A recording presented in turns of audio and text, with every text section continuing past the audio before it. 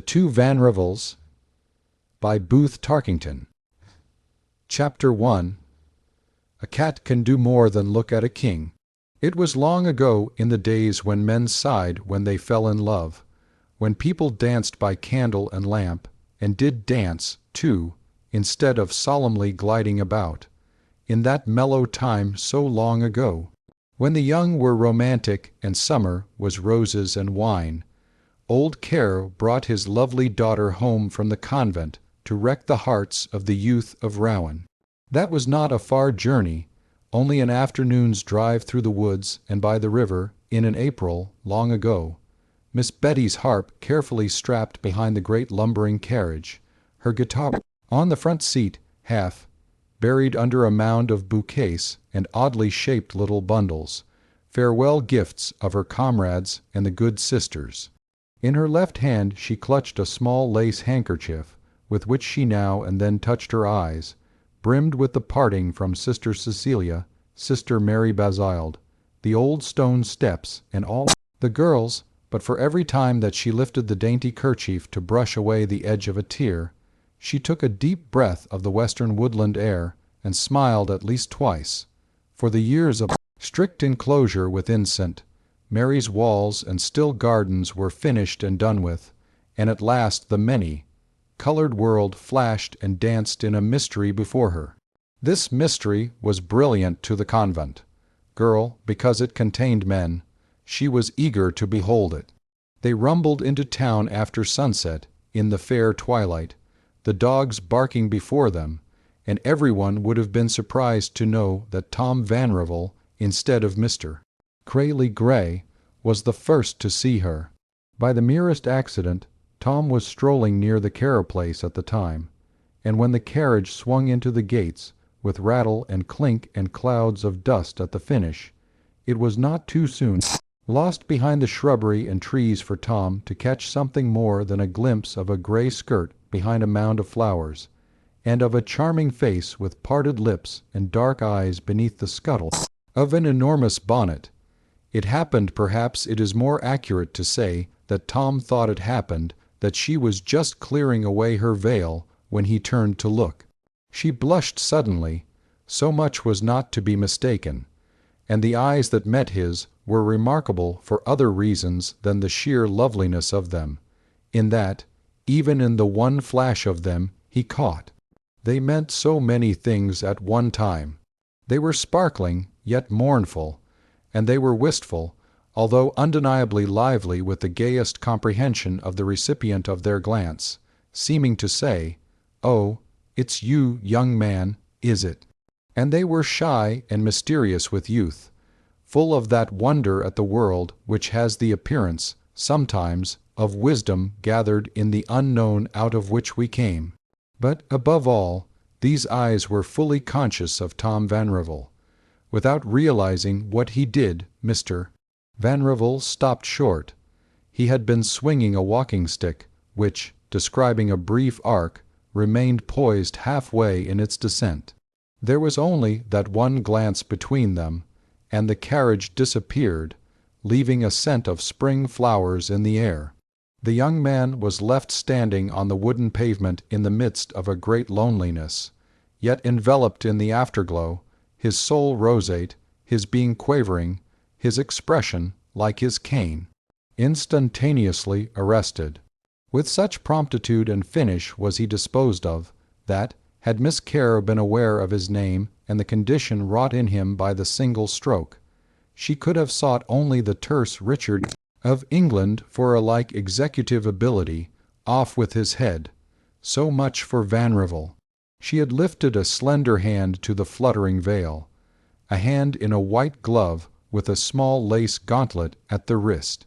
This gesture was the final divinity of the radiant vision which remained with the dazed young man as he went down the street, and it may have been 3/4 of an hour later when the background of the picture became vivid to him, a carefully dressed gentleman with heavy brows and a handsome high nose, who sat stiffly upright beside the girl, his very bright eyes quite as conscious of stricken pedestrian as were hers, vastly different, however, in this, that they glittered, nay, almost bristled with hostility, while every polished button of his blue coat seemed to reflect their malignancy and to dart little echoing shafts of venom at Mr. Vanrevel.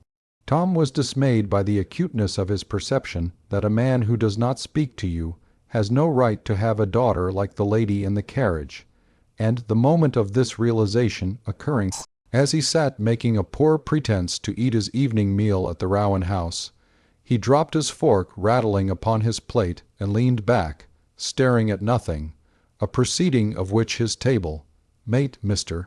William Cummings, the editor of the Rowan Journal, was too busy over his river base to take note. "Have you heard what's new in town?" asked Cummings presently, looking up. "No," said Tom truthfully, for he had seen what was new, but not heard it. "Old Carews brought his daughter home. Fanchon Buriod was with her at St. Mary's until last year, and Fanchon says she's not only a great beauty, but a great dear." "Ah," rejoined the other with masterly indifference. "Dare say, dare say. No wonder you're not interested," said Cummings cheerfully, returning to the discussion of his bass. "The old villain will take precious good care you don't come near her." Mr. Vanrevel already possessed a profound conviction to the same effect. Robert Mailhack Kerr was known not only as the wealthiest citizen of Rowan, but also as its heartiest and most steadfast hater, and although there were only 5,000 or 6,000 inhabitants, neither was a small distinction, for Rowan was ranked, in those easy days, as a wealthy town, even as it was called an old town, proud of its age and its riches, and bitter in its politics, of course. The French had built a fort there, soon after La Salle's last voyage, and, as Crayley Gray said, had settled the place, and had then been settled themselves by the pioneer militia. After the Revolution, Carolinians and Virginians had come, by way of Tennessee and Kentucky, while the adventurous countrymen from Connecticut, traveling thither to sell, remained to buy and then sell when the country was in its teens. In course of time the little trading post of the Northwest Territory had grown to be the leading center of elegance and culture in the Ohio Valley, at least they said so in Rowan. Only a few people in the country, such as Mr. Irving of Tarrytown, for instance, questioning whether a center could lead. The pivotal figure, though perhaps not the heart, of this center was unquestionably Mr. Carroll, and about him the neat and tight aristocracy of the place revolved, the old French remnant having liberally intermarried, forming the nucleus, together with descendants of the Cavaliers, and those who said they were, and the industrious Yankees, by virtue, if not by the virtues of all whom, the town grew and prospered. Robert Kerr was Rowan's magnate, commercially and socially, and, until an upstart young lawyer named Vanrevel struck into his power with a braw axe politically, the wharves were Kerr's, the warehouses that stood by the river, and the line of packets which plied upon it, were his. Half the town was his, and in Rowan this meant that he was possessed of middle justice, the high and the low. His mother was a Frenchwoman, and in those days, when to go abroad was a ponderous and venturesome undertaking. The fact that he had spent most of his youth in the French capital wrought a certain glamour about him, for to the American, Paris was Europe, and it lay shimmering on the far horizon of every imagination, a golden city. Scarce a drawing room in Rowan lacked its fearsome engraving entitled Grand Ball at the Tuileries, nor was Godey's magazine ever more popular than when it contained articles elaborate of similar scenes of festal light, where brilliant uniforms mingled with shining jewels, fair locks, and the white shoulders of magnificently dressed duchesses, countesses, and ladies. Credit for this description should be given entirely to the above-mentioned periodical. Furthermore, a sojourn in Paris was held to confer a certain nameless and indescribable polish upon the manners of the visitor. Also, there was something called an air of foreign travel. They talked a great deal about polish in those days, and some examples still extant do not deny their justification. But in the case of Mr. Carew, there existed a citizen of Rouen, one already quoted, who had the temerity to declare the polish to be in truth quite nameless and indescribable, for the reason that one cannot paint a vacuum. However, subscription to this opinion should not be over hasty, since Mr. Crayley Gray had been notoriously a rival of Carew's with every pretty woman in town, both having the same eye in such matters, and also because the slandered gentleman could assume a manner when he chose to, whether or not he possessed it. At his own table he exhaled a hospitable graciousness which, from a man of known evil temper, carried the winsomeness of surprise. When he wooed, it was with an air of stately devotion, combined with that knowingness which sometimes offsets for a widower the tendency a girl has to giggle at him, and the combination had been, once or twice, too much for even the alluring Crayley. Mr. Carew lived in an old-fashioned house on the broad, quiet, shady street which bore his name. There was a wide lawn in front, shadowy under elm and locust trees, and bounded by thick shrubberies.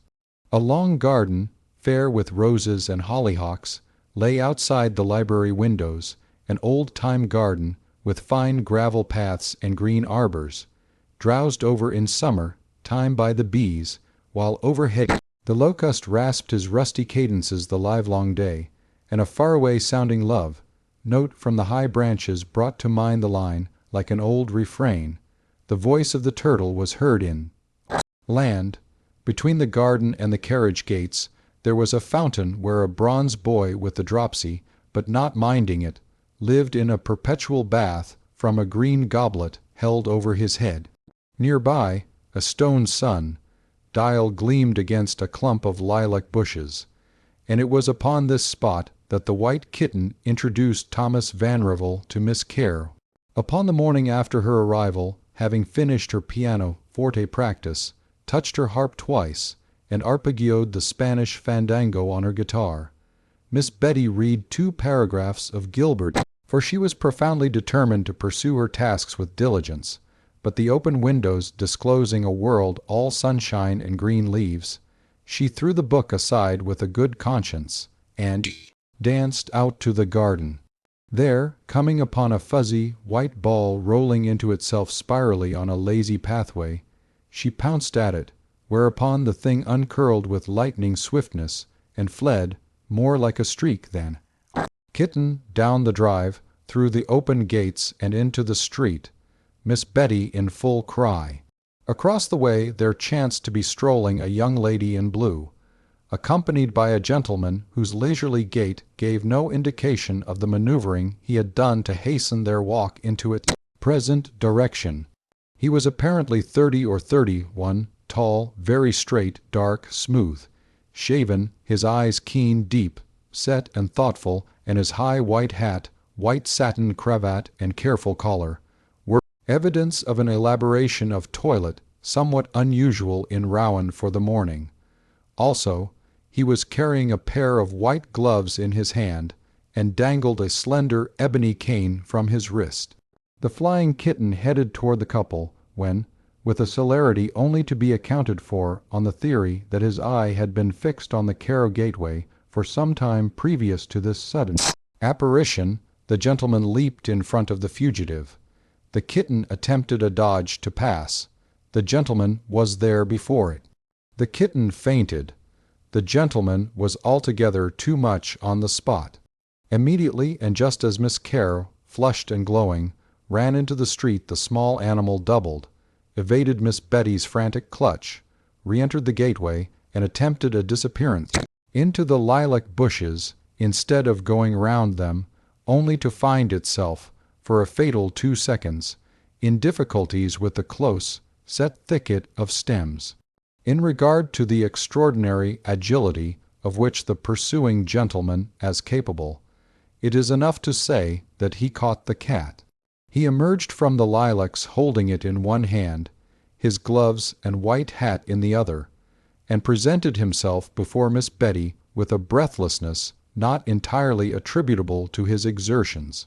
For a moment, as she came running toward him, and he met her flashing look, bright with laughter and recognition and haste, he stammered. A thrill, nothing less than delirious, sent the blood up behind his brown cheeks, for he saw that she, too, knew that this was the second time their eyes had met. Naturally, at that time he could not know how many other gentlemen were to feel that same thrill in their cases, also delirious, no less with the same accompanying mysterious feeling, which came just before Miss Betty's lashes fell, that one had found at last a precious thing, lost long since in childhood, or left, perhaps, upon some other planet in a life 10,000 years ago. He could not speak at once, but when he could, "Permit me, madame," he said solemnly, offering the captive, "to restore your kitten." An agitated kitten should not be detained by clasping its waist, and already the conqueror was paying for his victory. There ensued a final, outrageous squirm of despair. 2 frantic claws, extended, drew one long red mark across the stranger's wrist, and another down the back of his hand to the knuckles. They were good, hearty scratches, and the blood followed the artist's lines rapidly. But of this the young man took no note, for he knew that he was about to hear Miss Caro's voice for the first time. "They say the best way to hold them," he observed, "is by the scruff of the neck." Beholding his wounds, suffered in her cause, she gave a pitying cry that made his heart leap with the richness and sweetness of it. Catching the kitten from him, she dropped it to the ground in such wise as to prove nature's foresight most kind in cushioning the feet of cats. "Ah, I didn't want it that much. A cat in the hand is worth 2 nightingales in the bush," he said boldly, and laughed. "I would shed more blood than that." Miss Betty blushed like a southern dawn, and started back from him. From the convent but yesterday, and she had taken a man's hand in both of hers. It was to this tableau that the lady in blue entered, following the hunt through the gates, where she stopped with a discomposed countenance. At once, however, she advanced, and with a cry of greeting enveloped Miss Betty in a brief embrace, to the relief of the latter's confusion.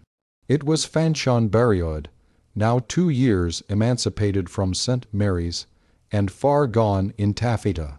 With her lustreful light hair, absent blue eyes, and her gentle voice, as small and pretty as her face and figure, it was not too difficult to justify Crayley Gray's characterization of her as one of those winsome baggages who had made an air of feminine helplessness the fashion of the day. It is a wicked thing that some women should kiss when a man is by. In the present instance, the gentleman became somewhat faint. "I'm so glad," exclaimed Betty. "You were just coming to see me, weren't you? My father is in the library." "Let me—" Miss Beriod drew back.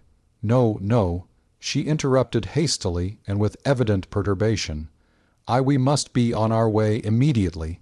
She threw a glance at the gentleman, which let him know that she now comprehended his gloves, and why their stroll had trended toward Kerr Street. "Come at once," she commanded him quickly, in an undertone. "But now that you're here," said Miss Betty, wondering very much why he was not presented to her, "won't you wait and let me gather a nosegay for you?" "Our pansies and violets I could help," the gentleman suggested, with the look of a lame dog at Miss Beriod. "I have been considered useful about a garden." "Fool!" Betty did not hear the word that came from Miss Beriod's closed teeth, though she was mightily surprised at the visible agitation of her schoolmate, for the latter's face was pale and excited. And Miss Caro's amazement was complete when Fanchon, without more words, cavalierly seized the gentleman's arm and moved toward the street with him as rapidly as his perceptible reluctance leave permitted. But at the gate Miss Beriod turned and called back over her shoulder, as if remembering the necessity of offering an excuse for so remarkable a proceeding. I shall come again very soon. Just now we are upon an errand of great importance. Good day." Miss Betty waved her hand, staring after them, her eyes large with wonder. She compressed her lips tightly. Errand. This was the friend of childhood's happy hour, and they had not met in 2 years. Errand. She ran to the hedge, along the top of which a high white hat was now seen perambulating. She pressed down a loose branch, and called in a tender voice to the stranger whom Fanchon had chosen should remain nameless, "Be sure to put some salve on your hand." He made a bow which just missed being too low, but did miss it. "It is there already," he said, and, losing his courage after the bow, made his speech with so palpable a gasp before the last word that the dullest person in the world could have seen that he meant it. Miss Betty disappeared. There was a rigidity of expression about the gentle mouth of Fanchon Berriod, which her companion did not enjoy, as they went on their way, each preserving an uneasy silence, until at her own door. She turned sharply upon him. "Tom Vanrevel, I thought you were the steadiest, and now you've proved yourself the craziest soul in Rouen." She burst out, and I couldn't say worse. "Why didn't you present me to her?" asked Vanrevel. "Because I thought a man of your gallantry might prefer not to face a shotgun in the presence of ladies." "Pooh, pooh," mimicked Miss Berriod. "You can pooh as much as you like." But if he had seen us from the window, she covered her face with her hands for a moment, then dropped them and smiled upon him. "I understand perfectly to what I owe the pleasure of a stroll with you this morning, and your casual insistence on the shadiness of Kerr Street." He laughed nervously, but her smile vanished, and she continued, "Keep away, Tom. She is beautiful and at scent. Mary's I always thought she had spirit and wit, too. I only hope Crayley won't see her before the wedding. But it isn't safe for you. Go along now, and ask Crayley please to come at 3 this afternoon. This message from Mr. Gray's betrothed was not all the ill. Starred Tom conveyed to his friend. Mr. Vanrevel was ordinarily esteemed a person of great reserve and discretion. Nevertheless, there was one man to whom he told everything, and from whom he had no secrets. He spent the noon hour in feeble attempts to describe to Crayley Gray the outward appearance of Miss Elizabeth Kerr, how she ran like a young Diana, what one felt upon hearing her voice, and he presented in himself an example exhibiting something of the cost of looking in her eyes. His conversation was more or less incoherent, but the effect of it was complete. Chapter 2. Surviving Evils of the Reign of Terror. Does there exist an incredulous or jealous denizen of another portion of our country who, knowing that the room in the wooden cupola over Mr. Kerr's library was commonly alluded to by Rouen as the Tower Chamber, will prove himself so sectionally prejudiced as to deny that the town was a veritable hotbed of literary interest, or that Sir Walter Scott was ill appreciated there? Some of the men looked sly, and others grinned, at mention of this apartment, but the romantic were not lacking who spoke of it in whispers, how the lights sometimes shone there all night long, and the gentlemen drove away, white-faced, in the dawn. The cupola, rising above the library, overlooked the garden, and the house, save for that, was of a single story, with a low veranda running the length of its front. The windows of the library and of a row of bedrooms, one of which was Miss Betty S., lined the veranda, steamboat fashion, the inner doors of these rooms all opening upon a long hale which bisected the house. The stairway leading to the room in the cupola rose the library itself, while the bisecting hale afforded the only access to the library. Hence, the gossips, illy acquainted with the geography of the place, conferred seriously together upon what effect Miss Betty S. homecoming would have in this connection. Doctor, anyone going to the stairway must needs pass her door, and, what was more to the point, a party sea gentleman descending late from the mysterious garret might be not so quiet as they intended, and the young lady sufficiently disturbed to inquire of her father what entertainment he provided that should keep his guests until 4 in the morning. But at present it was with the opposite end of the house that the town was occupied, for there workmen were hammering and sawing and painting day long, finishing the addition Mr. Kerr was building for his daughter's debut. This hammering disturbed Miss Betty, who had become almost as busy with the French Revolution as with her mantua maker, for she had found in her father's library many books not for convent shelves, and she had become aground in. She found memoirs, histories, and tales of that delectable period, then not so dim with time but that the figures of it were more than tragic shadows, and for a week there was no meal in that house to which she sat down earlier than half an hour late. She had a rightful property interest in the Revolution, her own great uncle having been one of those who suffered, not, however, under the guillotine, for to George's male hack appertained the rare distinction of death by accident on the day when the business, like young Bonaparte, played upon the mob with his cannon. There were some yellow letters of this great uncle's in a box which had belonged to her grandmother, a rich discovery for Miss Betty, who read and reread them with eager and excited eyes, living more in Paris with George's and his friends than in Rouen with her father. Indeed, she had little else to do. Mr. Kerr was no comrade for her, by far the reverse. She seldom saw him, except at the table, when he sat with averted eyes, and talked to her very little, and while making elaborate preparation for her introduction to his friends, such was his phrase, he treated her with a perfunctory civility which made her wonder if her advent was altogether welcome to him. But when she noticed that his hair looked darker than usual about every 4th day, she began to understand why he appeared ungrateful to her for growing up. He went out a great deal, though no visitors came to the house, for it was known that Mr. Kerr desired to present his daughter to no one until he presented her to all. Fanchon Berriod, indeed, made one hurried and embarrassed call, evading Miss Betty's reference to the Chevalier of the Kitten with a dexterity too nimble to be thought unintentional. Miss Kerr was forbidden to return her friend's visit until after her debut, and Mr.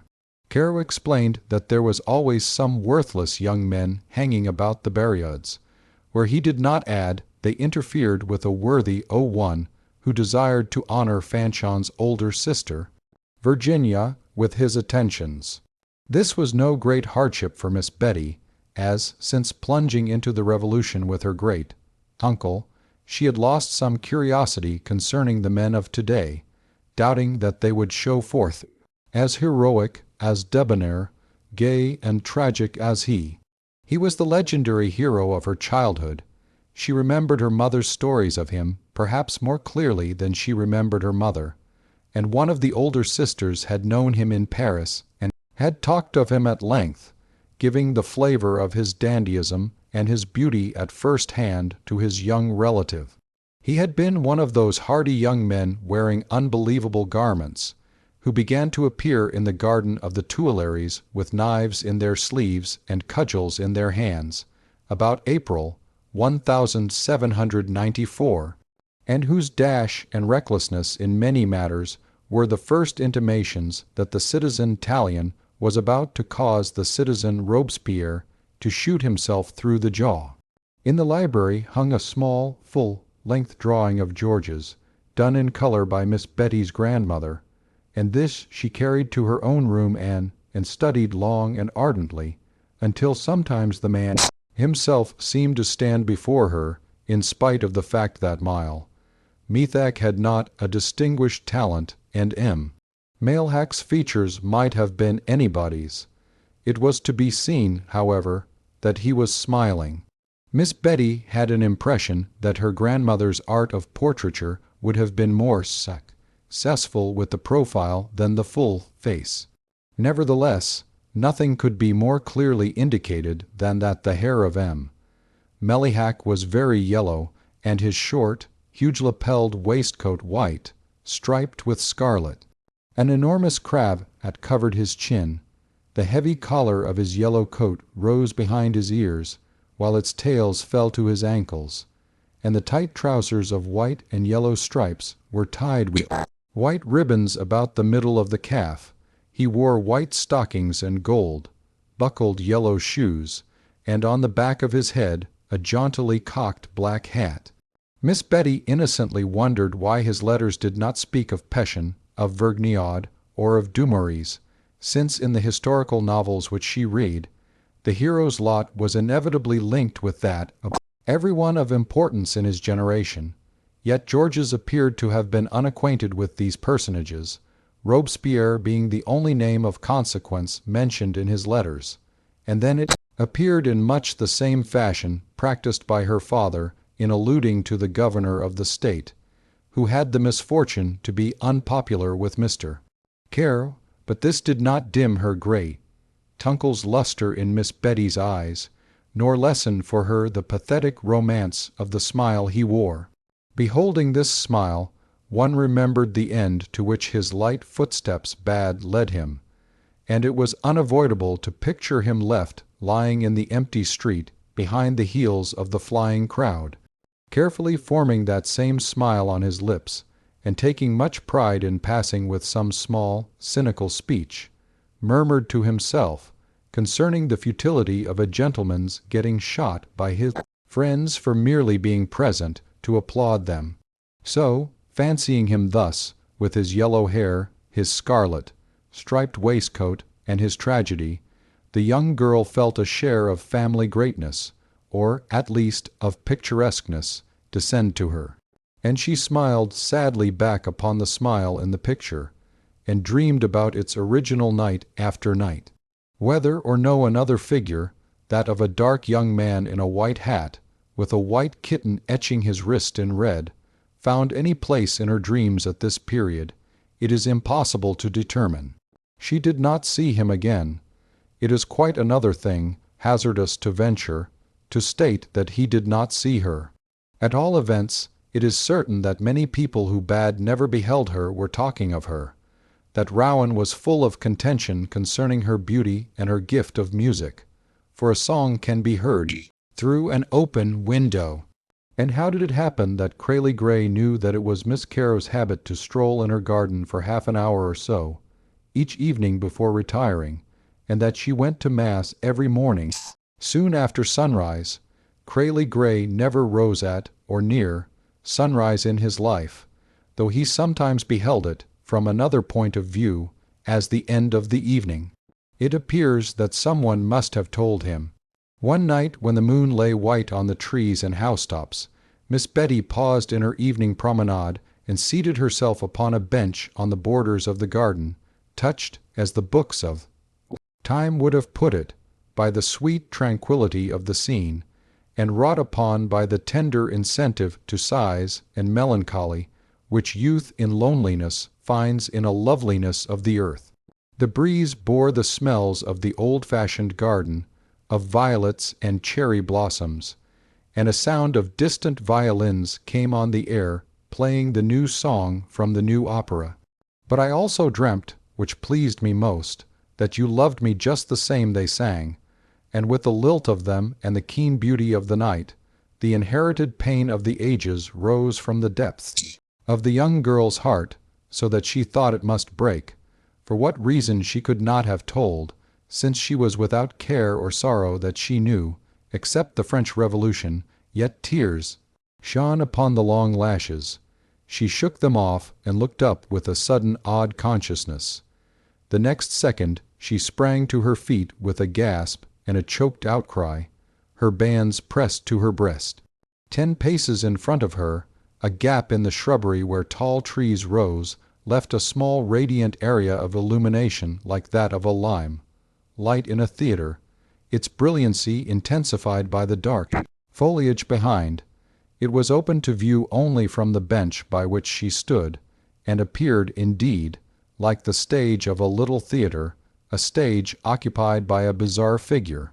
For in the center of this shining patch, with the light strong on his face, was standing a fair, haired young man dressed in a yellow coat, a scarlet and white striped waistcoat, wearing a jauntily cocked black hat on his bead, and even to the last detail, the ribbon laces above the ankle and the gold buckled shoes, he was the sketch of George's mail hack sprung into life. About this slender figure there hung a wan sweetness like a fine mist, almost an ethereality in that light. Yet in the pale face lurked something reckless, something of the actor too, and though his smile was gentle and wistful, there was a twinkle behind it, not seen at first, something amused and impish, a small surprise underneath, like a flea in a rose jar. Fixed to the spot by this apparition, Miss Betty stood wildly staring, her straining eyelids showing the white above and below the large brown iris. Her breath came faster and deeper, until, between her parted lips, it became vocal in a quick sound like a sob. At that he spoke, "Forgive me." The voice was low, vibrant, and so exceedingly musical that he might have been accused of coolly selecting his best tone, and it became only sweeter when, even more softly, in a whisper of almost crucial pleading, he said, "Ah, don't go away." In truth, she could not go. She had been too vitally stirred. She began to tremble excessively and sank back upon the bench, motioning him away with vague gestures of her shaking hands. This was more than the incroyable had counted upon, and far from his desires. He started forward with an exclamation. "Don't come near me," she gasped. "Who are you? Go away." "Give me 1 second to explain," he began, but with the instant reassurance of this beginning, she cut him off short, her fears dispelled by his commonplace. Nay, indignation displaced them so quickly that she fairly flashed up before him to her full height. "You did not come in by the gate," she cried. "What do you mean by coming here in that dress? What right have you in my garden?" "Just one word," he begged quickly, but very gently. "You'd allow a street. Beg her that much." She stood before him, panting, and, as he thought, glorious in her flush of youth and anger. Tom Vanrevel had painted her incoherently, but richly in spite of that, his whole heart being in the portrait, and Crayley Gray had smiled at what he deemed the exaggeration of an ordinarily unimpressionable man who had fallen in love at first sight. Yet, in the presence of the reality, the incroyable decided that Tom's colors had been gray and humble.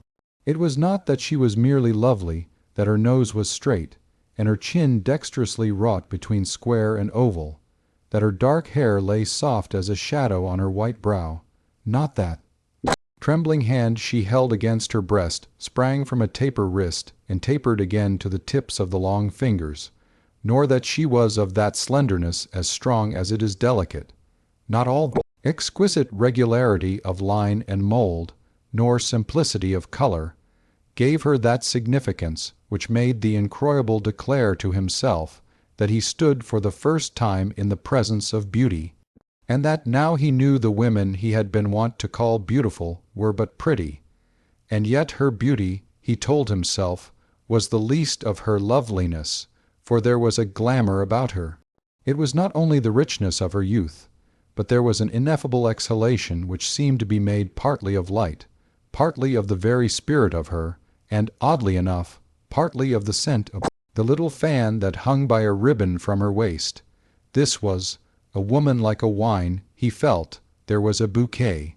In regard to the bouquet of the young man himself, if he possessed one, it is pertinent to relate that at this very instant the thought skipped across his mind like the hop of a flea in a rose. That some day he might find the moment when he could tell her the truth about herself with a laugh and say, "The angels sent their halos in a sandal, wood box to be made into a woman, and it was you. If you have anything to say for yourself, say it quickly," said Miss Betty. "You were singing a while ago," he answered, somewhat huskily, "and I stopped on the street to listen. Then I came here to be nearer. The spell of your voice," he broke off abruptly to change the word. The spell of the song came over me. It is my dearest favorite, so that I stood afterward in a sort of trance, only hearing again, in the silence, the stolen heart, like the gathered rose, will bloom but for a day. I did not see you until you came to the bench. You must believe me. I would not have frightened you for anything in the world. Why are you wearing that dress? He laughed and pointed to where, behind him on the ground, lay a long gray cloak, upon which had been tossed a white mask. I'm on my way to the masquerade, he answered, with an airy gesture in the direction of the violins. I'm an incroyable, you see, and I had the costume made from my recollection of a sketch of your great uncle. I saw it a long time ago in your library. Miss Care's accustomed poise was quite recovered. Indeed, she was astonished to discover a distinct trace of disappointment that the brilliant apparition must offer so tame an explanation. What he said was palpably the truth. There was a masquerade that night, she knew, at the Madrilens, a little way up Kerr Street, and her father had gone, an hour earlier, a blue domino over his arm. The incroyable was a person of almost magical perceptiveness. He felt the letdown immediately and feared a failure. This would not do. The attitude of tension between them must be renewed at once. You'll forgive me, he began, in a quickly impassioned tone. It was only after you sang, a dream possessed me, and I cannot stay to talk with you. Miss Betty interrupted and added, with a straight forwardness which made him afraid she would prove lamentably direct, I do not know you. Perhaps she remembered that already one young man had been presented to her by no better sponsor than a white cat, and had no desire to carry her unconventionality farther than that. In the present instance, there was not even a kitten. She turned toward the house, whereupon he gave a little pathetic exclamation of pleading in a voice that was masterly, being as sincere as it was musical, and he took a few leaning steps toward her, both hands outstretched. One moment more, he cried, as she turned again to him. It may be the one chance of my life to speak with you. Don't deny me this. All the rest will meet you when the happy evening comes, will dance with you, talk with you, see you when they like, listen to you sing. I, alone, must hover about the gates, or steal like a thief into your garden to hear you from a distance. Listen to me just this once for a moment. I cannot listen, she said firmly, and stood quite still. She was now in deep shadow. I will not believe you merciless. You would not condemn the meanest criminal unheard. Remembering that she was so lately from the convent, he ventured this speech in a deep, thrilling voice, only to receive a distinct shock for his pains, for she greeted it with an irrepressible, most unexpected peal of contralto laughter, and his lips parted slightly with the surprise of it. They parted much farther in the next instant. In good truth, it may be stated of the gentleman that he was left with his mouth open for, suddenly leaning toward him out of the shadow into light, her face shining as a cast of tragedy, she cried in a hoarse whisper, "Are you a murderer?" And with that, and a whisk of her skirts, and a footfall on the gravel path, she was gone. He stood dumbfounded, poor comedian, having come to play the chief role, but to find the scene taken out of his hands. Then, catching the flutter of her wrap, as she disappeared into the darkness of the veranda, he cried in a loud, manly voice, "You are a dear!" As he came out into the street through a gap in the hedge, he paused, drawing his cloak about him, and lifted his face to the eastern moon. It was a strange face, the modeling most like what is called Greek, save for the nose, which was a trifle too short for that, and the features showed a happy purity of outline almost childlike. Blue eyes, clear, fleckless, serenely irresponsible, with more the look of refusing responsibility than being unconscious of it.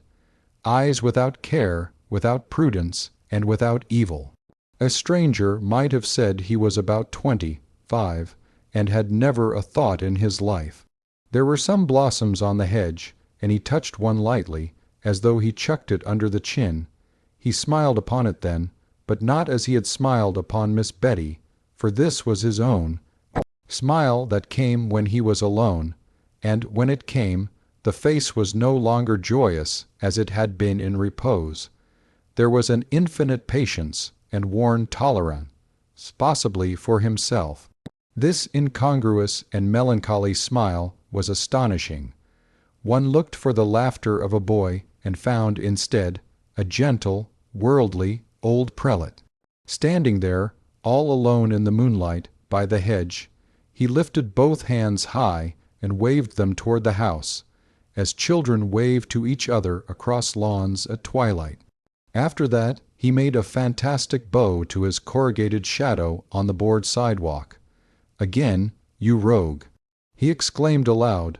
Then, as he faced about and began to walk in the direction of the beckoning violins, "I wonder if Tom's kitten was better, after all." Chapter 3. The Rogues' Gallery of a father should be exhibited to a daughter with particular care.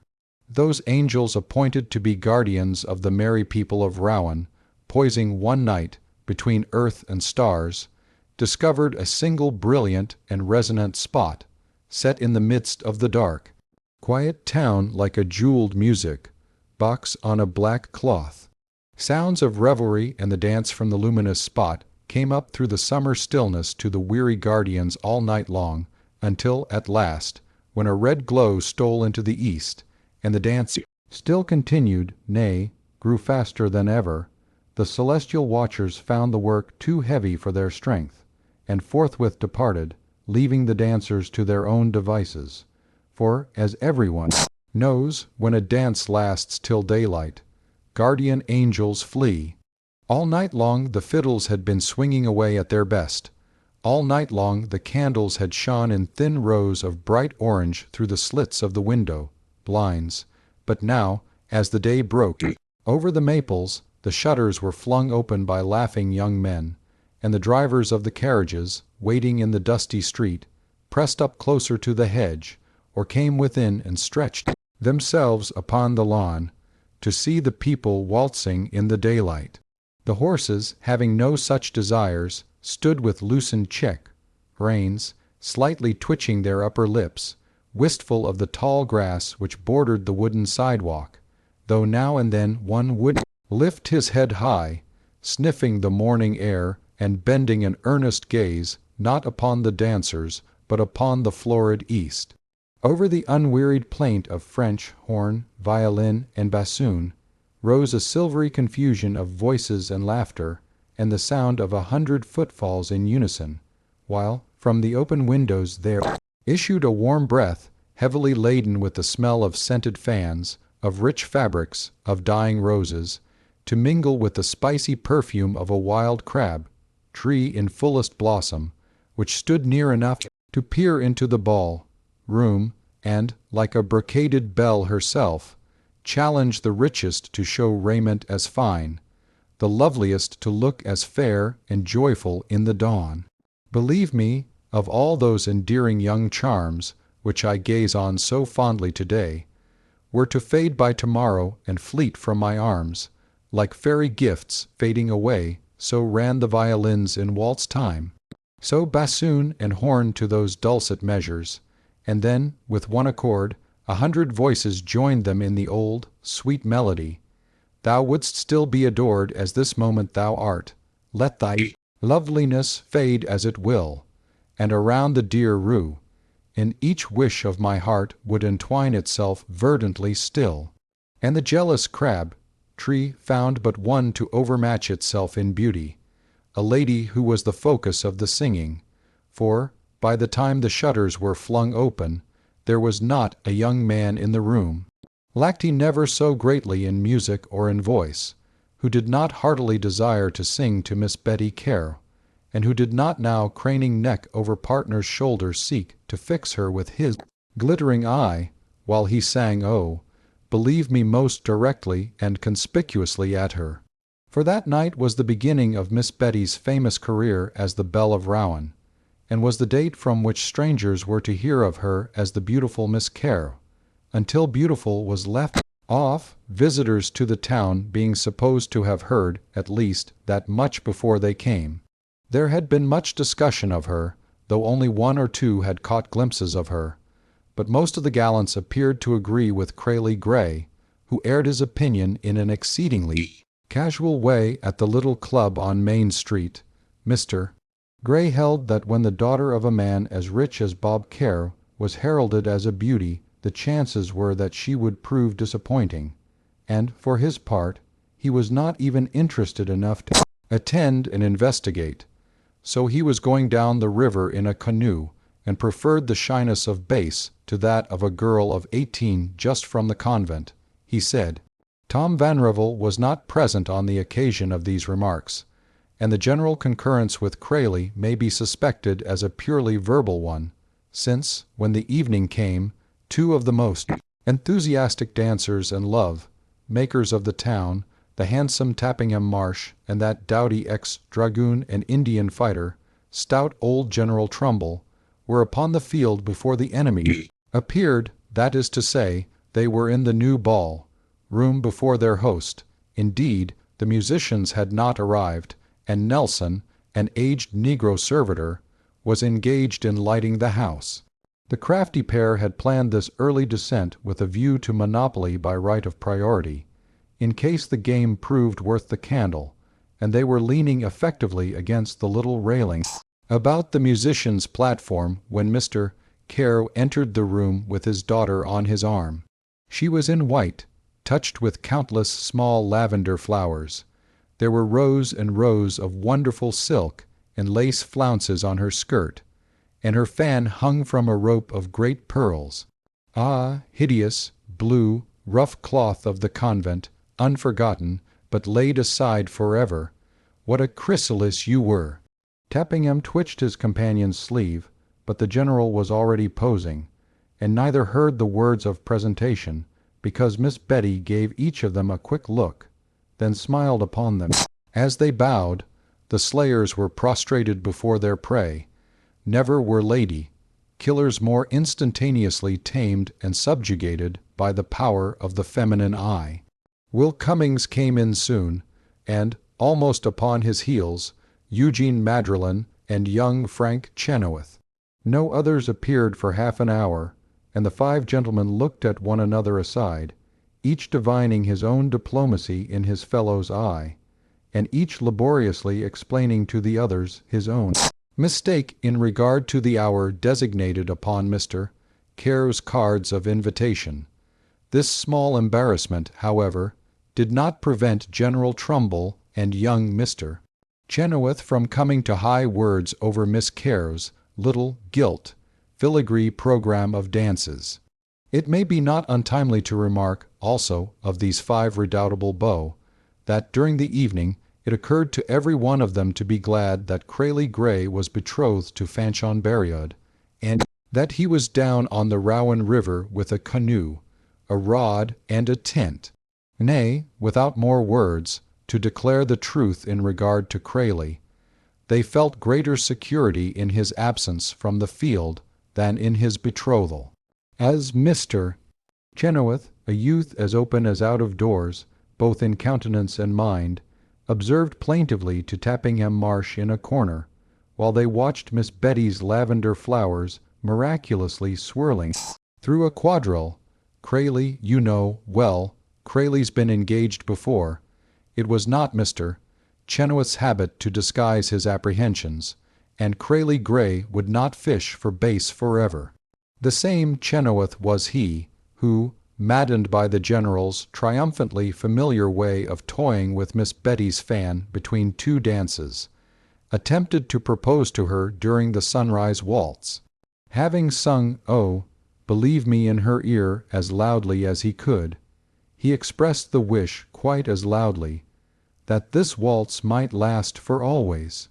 That was the 7th time it had been said to Betty during the night, and though Mr.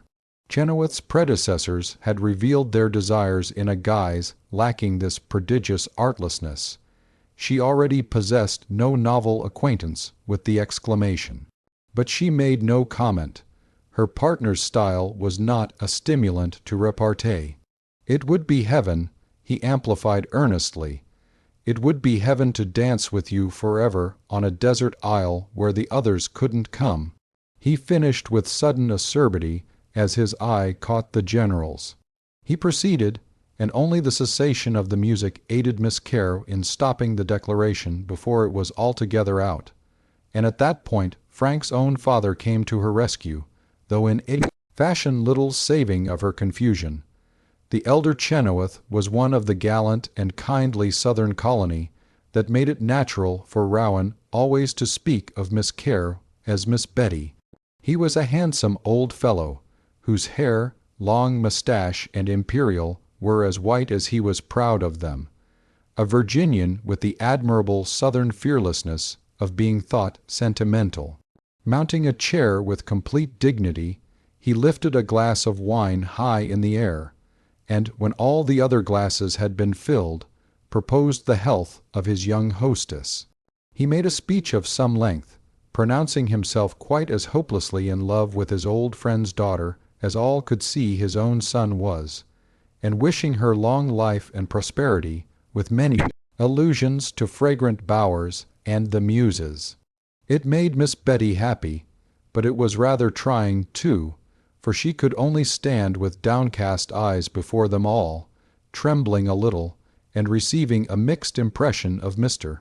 Chenoweth's remarks, catching fragments here and there, and made the blush upon that gentle cheek, lovelier than the radiant clouds at set of sun, and yet the sands of the hour, glass must fall, and in the calm and beauteous old age some day to be her lot, when fond memory leads her back to view again the brilliant scene about her now, where stand fair women and brave men, wine-cup in hand, do her honor, oh, may she wipe the silent tear, and the like. As the old gentleman finished, and before the toast was drunk, Fanchon Buriad, kissing her hand to Betty, took up the song again, and they all joined in, lifting their glasses to the blushing and happy girl clinging to her father's arm. Thou wouldst still be adored as this moment thou art, let thy loveliness fade as it will, and around the dear ruin each wish of my heart would entwine itself verdantly still. They were happy people who had not learned to be conscious enough to fear doing a pretty thing openly without mocking themselves for it, and it was a brave circle they made about Betty Kerr. The charming faces of the women and their fine furbelows, handsome men and tall, all so gay, so cheerily smiling, and yet so earnest in their welcome to her. No one was afraid to let out his voice. Their song went full and strong over the waking town, and when it was finished, the ball was over, too. The veranda and the path to the gate became like tropic gardens, the fair colors of the women's dresses, ballooning in the early breeze, making the place seem strewn with giant blossoms. They all went away at the same time, those in carriages calling farewells to each other, and to the little processions departing on foot in different directions to homes near by. The sound of the voices and laughter drew away, slowly died out altogether, and the silence of the street was strange and unfamiliar to Betty. She went to the hedge and watched the musicians, who were the last to go, until they passed from sight. Little black toilsome figures carrying grotesque black boxes. While she could still see them, it seemed to her that her ball was not quite over, and she wished to hold the least speck of it as long as she could. But when they had disappeared, she faced the truth with a deep sigh. The long, glorious night was finished indeed. What she needed now was another girl. The two would have gone to Betty's room and danced it all over again until noon, but she had only her father. She found him smoking a Principe cigar upon the veranda, so she seated herself timidly, nevertheless with a hopeful glance at him, on the steps at his feet, and as she did so, he looked down upon her with something more akin to geniality than anything she had ever seen in his eye before. It was not geniality itself, but might be third cousin to it. Indeed, in his way, he was almost proud of her, though he had no wish to show it. Since one was compelled to display the fact that one possessed a grown daughter, it was well that she be like this one. They did not know each other very well, and she often doubted that they would ever become intimate. There was no sense of companionship for either in the other. She had been unable to break through his perfunctory, almost formal, manner with her. Therefore, because he encouraged no affection in her, she felt none, and wondered why, since he was her father. She was more curious about him than interested, and, though she did not know it, she was prepared to judge him, should occasion arise, precisely as she would judge any other mere acquaintance. This morning, for the first time, she was conscious of a sense of warmth and gratitude toward him. The elaborate fashion in which he had introduced her to his friends made it appear possible that he liked her, for he had forgotten nothing, and to remember everything in this case was to be lavish, which has often the appearance of generosity. And yet there had been a lack, some small thing she had missed, though she was not entirely sure that she identified it. But the lack had not been in her father or in anything he had done. Then, too, there was something so unexpectedly human and pleasant in his not going to bed at once, but remaining to smoke on the veranda at this hour, that she gave him credit for a little of her own excitement, innocently fancying that he, also, might feel the need of a companion with whom to talk over the brilliant passages of the night. And a moment ensued when she debated taking his hand. She was too soon glad that her intuition forbade the demonstration. "It was all so beautiful, Papa," she said timidly. "I have no way to tell you how I thank you." "You may do that," he replied evenly, with no unkindness, with no kindness, either, in the level of his tone, by never dancing again more than twice with one man in one evening. "I think I should much prefer not, myself," she returned, lifting her head to face him gravely. "I believe if I cared to dance more than once with one, I should like to dance all of them with him." Mr. Kerr frowned. "I trust that you discovered none last night whom you wish to honor with your entire program." "No," she laughed, "not last night." Her father tossed away his cigar abruptly. "Is it too much to hope," he inquired, "that when you discover a gentleman with whom you desire to waltz all night, you will omit to mention the fact to him?" There was a brief flash of her eye as she recalled her impulse to take his hand, but she immediately looked at him with such complete seriousness that he feared his irony had been thrown away. "I'll remember not to mention it," she answered. "I'll tell him you told me not to. I think you may retire now," said Mr. Kerr sharply. She rose from the steps, went to the door, then turned at the threshold. "Were all your friends here, Papa?" "Do you think that every ninny who gabbled in my house last night was my friend?" he said angrily. "There was one friend of mine, Mrs. Tanbury, who wasn't here, because she is out of town. But I do not imagine that you are inquiring about women." "You mean, was every unmarried male idiot who could afford a swallow-tailed coat and a clean pair of gloves cavorting about the place?" "Yes, miss, they were all here except two, and one of those is a fool, the other a knave." "Can't I know the fool?" she asked eagerly. "I rejoice to find them so rare in your experience," he retorted. "This one is out of town, though I have no doubt you will see him sufficiently often when he returns. His name is Crayley Gray, and he is to marry Fanchon Bariod, if he remembers, and the knave is one." Kerr shut his teeth with a venomous snap, and his whole face reddened suddenly. "I'll mention this fellow once now," he said, speaking each word with emphasis. "His name is Vanrevel. You see that gate? You see the line of my property there? The man himself, as well as every other person in the town, remembers well that the last time I spoke to him, it was to tell him that if he ever set foot on ground of mine I'd shoot him down, and he knows, and they all know, I shall keep my word. Elsewhere, I told him that for the sake of public peace, I should ignore him. I do. You will see him everywhere, but it will not be difficult. No one will have the hardihood to present him to my daughter. The quarrel between us, Mr. Kerr broke off for a moment, his hands clenching the arms of his chair, while he swallowed with difficulty, as though he choked upon some acrid bolus, and he was so strongly agitated by his own mention of his enemy that he controlled himself by a painful effort of his will. The quarrel between us is political and personal. You will remember, I shall remember, she answered in a rather frightened voice. It was long before she fell asleep. I alone must hover about the gates or steal into your garden like a thief, the incroyable had said. The last time I spoke to him, it was to tell him that if he ever set foot on ground of mine, I'd shoot him down, had been her father's declaration, and Mr. Kerr had spoken with the most undeniable air of meaning what he said.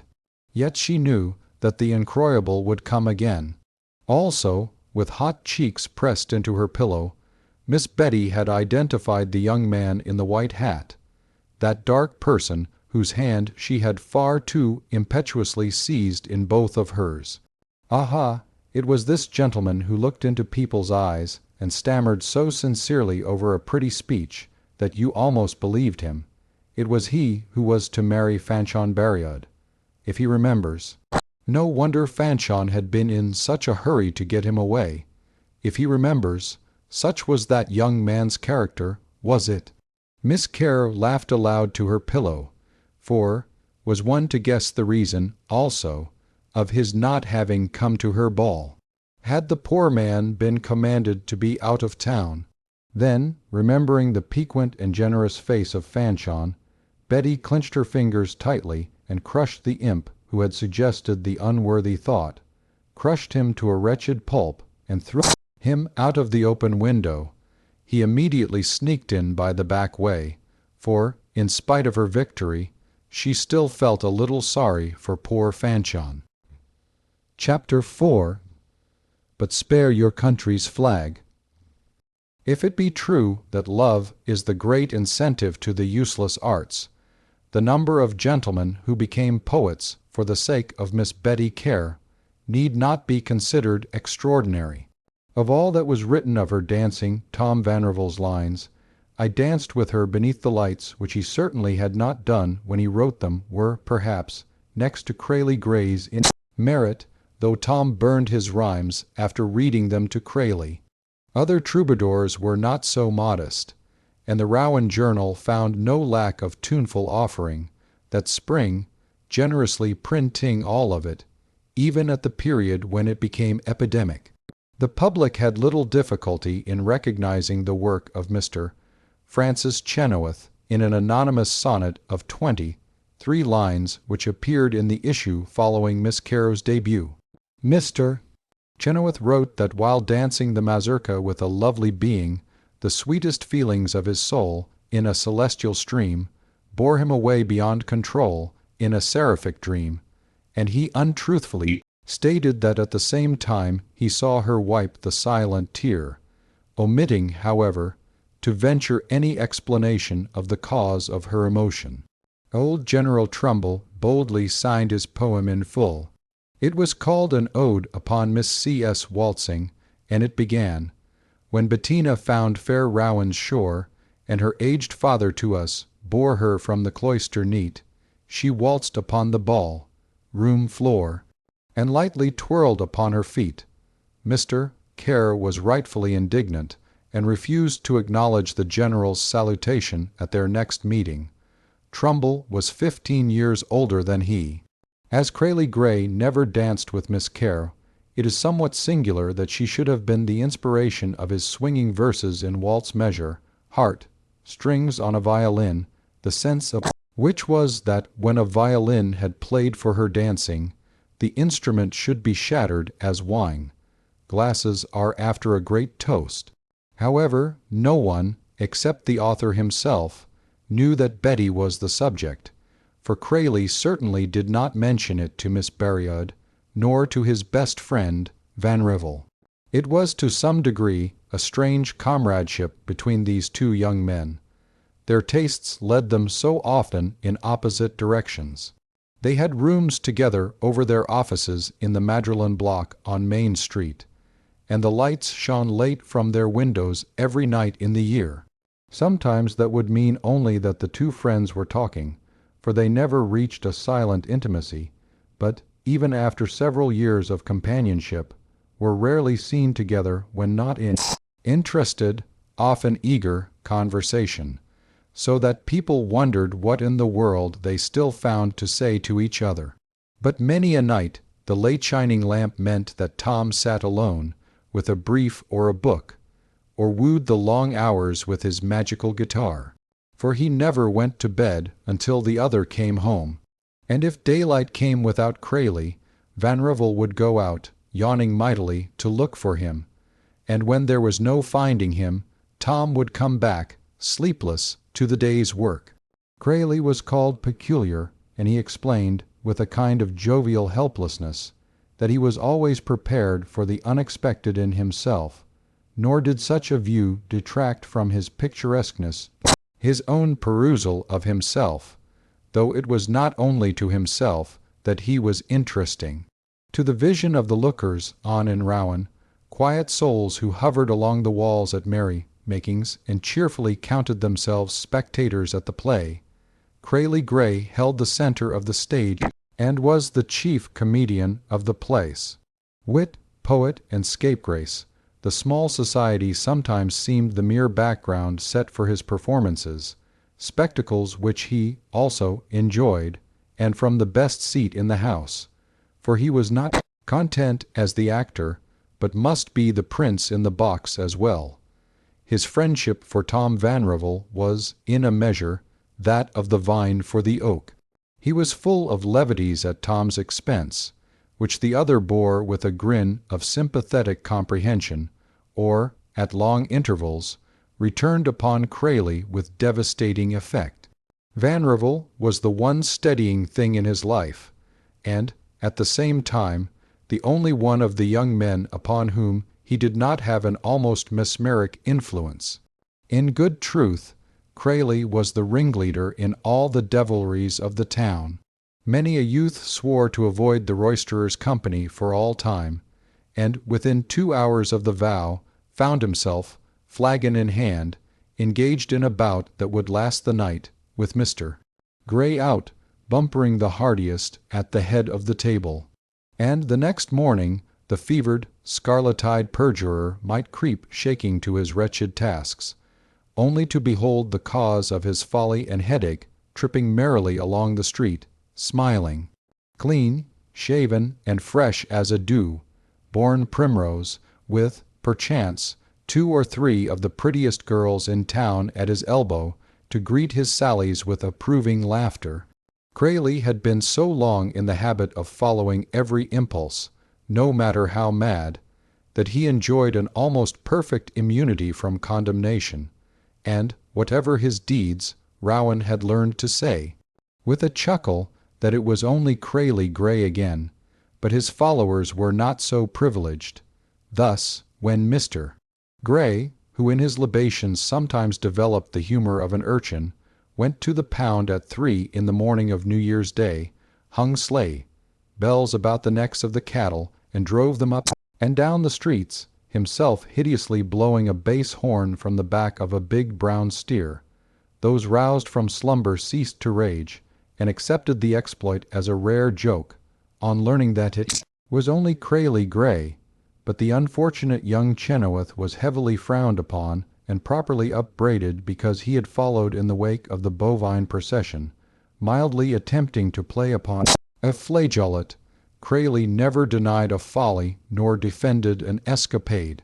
The latter was always done for him, because he talked of his graceless misdoings, so he was wont, smilingly, to call them over cups of tea in the afternoons with old ladies, lamenting, in his musical voice, the lack of female relatives to guide him. He was charmingly attentive to the elderly women, not from policy, but because his manner was uncontrollably chivalrous, and ever a gallant listener, were the speaker young, old, great, or humble. He never forgot to catch the last words of a sentence, and seldom suffered for a reply, even when he had drowsed through a question. Moreover, no one ever heard him speak a sullen word, nor saw him wear a brow of depression. The single creed to which he was constant was that of good cheer. He was the very apostle of gaiety, preaching it in parlor and bar, and made merry friends with battered tramps and homeless dogs in the streets at night.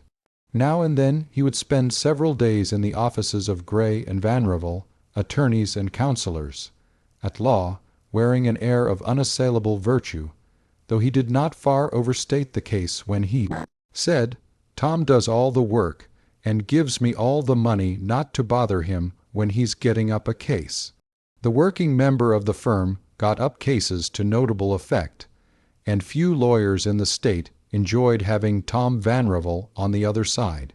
There was nothing about him of the floridity prevalent at that time. He withered oratory before the court. He was the foe of jury pathos, and, despising noise and the habitual voice, dip at the end of a sentence, was, nevertheless, at times an almost fearfully effective orator. So, by degrees the firm of Gray and Vanrevel, young as it was, and in spite of the idle apprentice, had grown to be the most prosperous in the district.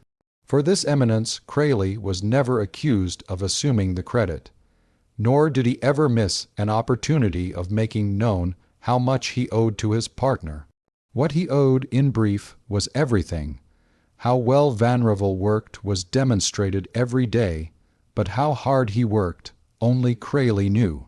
The latter had grown to depend upon him for even his political beliefs, and lightly followed his partner into abolitionism, though that was to risk unpopularity, bitter hatred, and worse. Fortunately, on certain occasions, Vanrevel had made himself, if not his creed, respected, at least so far that there was no longer danger of mob violence for an abolitionist in Rowan. He was a cool, headed young man ordinarily, and possessed of an elusive forcefulness not to be trifled with, though he was a quiet man, and had what they called a fine manner.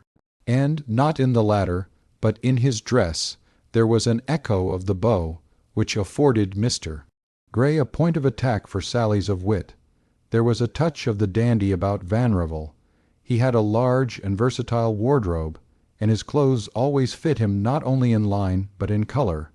Even women saw how nobly they were fashioned. These two young men were members of a cheerful band, who feasted, laughed, wrangled over politics, danced, made love, and sang terrible chords on summer evenings, together, as young men will. Will Cummings, editor of the Rowan Journal, was one of these, a tall, sallow man, very thin, very awkward, and very gentle. Mr. Cummings proved himself always ready with a loud and friendly laugh for the poorest joke in the world, his countenance shining with such kindness that no one ever had the heart to reproach him with the evils of his journalistic performances, or for the things he broke when he danced. Another was Tappingham Marsh, an exceedingly handsome person, somewhat languid in appearance, dainty in manner with women, offhand with men, almost as reckless as Crayley, and often the latter's companion and assistant in dissipation. Young Francis Chenoweth never failed to follow both into whatever they planned. He was short and pink, and the uptilt of his nose was coherent with the appealing earnestness which was habitual with him. Eugene Madrelin was the sixth of these intimates, a dark man, whose Latin eyes and color advertised his French ancestry as plainly as his emotionless mouth and lack of gesture betrayed the mingling of another strain. All these and others of the town were wont to talk politics a great deal at the little club on Main Street, and all were apt to fall foul of Tom Vanrevel or Crayley Gray before the end of any discussion. For those were the days when they twisted the lion's tail in vehement and bitter earnest, when the eagle screamed in mixed figures, when few men knew how to talk and many orated, when party strife was savagely personal, when intolerance was called the pure fire of patriotism, when criticism of the existing order of things surely incurred fiery anathema and black invective, and brave was he, indeed, who dared to hint that his country, as a whole and politically, did lack some 2 or 3 particular virtues, and that the first step toward obtaining them would be to help it to realize their absence. This latter point of view was that of the firm of Gray and Vanrevel, which was a unit in such matters. Crayley did most of the talking quite beautifully. Two and both had to stand against odds in many a sour argument, for they were not only abolitionists, but opposed the attitude of their country in its difficulty with Mexico, and in common with other men of the time who took their stand, they had to grow accustomed to being called disloyal traitors, foreign toadies, malignants, and traducers of the flag. Tom had long been used to epithets of this sort, suffering their sting in quiet, and was glad when he could keep Crayley out of worse employment than standing firm for an unpopular belief. There was one place to which Vanrevel, seeking his friend and partner, when the latter did not come home at night, could not go. This was the tower chamber, and it was in that mysterious apartment of the Care Cupola that Crayley was apt to be deeply occupied when he remained away until daylight. Strange as it appears, Mr. Gray maintained peculiar relations of intimacy with Robert Caro. In spite of the feud between Caro and his own best friend, this intimacy, which did not necessarily imply any mutual fondness, though Crayley seemed to dislike nobody, was betokened by a furtive understanding, of a sort, between them. They held brief, earnest conversations on the street, or in corners when they met at other people's houses, always speaking in voices too low to be overheard, and they exercised a mysterious symbolism, somewhat in the manner of fellow members of a secret society. They had been observed to communicate across crowded rooms by lifted eyebrow, nod of head, or a surreptitious turn of wrist, so that those who observed them knew that a question had been asked and answered. It was noticed, also, that there were 5 other initiates to this masonry: Eugene Madrilyn, the elder Chenoweth, General Trumbull, Tappingham Marsh, and Jefferson Berryud. Thus, on the afternoon following Miss Betty's introduction to Rowan's favorite sons and daughters, Mr. Caro, driving down Main Street, held up one forefinger to Madrilyn as he saw the young man turning in at the club. Eugene nodded gravely, and, as he went in, discovering Marsh, the General, and others, listening to Mr. Gray's explanation of his return from the river with no fish, stealthily held up one finger in his turn. Trumbull replied with a wink, Tappingham nodded, but Crayley slightly shook his head. Marsh and the General started with surprise, and stared incredulously. That Crayley should shake his head. If the signal had been for a church meeting, they might have understood. Mr. Gray's conduct was surprising 2 other people at about the same time: Tom Vanrevel and Fanchon Berryud, the former by his sudden devotion to the law, the latter by her sudden devotion to herself. In a breath he became almost a domestic character. No more did he spend his afternoons between the club and the Rowan House bar, nor was his bay mare so often seen stamping down the ground about Mrs. McDougall's hitching post while McDougall was out on the prairie with his engineering squad. The idle apprentice was at his desk, and in the daytime he displayed an aversion for the streets, which was more than his partner did, for the industrious Tom, undergoing quite as remarkable alteration of habit, became, all at once, little better than a corner loafer. His favorite lounging place was a small drug store where Care Street debouched upon Main. Nevertheless, so adhesive is a reputation once fastened, his air of being there upon business deceived everyone except Mr. Gray. Miss Berryud was even happier than she was astonished, and she was mightily astonished to find her betrothed developing a taste for her society alone. Formerly, she had counted upon the gaieties of her home to keep Kraily near her. Now, however, he told her tenderly he wished to have her all to himself. This was not like him, but Fanchon did not question, and it was very sweet to her that he began to make it his custom to come in by a side gate and meet her under an apple tree in the dusk, where they would sit quietly together through the evening, listening to the noise and laughter from the lighted house. That house was the most hospitable in Rouen. Always cheerfully full of company, as they said, it was the sort of house where a carpet dance could be arranged in half an hour, a house with a sideboard like the widow's cruse. The young men always found more. Mrs. Berriod, a Southerner, loving to persuade the visitor that her home was his, not hers, lived only for her art, which was that of the table. Evil cooks, taking service with her, became virtuous, dealt with nectar and ambrosia, and grew fit to pander to Olympus, learning of their mistress' secrets to make the Ildis, posed as genial gods, ere they departed. Mr. Berriod at 50 had lived so well that he gave up walking, which did not trouble him, but at 60 he gave up dancing, which did trouble him. His only hope, he declared, was in Kraily Gray's promise to invent for him a concave partner. There was a thin, quizzing shank of a son, Jefferson, who lived upon quinine, ague, and deviltry, and there were the 2 daughters, Fanchon and Virginia. The latter was 3 years older than Fanchon, as dark as Fanchon was fair, though not nearly so pretty, a small, good-natured, romping sprite of a girl, who had handed down the heart and hand of Kraily Gray to her sister with the best grace in the world, for she had been the heroine of one of Mr. Gray's half-dozen or so most serious affairs, and, after a furious rivalry with Mr. Care, the victory was generally conceded to Kraily. His triumph had been of about a fortnight's duration when Fanchon returned from St.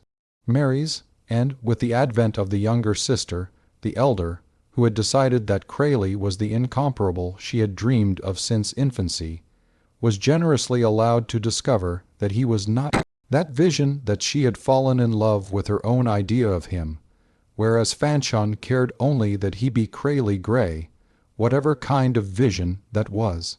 And Fanchon discovered that it was a great many kinds.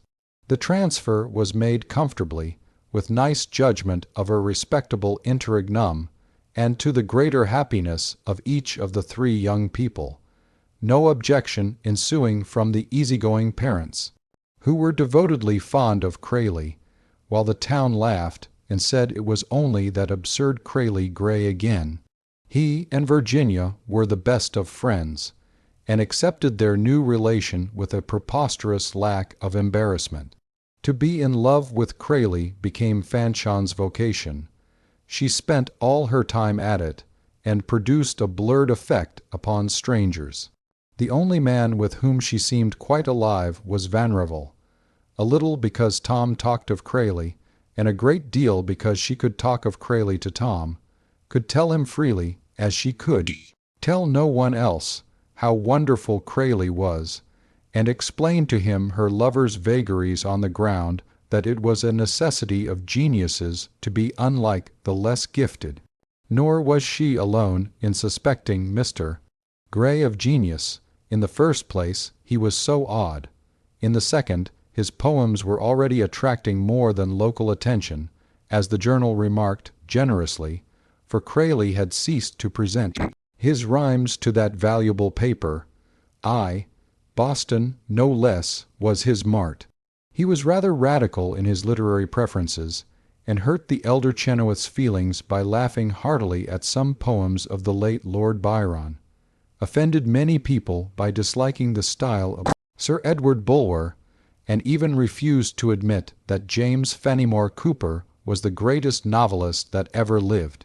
But these things were as nothing compared with his unpatriotic defense of Charles Dickens. Many Americans had fallen into a great rage over the vivacious assault upon the United States in Martin Chuzzlewit. Nevertheless, Crayley still boldly hailed him, as everyone had heretofore agreed, the most dexterous writer of his day and the most notable humorist of any day. Of course, the Englishman had not visited and thoroughly studied such a city as Rouen, Crayley confessed, twinklingly. But, after all, wasn't there some truth in Martin Chuzzlewit? Mr.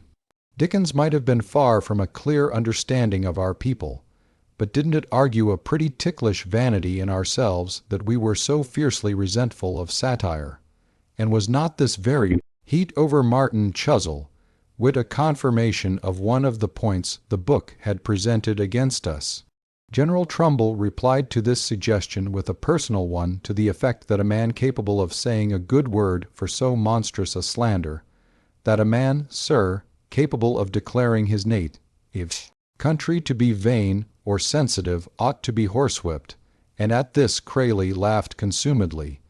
Trumbull retorted with the names of Benedict Arnold and Aaron Burr.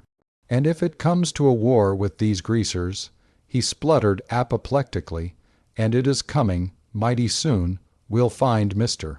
Gray down in Mexico, throwing mud on the stars and stripes and cheering for that one-legged horse, thief, Santa Anna. Anything to seek out something foolish amongst your own people.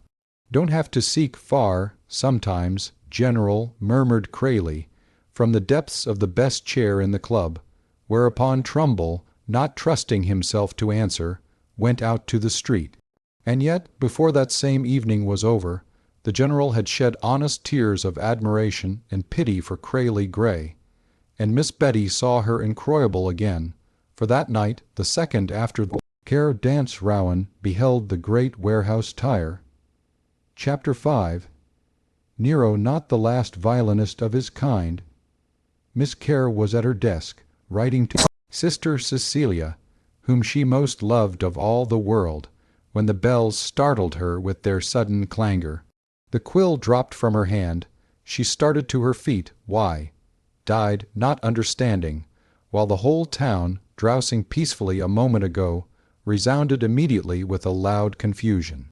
She ran to the front door and looked out, her heart beating wildly. The western sky was touched with a soft rose color, which quickly became a warm glow, fluctuated, and, in the instant, shot up like the coming of a full aurora. Then, through the broken foliage of the treetops, could be seen the orange curls of flames, 3/4 of a mile away though they were. People, calling loudly that it was Care's warehouses, were running down the street.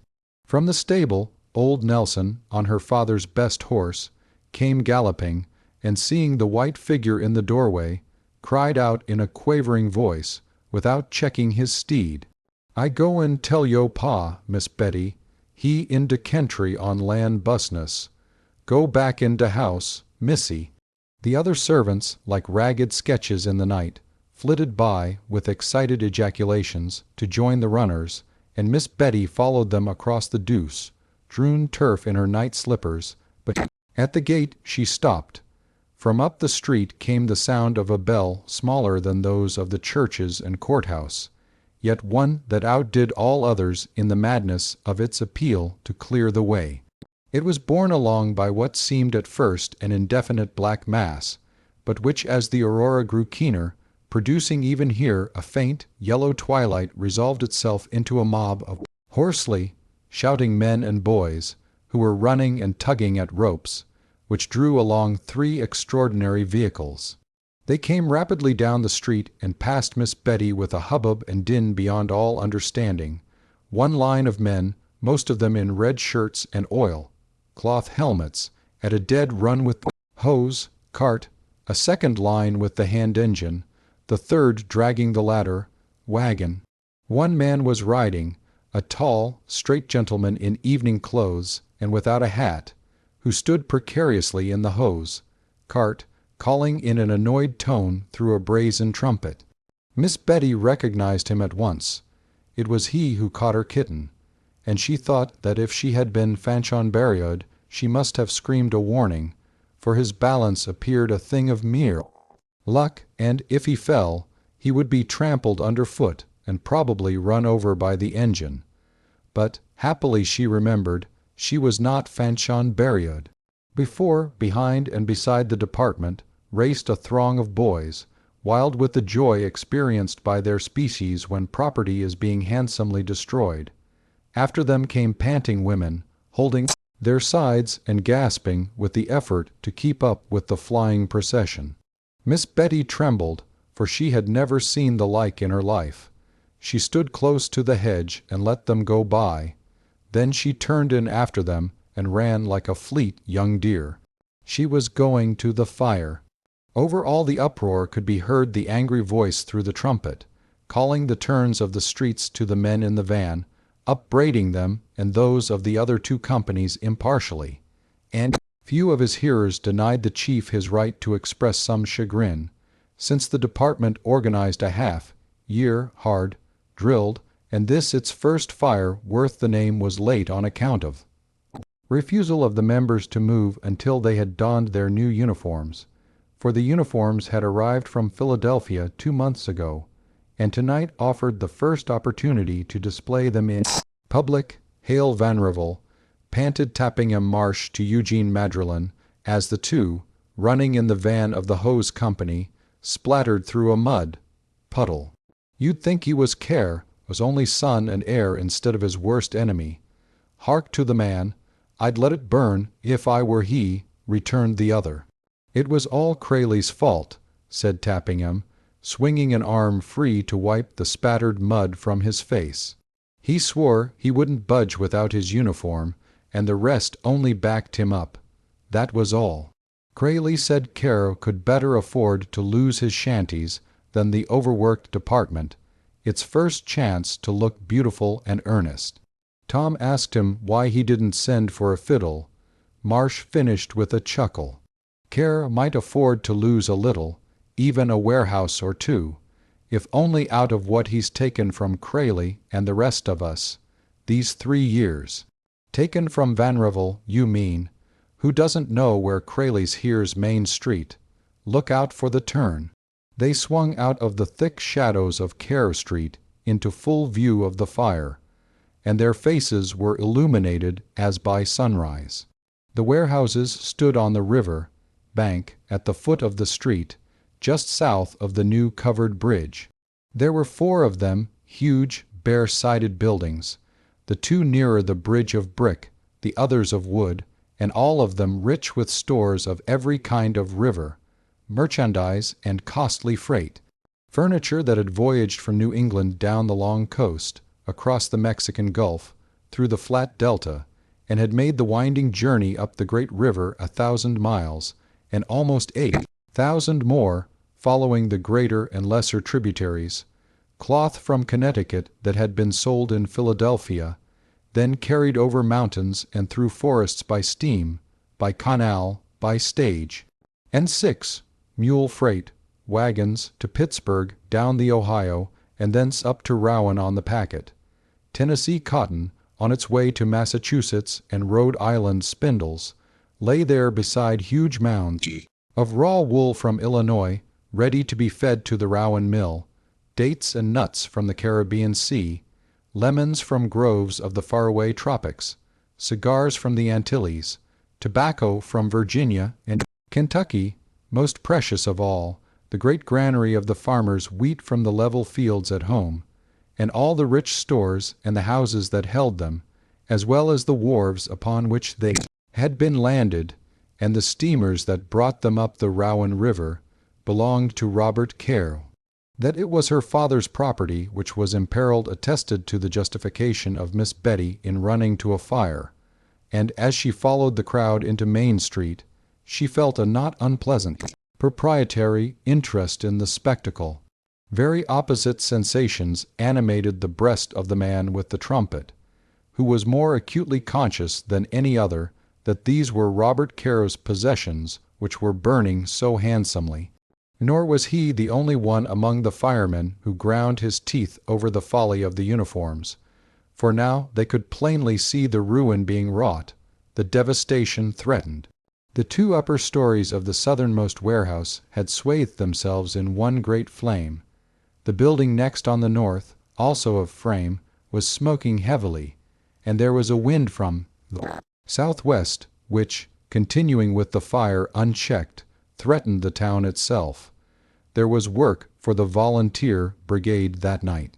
They came down Main Street with a rush, the figure of their chief swaying over them on his high perch, while their shouting was drowned in the louder roar of greeting from the crowd, into which they plunged as a diver into the water, swirls and eddies of people marking the wake. A moment later, a section of the roof of the burning warehouse fell in, with a sonorous and reverberating crash. The engine company ran the force. Pump out to the end of one of the lower wharves. 2 lines of pipe were attached.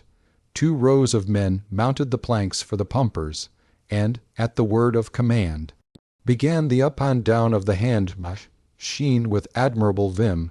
Nothing happened. The water did not come. Something appeared to be wrong with the mechanism. As everyone felt the crucial need of haste, nothing could have been more natural than that all the members of the engine company should simultaneously endeavor to repair the defect. Therefore ensued, upon the spot, a species of riot which put the engine out of its sphere of usefulness.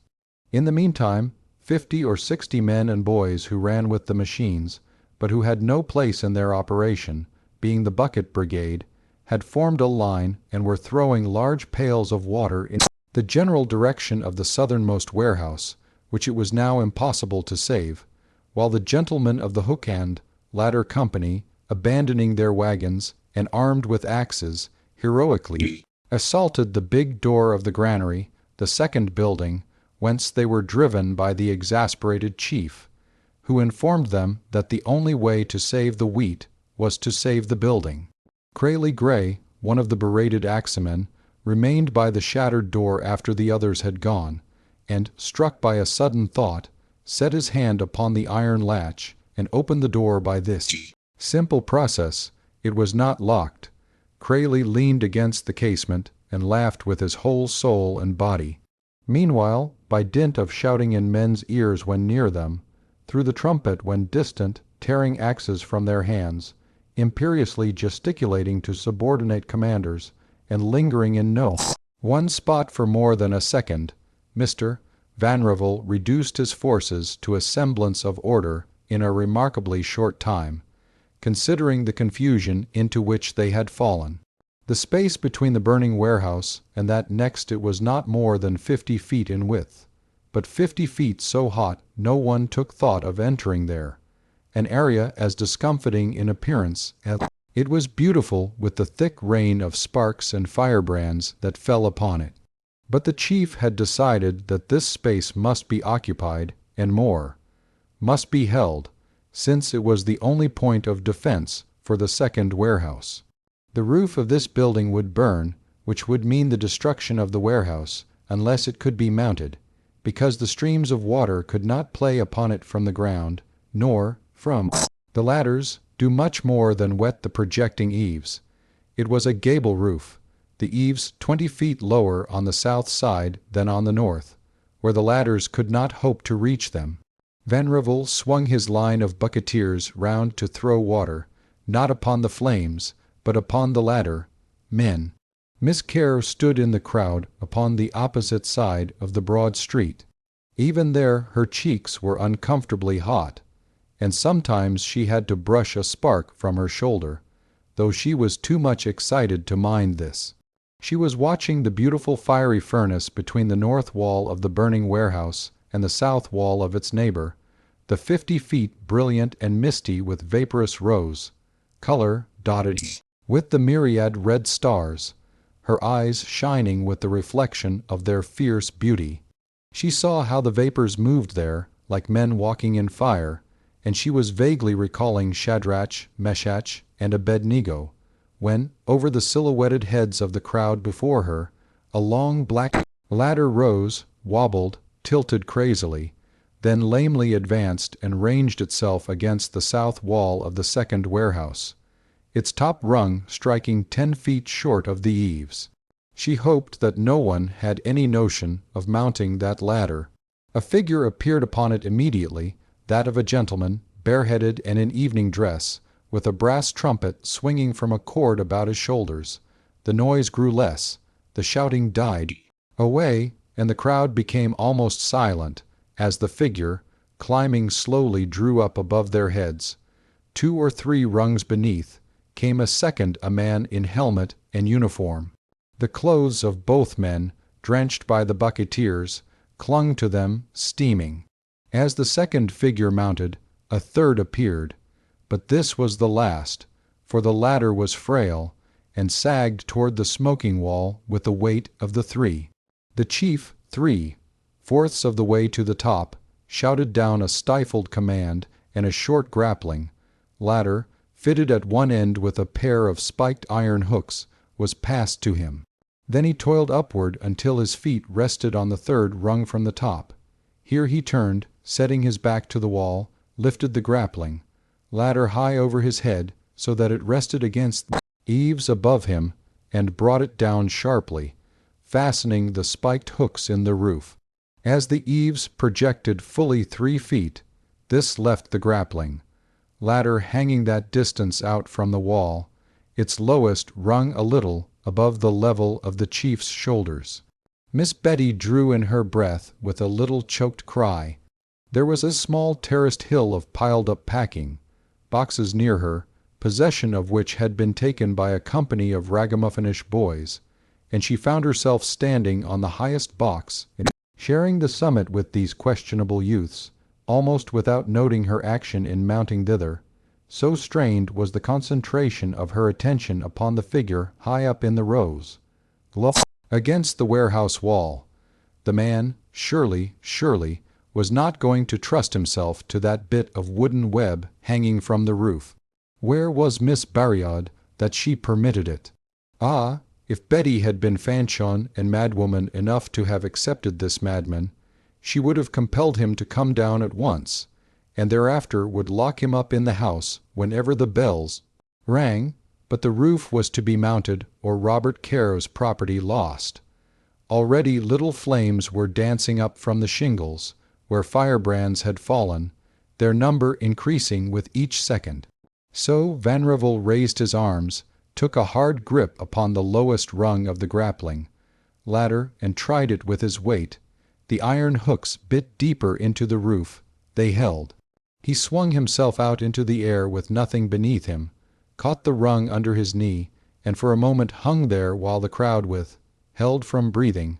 Then a cloud of smoke, swirling that way, made him the mere ghostly nucleus of himself, blotted him out altogether, and, as it rose slowly upward, showed the ladder free and empty, so that at first there was an instant when they thought that he had fallen, but, as the smoke cleared, there was the tall figure on the roof.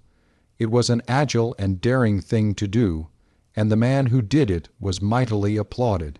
The cheering bothered him, however, for he was trying to make them understand below what would happen to the engine company in case the water was not sent through the lines directly, and what he said should be done to the engineers included things that would have blanched the cheek of the most inventive Spanish inquisitor that ever lived.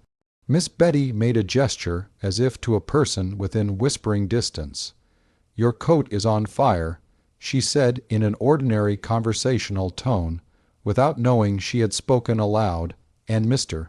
Vanrevel, more than 100 feet away, seemed particularly conscious of the pertinence of her remark. He removed the garment with alacrity, and, for the lack of the tardy water, began to use it as a flail upon the firebrands and little flames about him. The sheer desperate best of a man in a rage, doing what he could when others failed him. Showers of sparks fell upon him. The smoke was rising everywhere from the roof and the walls below, and growing denser and denser, shrouded him in heavy veils, so that, as he ran hither and thither, now visible, now unseen, stamping and beating and sweeping away the brands that fell, he seemed but the red and ghostly caricature of a Xerxes, ineffectually lashing the sea. They were calling to him imploringly to come down, in heaven's name to come down. The second man had followed to the top of the ladder against the wall, and there he paused, waiting to pass up the line of hose when the word should come that the force bump had been repaired. But the people thought that he waited because he was afraid to trust himself to the grappling ladder. He was afraid, exceedingly afraid, though that was not why he waited, and he was still chuckling over the assault of the axes. His situation had not much the advantage of that of the chief. His red shirt might have been set with orange jewels, so studded it was with the flying sparks, and a large brand dropping upon his helmet, he threw up his hand to dislodge it, and lost the helmet. The great light fell upon his fair hair and smiling face, and it was then that Miss Betty recognized the incroyable of her garden. Chapter 6. The ever unpractical feminine. It was an investigating Negro child of tender years, who, possessed of a petty sense of cause and effect, brought an illuminative simplicity to bear upon the problem of the force bump, and a multitudinous agitation greeted his discovery that the engineers had forgotten to connect their pipes with the river. This naive omission was fatal to the second warehouse. The wall burst into flame below Crayley Gray, who clung to the top of the ladder, choking, stifled, and dizzily fighting the sparks that covered him, yet still clutching the nozzle of the hose line they had passed to him. When the stream at last leaped forth, making the nozzle fight in his grasp, he sent it straight up into the air and let the cataract fall back upon himself and upon the two men beneath him on ladder. There came a moment of blessed relief, and he looked out over the broad rosy blur of faces in the street, where no one wondered more than he how the water was to reach the roof. Suddenly he started, wiped his eyes with his wet sleeve, and peered intently down from under the shading arm. His roving glance crossed the smoke and flame to rest upon a tall, white figure that stood, full length above the heads of the people, upon a pedestal wrought with the grotesque images of boys. A girl's figure, still as noon, enwrapped, like the statue of some young goddess for whom were made these sacrificial pyres. Mr. Gray recognized his opportunity. A blackened and unrecognizable face peered down from the eaves, and the voice belonging to it said angrily, "Why didn't they send up that line before they put the water through it?" "Never mind, Tom," answered Crayley cheerfully. "I'll bring it up." "You can't. I'll come down for it. Don't be every kind of a fool.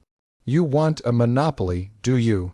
And Crayley, calling to Tappingham Marsh next below him to come higher, left the writhing nozzle in the ladder's possession, swung himself out upon the grappling ladder, imitating the chief gymnastics, and immediately, one hand grasping the second rung, one knee crooked over the lowest, leaned head down and took the nozzle from Marsh. It was a heavy weight, and though Marsh supported the line beneath it, the great stream hurtling forth made it a difficult thing to manage, for it wriggled, recoiled, and struggled as if it had been alive. Crayley made 3 attempts to draw himself up, but the strain was too much for his grip, and on the 3rd attempt his fingers melted from the rung, and he swung down fearfully, hanging by his knee, but still clinging to the nozzle. "Give it up, Crayley. It isn't worth it," Vanrevel called from overhead, not daring the weight of both on the light grappling ladder.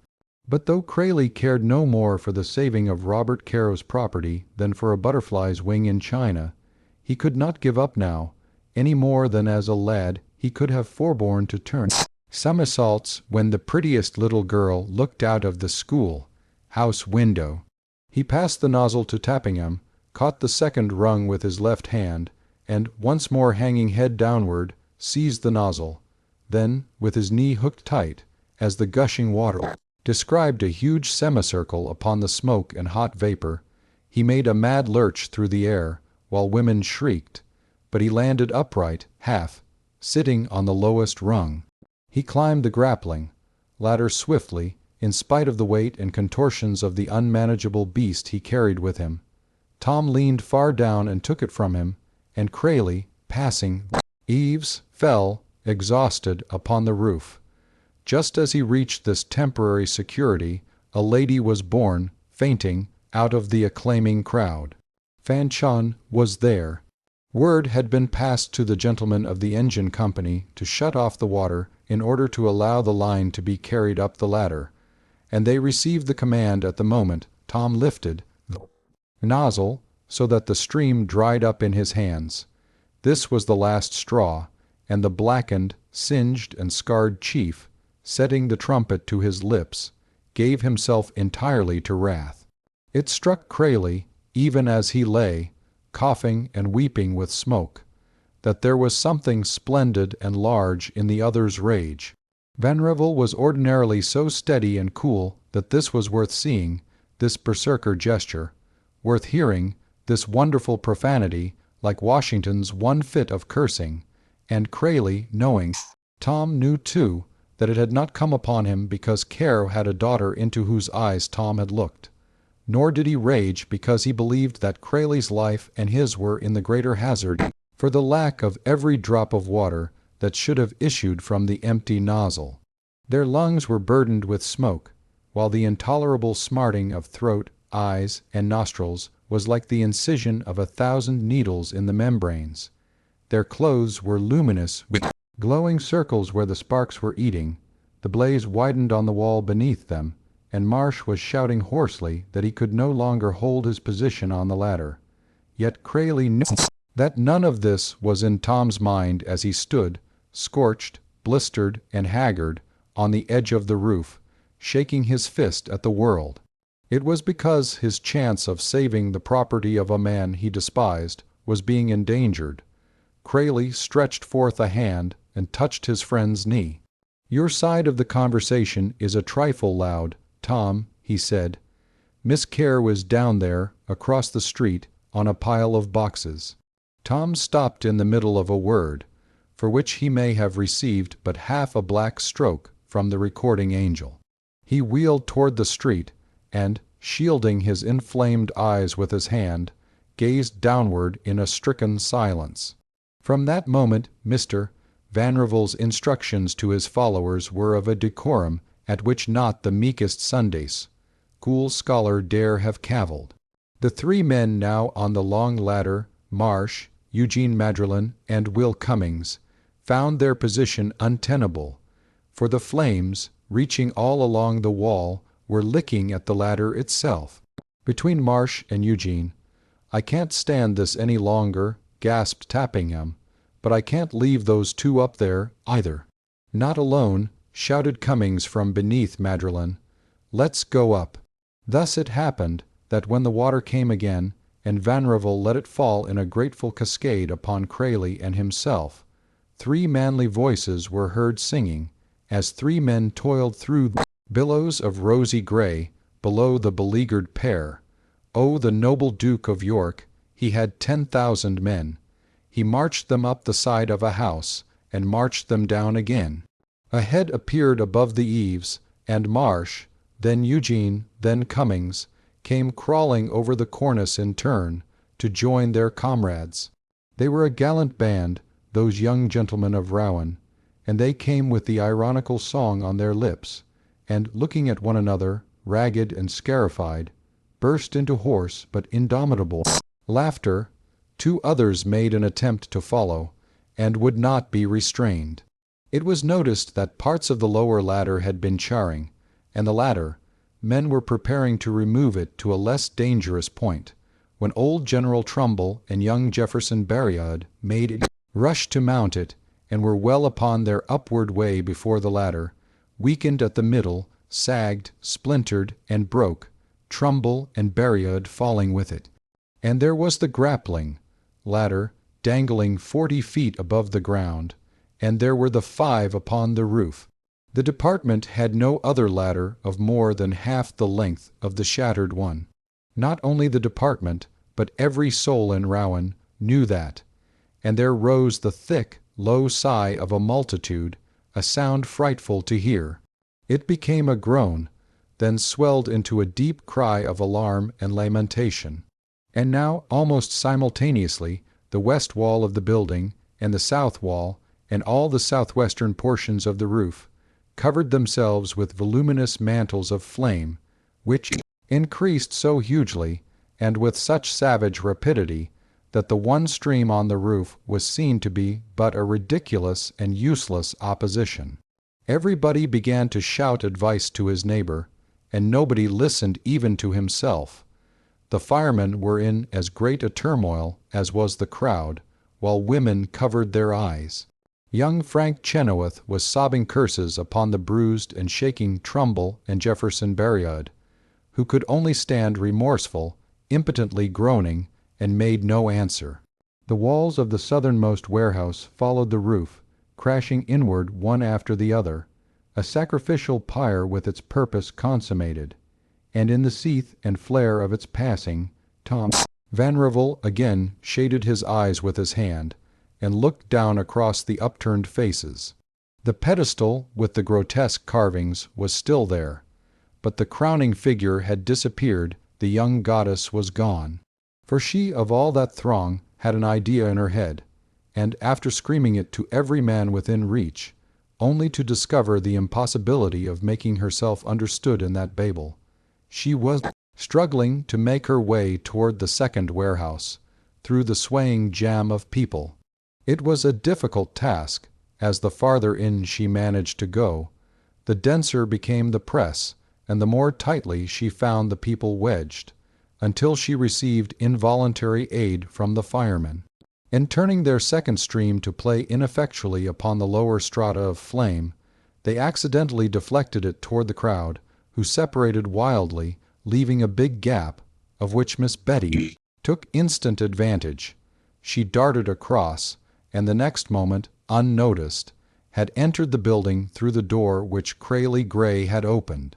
The 5 young men on the roof were well aware that there was little to do but to wait, and soon they would see which was to win, they or the fire, so they shifted their line of hose to the eastern front of the building out of harm's way, for a little time, at least, and held the muzzle steady, watching its work.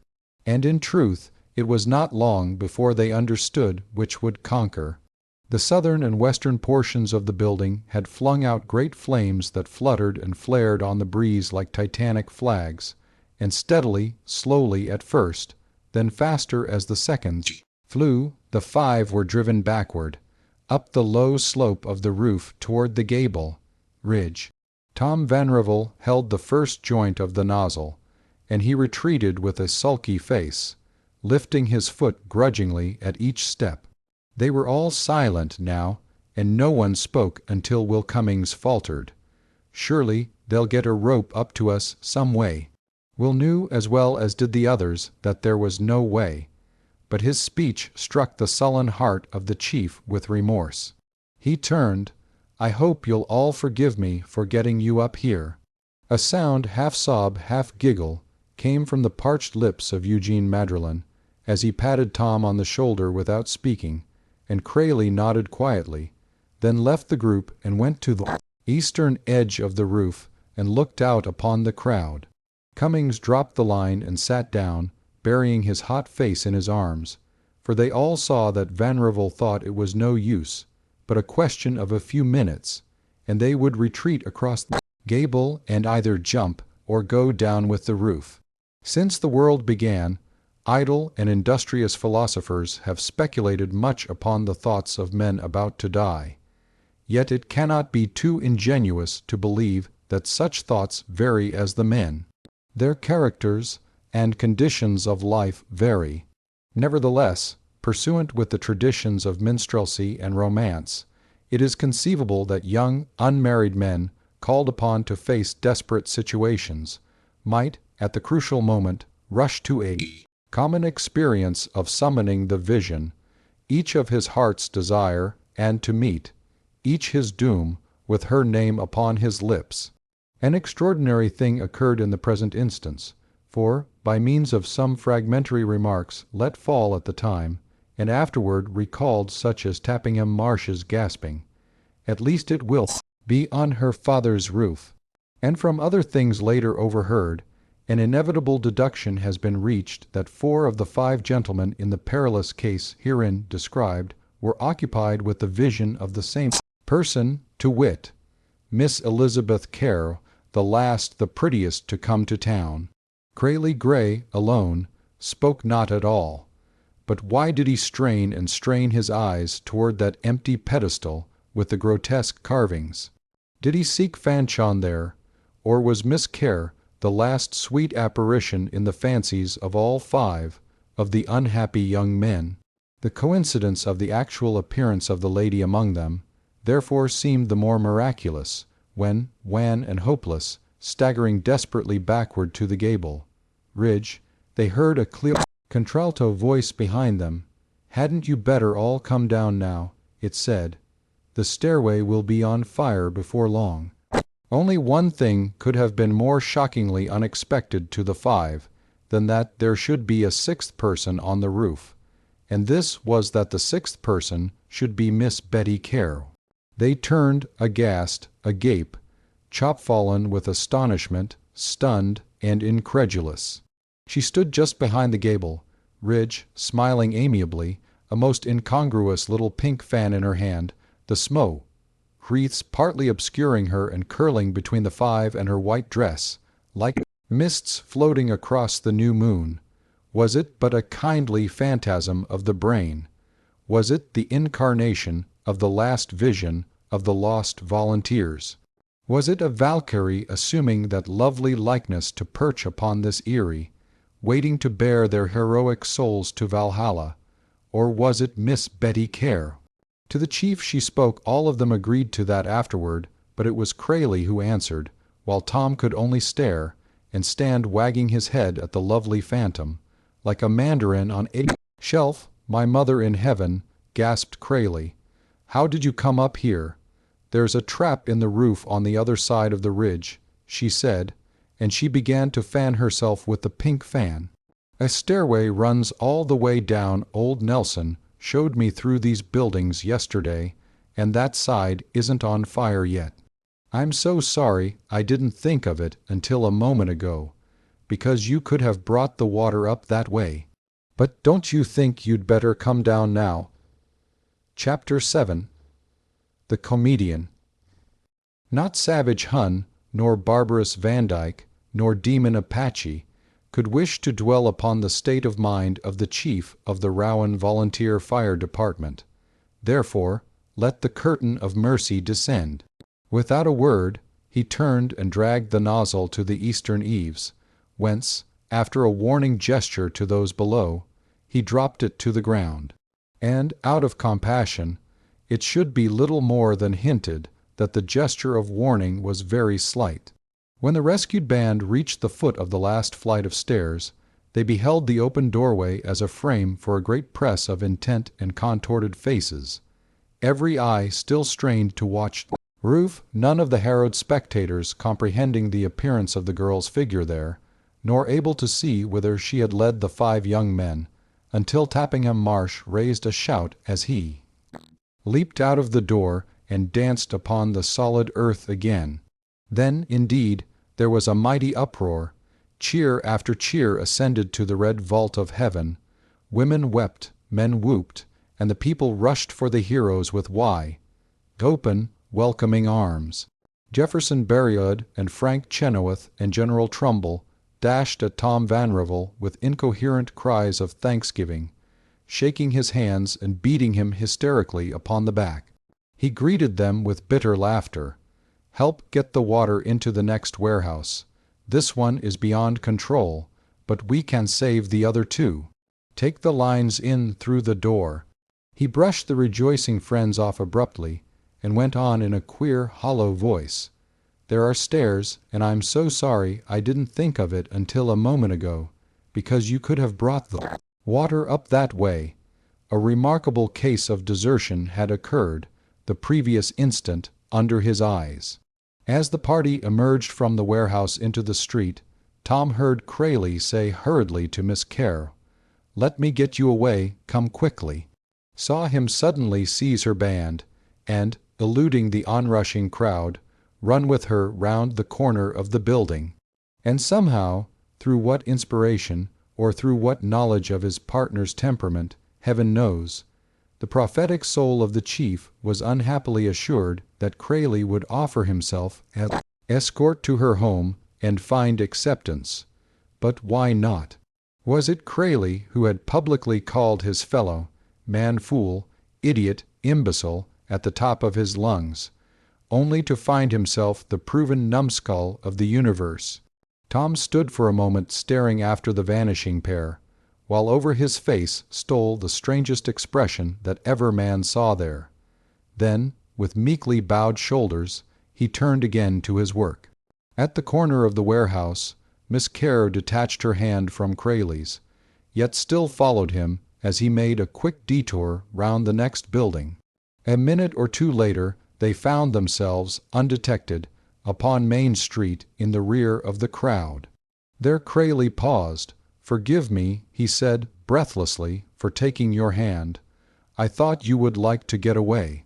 She regarded him gravely, so that he found it difficult to read her look, except that it was seriously questioning. But whether the interrogation was addressed to him or to herself, he could not determine. After a silence, she said, "I don't know why I followed you. I believe it must have been because you didn't give me time to think." This, of course, made him even quicker with her than before. "It's all over," he said briskly. "The first warehouse is gone. The second will go, but they'll save the others easily enough, now that you have pointed out that the lines may be utilized otherwise than as adjuncts of performances on the high trapeze." They were standing by a picket fence, and he leaned against it, overcome by mirth in which she did not join. Her gravity reacted upon him at once, and his laughter was stopped short. "Will you not accept me as an escort to your home?" he said formally.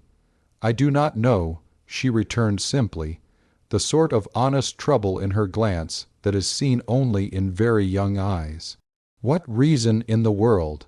he returned with a crafty sharpness of astonishment. She continued to gaze upon him thoughtfully, while he tried to look into her eyes, but was baffled because the radiant beams from the lady's orbs, as the elder Chenoweth might have said, rested somewhere dangerously near his chin, which worried him, for, though his chin made no retreat and was far from ill-looking, it was, nevertheless, that feature which he most distrusted. "Won't you tell me why not?" he repeated uneasily. "Because," she answered at last, speaking hesitatingly, "because it isn't so easy a matter for me as you seem to think. You have not been introduced to me, and I know you never will be, and that what you told me was true." "Which part of what I told you?" The question escaped from him instantly. "That the others might come when they liked, but that you could not." "Oh, yes, yes." His expression altered to a sincere dejection, his shoulders drooped, and his voice indicated supreme annoyance. "I might have known someone would tell you. Who was it? Did they say why on account of your quarrel with my father?" "My quarrel with your father," he exclaimed, and his face lit with an elated surprise. His shoulders straightened. He took a step nearer her and asked, eagerly, "Who told you that? My father himself." He spoke of a Mr. Vanrevel whom he disliked, and whom I must not meet. And, remembering what you had said, of course I knew that you were he. "Oh!" Crayley's lips began to form a smile of such appealing and inimitable sweetness that Voltaire would have trusted him. A smile alto, gather rose, leaves. "Then I lose you," he said, "for my only chance to know you was in keeping it hidden from you. And now you understand." "No," she answered, gravely, "I don't understand. That is what troubles me. If I did, and believed you had the right of the difference, I could believe it no sin that you should speak to me, should take me home now. I think it is wrong not to act from your own understanding of things." The young man set his expression as one indomitably fixed upon the course of honor, cost what it might, and in the very action his lurking pleasure in doing it hopped out in the flicker of a twinkle in his eyes, and as instantly sought cover again the flea in the rose jar. "Then you must ask some other," he said, firmly. "A disinterested person should tell you. The difference was political in the beginning, but became personal afterward, and it is now a quarrel which can never be patched up, though, for my part, I wish that it could be. I can say no more, because a party to it should not speak."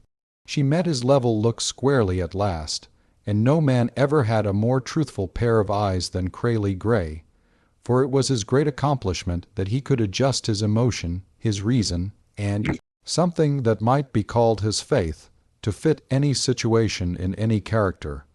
"You may take me home," she answered. "I may be wrong, and even disloyal, but I do not feel it so now. You did a very brave thing tonight to save him from loss, and I think that what you have said was just what you should have said." So they went down the street, the hubbub and confusion of the fire growing more and more indistinct behind them. They walked slowly, and for a time neither spoke. Yet the silence was of a kind which the adept rejoiced to have produced thus soon their second meeting, for he believed there were more strange things in heaven and earth than Horatio wot, and one of the strangest was that whenever he was near an attractive woman during a silence such as this, something not to be defined, but as effective as it was indefinite, always went out from him to her. It was like a word of tenderness, a word too gentle, too compelling, too sweet, to be part of any tongue, spoken or written. And more, this ineffable word had an echo, and came back to him from the woman. As his partner had in dress, so Crayley had with women, some color of the bow, but it was not in what experience had given him to recognize as a fact. That they were apt to fall in love with him, that they were apt to remain in love with him, he understood perfectly was another matter, and he knew when they were doing it, could have told them accurately at each step what they were feeling, thinking, dreaming during the process, because he was usually exhibiting the same symptoms to himself at the same time. Thus, his own breast occupied with that dizzy elation which followed its reception of the insane young god's arrows, and his heart warm with the rise of the old emotion that he knew so well, he was nevertheless able to walk with his finger on the pulse of the exquisite moment, counting her heartbeats and his own. So, to his fancy, as they walked, the little space between them was hung with brilliant strands, like gossamer chains of gold, already linking them together, every second fixing another slender, precious fetter, binding them closer, drawing her nearer. He waited until they passed into the shadows of the deserted Caro Street before he spoke. There he stopped abruptly, at which she turned, astonished. "Now that you have saved my life," he said, in a low, tremulous tone, "what are you going to do with it?" Her eyes opened almost as widely as they had at her first sight of him in her garden. There was a long pause before she replied, and when she did, it was to his considerable surprise. "I have never seen a play, except the funny little ones we acted at the convent," she said, "but isn't that the way they speak on the stage?" Crayley realized that his judgment of the silence had been mistaken, and yet it was with a thrill of delight that he recognized her clear reading of him. He had been too florid again. "Let us go." His voice was soft with restrained forgiveness. "You mocked me once before." "Mocked you?" she repeated as they went on. "Mocked me," he said firmly, "mocked me for seeming theatrical, and yet you have learned that what I said was true, as you will again." She mused upon this, then, as in whimsical indulgence to an importunate child, "Well, tell me what you mean when you say I saved your life. You came alone," he began, hastily, "to stand upon that burning roof whence all but him had fled." Her laughter rang out, interrupting him. "My room was on the 4th floor at St. Mary's, and I didn't mind climbing 3 flights this evening. Crayley's good nature was always perfect," You mock me and you mock me, he cried, and made her laughter but part of a gay duet. I know I have gone too fast, have said things I should have waited to say, but remember the small chance I have against the others who can see you when they like. Don't flout me because I try to make the most of a rare, stolen moment with you. Do, she exclaimed, grave upon the instant. Do make the most of it. I have nothing but inexperience. Make the most by treating me seriously. Won't you? I know you can, and she faltered to a full stop. She was earnest and quiet, and there had been something in her tone, too, as very often there was, that showed how young she was. Oh, she began again, turning to him impulsively, I have thought about you since that evening in the garden, and I have wished I could know you. I can't be quite clear how it happened, but even those few minutes left a number of strong impressions about you. And the strongest was that you were one with whom I could talk of a great many things if you would only be real with me. I believe, though I'm not sure why I do, that it is very difficult for you to be real. Perhaps because you are so different at different times, that you aren't sure, yourself, which the real you is. But the person that you are beginning to be for my benefit must be the most trifling of all yourselves, lighter and easier to put on than the little mask you carried the other night. If there were nothing better underneath the mask, I might play too. Did you learn this at the convent? Gasped Crayley. There was a world there in miniature. She answered, speaking very quickly, I think all people are made of the same materials, only in such different proportions. I think a little world might hold as much as the largest, if you thought it all out hard enough, and your experience might be just as broad and deep in a small corner of the earth as anywhere else. But I don't know. I want to understand everything. I read books, and there are people but no one who tells me what I want. I stop. He lifted his hand. I won't act. I shall never play for you again. He was breathless. The witching silence was nothing to what stirred him now. A singular exaltation rose in him, together with the reckless impulse to speak from the mood her vehement confidence had inspired. He gave way to it. I know, he said huskily. I understand all you mean, all you feel, all you wish. It is all echoing here, and here, and here. He touched his breast, his eyes, and his forehead with the fingers of his long and slender hand. We sigh and strain our eyes and stretch out our arms in the dark, groping always for the strange blessing that is just beyond our grasp, seeking for the precious unknown that lies just over the horizon. It's what they meant by the pot of gold where the rainbow ends only. It may be there after all. They stopped unconsciously and remained standing at the lower end of the care hedge. The western glow had faded, and she was gazing at him through the darkness, leaning forward, never dreaming that her tight grasp had broken the sticks of the little pink fan. Yes, she whispered eagerly, you are right. You understand, he went on, the words coming faster and faster. We are haunted, you and I, by the wish to know all things, and by the question that lies under every thought we have, the agonizing whither, isn't it like that? It is really death that makes us think. You are a good Catholic. You go to Mass, but you wish to know. Does God reign, or did it all happen? Sometimes it seems so deadly probable that the universe just was, no God to plan it, nothing but things, that we die as sparrows die, and the brain is all the soul we have, a thing that becomes clogged and stops some day, and is that all? She shivered slightly, but her steadfast eyes did not shift from him. He threw back his head, and his face, uplifted to the jeweled sky of the moonlit night, was beatific in its peacefulness, as he continued in an altered tone, gentle and low, I think all questions are answered there. The stars tell it all. When you look at them you know. They have put them on our flag. There are times when this seems but a poor nation, boastful, corrupt, violent, and preparing, as it is now, to steal another country by fraud and war. Yet the stars on the flag always make me happy and confident. Do you see the constellations swinging above us, such unimaginable vastnesses, not roving or crashing through the illimitable at haphazard, but moving in more excellent measure and to a finer rhythm than the most delicate clockwork man ever made. The great ocean lines mark our seas with their paths through the water. The fine brains of the earth are behind the ships that sail from port to port, yet how awry the system goes. When does a ship come to her harbor at an hour determined when she sailed? What is a ship beside the smallest moon of smallest world, but there above us moons, worlds, suns, all the infinite cluster of colossi, move into place to the exactness of a hair at the precise instant.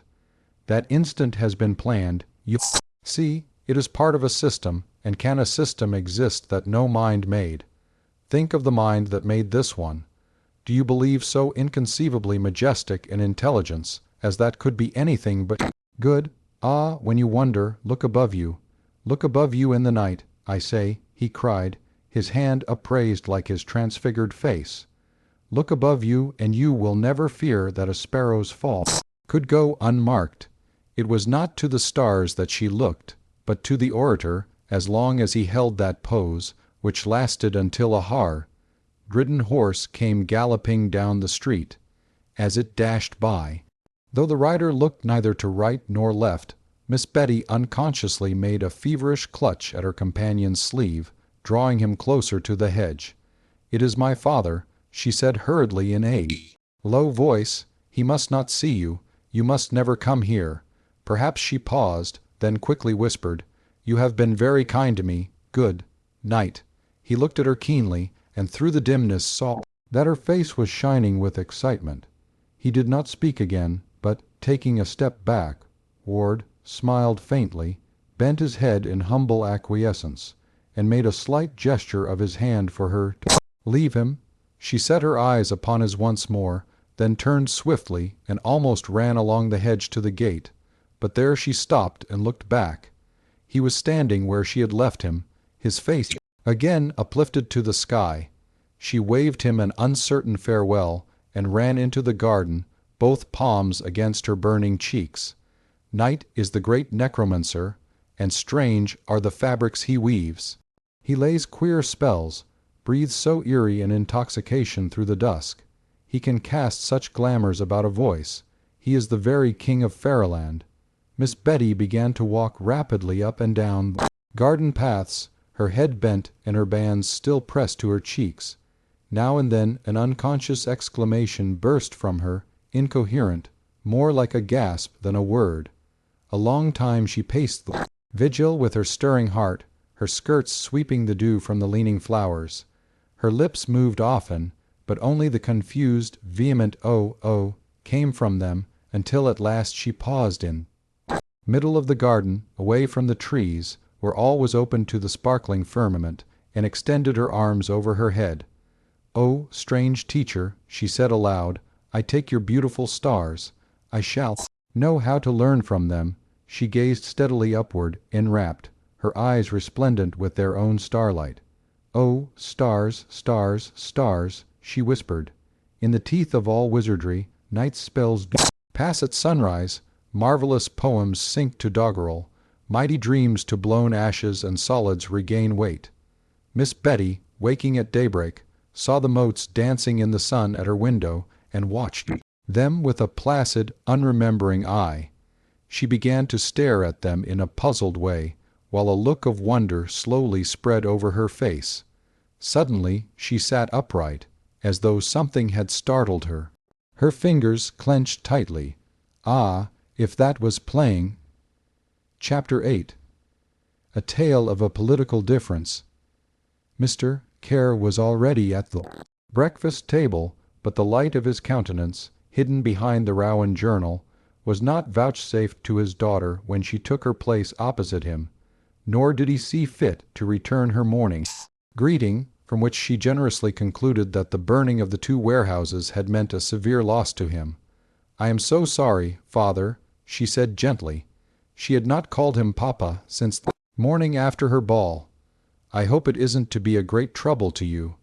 There was no response, and, after waiting for some time, she spoke again, rather tremulously, yet not timidly. "Father," he rose. and upon his brow were marked the blackest lines of anger she had ever seen, so that she leaned back from him, startled. But he threw down the open paper before her on the table, and struck it with his clenched fist. "Read that," he said, and he stood over her while she read.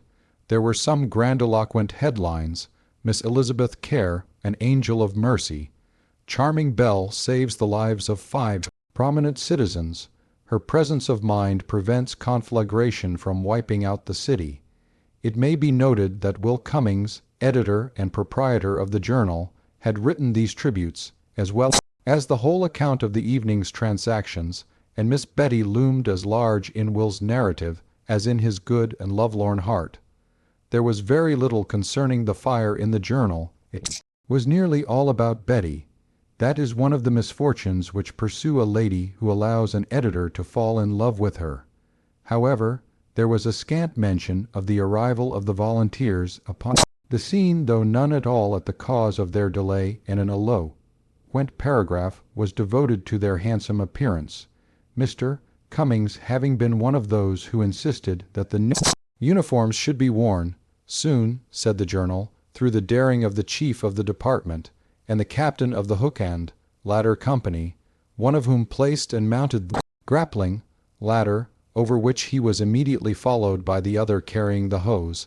A stream was sent to play upon the devouring element, a feat of daring, due personally witnessed by a majority of our readers. Mr. Vanrevel and Mr. Gray were joined by Eugene Madrelin, Tappingham Marsh, and the editor of this paper, after which occurred the unfortunate accident to the long ladder, leaving the 5 named gentlemen in their terrible predicament, face to face with death in its most awful form. At this frightful moment, and all the rest was about Miss Kerr. As Will himself admitted, he had laid himself out on that description. One paragraph was composed of short sentences, each beginning with the word alone. Alone she entered the shattered door. Alone she set foot upon the first flight of stairs. Alone she ascended the second. Alone she mounted the third. Alone she lifted her hand to the trap. Alone she opened it. She was declared to have made her appearance to the unfortunate prisoners on the roof, even as the palm-laden dove to the despairing Noah, and Will also asserted repeatedly that she was the heroine of the hour. Miss Betty blushed to see her name so blazoned forth in print, but she lacked one kind of vanity, and failed to find good reason for more than a somewhat troubled laughter. The writer's purpose was so manifestly kind in spite of bizarre result. "Oh, I wish Mr. Cummings hadn't," she exclaimed. "It would have been better not to speak of me at all, of course, but I can't see that there is anything to resent. It is so funny, funny." Mr. Kerr repeated the word in a cracked falsetto, with the evident intention of mocking her, and at the same time hideously contorted his face into a grotesque idiocy of expression, pursing his lips so extremely, and setting his brows so awry, that his other features were cartooned out of all familiar likeness, effecting an alteration as shocking to behold, in a man of his severe cast of countenance as was his falsetto mimicry to hear. She rose in a kind of terror, perceiving that this contortion was produced in burlesque of her own expression, and, as he pressed nearer her, stepped back, overturning her chair. She had little recollection of her father during her childhood, and as long as she could remember, no one had spoken to her angrily or even roughly. As she retreated from him, he leaned forward, thrusting the hideous mask closer to her white and horror-stricken face. "You can't see anything to resent in that," he gibbered. "It's so funny, is it? Funny, funny, funny. I'll show you whether it's funny or not. I'll show you." His voice rose almost to a shriek. "You hang around fires, do you, on the public streets at night? You're a nice one for me to leave in charge of my house while I'm away, you trollop. What did you mean by going up on that roof? You knew that damned Vanrevel was there. You did, I say, you knew it." She ran toward the door with a frightened cry, but he got between it and her, menacing her with his upraised open hands, shaking them over her. "You're a lovely daughter, aren't you?" he shouted hoarsely. "You knew perfectly well who was on that roof, and you went, didn't you go? Answer me that. If I'd had arms about me when I got there, I'd have shot that man dead. He was on my property, giving orders, the Black Hound, and when I ordered him out, he told me if I interfered with his work before it was finished, he'd have me thrown out me that owned the whole place, and there wasn't a man that would lend me a pistol. Rescue. You'd better rescue him from me, you palm-laden dove, for I'll shoot him, I will. I'll kill that dog, and he knows it. He can bluster in a crowd, but he'll hide now. He's a coward, and he came home with me. He brought me home last night. Her voice rang out in the room like that of some other person, and she hardly knew that it was herself who spoke. You lie, he screamed, and fell back from her, his face working as though under the dominance of some physical disorder, the flesh of it plastic beyond conception, so that she cried out and covered her face with her arm. You lie. I saw you at the hedge with Crayley Gray, though you thought I didn't. What do you want to lie like that for? Vanrevel didn't even speak to you. I asked Madrilyn. You lie. He choked upon the words. A racking cough shook him from head to foot. He staggered back and dropped upon her overturned chair, his arms beating the table in front of him, his head jerking spasmodically backward and forward as he gasped for breath. Ring the bell, he panted thickly with an incoherent gesture. Nelson knows. Ring. Nelson evidently knew. He brought brandy and water from the sideboard with no stinting hand, and within 10 minutes Mr. Kerr was in his accustomed seat, competent to finish his breakfast. In solitude, however, he sat, and no one guessed his thoughts, for Miss Betty had fled to her own room and had bolted the door. She lay upon the bed, shuddering and shivering with nausea and cold, though the day was warm. Then, like a hot pain in her breast, came a homesickness for St. Mary's, and the flood tide of tears as she thought of the quiet convent in the sunshine over to the west, the peace of it, and the goodness of everybody there. Sister Cecilia. Her shoulders shook with the great sob that followed this name, dearest to her in the world, convulsively whispered to the pill, "Lo, dear Sister Cecilia." She patted the white pillow with her hand, as though it were the cool cheek against which she yearned to lay her own. Ah, you would know, with the thought of the serene face of the good sister, and of the kind arms that would have gone round her in her trouble. Sobbing grew loud and uncontrollable, but she would not have her father hear it, and buried her face deep in the pillow. After a time she began to grow quieter, turned, and lay with wet eyes staring unseeingly at the wall, her underlip quivering with the deep intake of each broken sigh. "Oh, stars, stars, stars," she whispered. "Missy." There came a soft knock upon the door, and the clink of silver upon china. "Missy, what is it?" So quick was Miss Betty that, although she answered almost at once, the tears were washed away, and she was passing a cool, wet towel over her eyes at the moment she spoke. "Jasmy, I brung yo' breakfast, honey." Old Nelson's voice was always low and gentle, with a quaver and hesitancy in the utterance. Now it was tender and comforting with the comprehension of one in suffering, the extraordinary tact which the old of his race nearly all come to possess. "Lil' chicken, wing on piece brown toast, honey." When she opened the door he came in, bending attentively over his tray, and, without a glance toward his young mistress, made some show of fuss and bustle, as he placed it upon a table near the window, and drew up a chair for her so that she could sit with her back to the light. "Da now," he exclaimed softly, removing the white napkin and displaying other dainties besides the chicken wing. "Dat's de way. Dat ole Mamie in de kitchen, she got her failin's and her grievin' sins, but de way she do handle chicken and biscuit sutny ain't none on 'em. She plead fo' me to ax you how you like dem biscuit." He kept his head bent low over the table, setting a fork closer to Betty's hand, arranging the plates, then rearranging them, but never turning his eyes in her direction. "Dat ole Mamie mighty vain, yes, sah." He suffered a very quiet chuckle to escape him. "She did most sutny sist dat I ax you ain't you like dem biscuit. She de vey vains woman in dis state, dat ole Mamie, yes, sah." And now he cast one quick glance out of the corner of his eye at Miss Betty, before venturing a louder chuckle. She reckoned dem biscuit go and get her by sane pet, when she 'proached a heavenly gates. You, huh? I tell her she got git redemption fo de eggs, she done ruin. Dis a many yes, cause she as useless wid an omelik as a 2-day calf on de slick ice. Here he laughed loud and long. You jas go and talk wid dat Mamie, some day, missy. You'll see how vain dat woman is.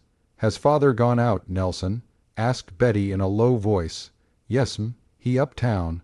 The old man's tone sank at once to the level of her own, became confidential, as one speaks to another in a room where somebody is ill. He mecken perpetration to go down de river dis afternoon. He say he done broke de news to you dat he goin' way. Dey goin' build dem wa house right up, and yo pa he necessitate go way count a contract.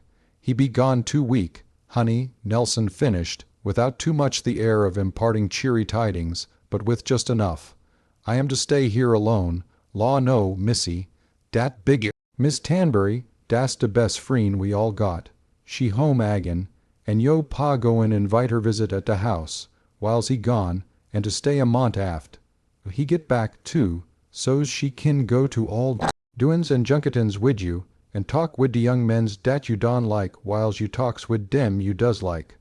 What time will father come home? Home? He be gone 2 week, honey. No, I mean, today. Law, he ain't comin' back. Bid me pack de trunk and carry down to de boat at noon.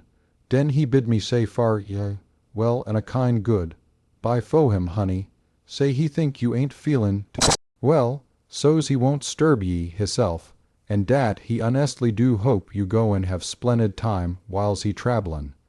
Nelson's imagination covered many deficits in his master's courtesy.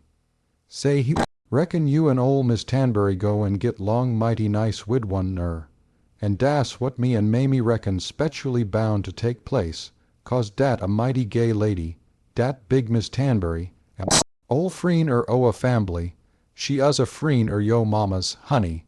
Miss Betty had begun by making a pretense to eat, only to please the old man, but the vain woman's cookery had been not unduly extolled, and Nelson laughed with pleasure to see the fluffy biscuits and the chicken wing not nibbled at but actually eaten. This was a healthy young lady, he thought, one who would do the household credit and justify the extravagant pride which kitchen and stable already had in her.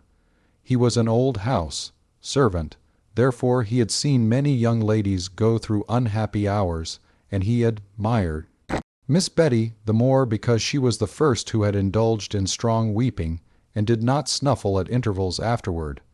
He understood perfectly everything that had passed between father and daughter that morning.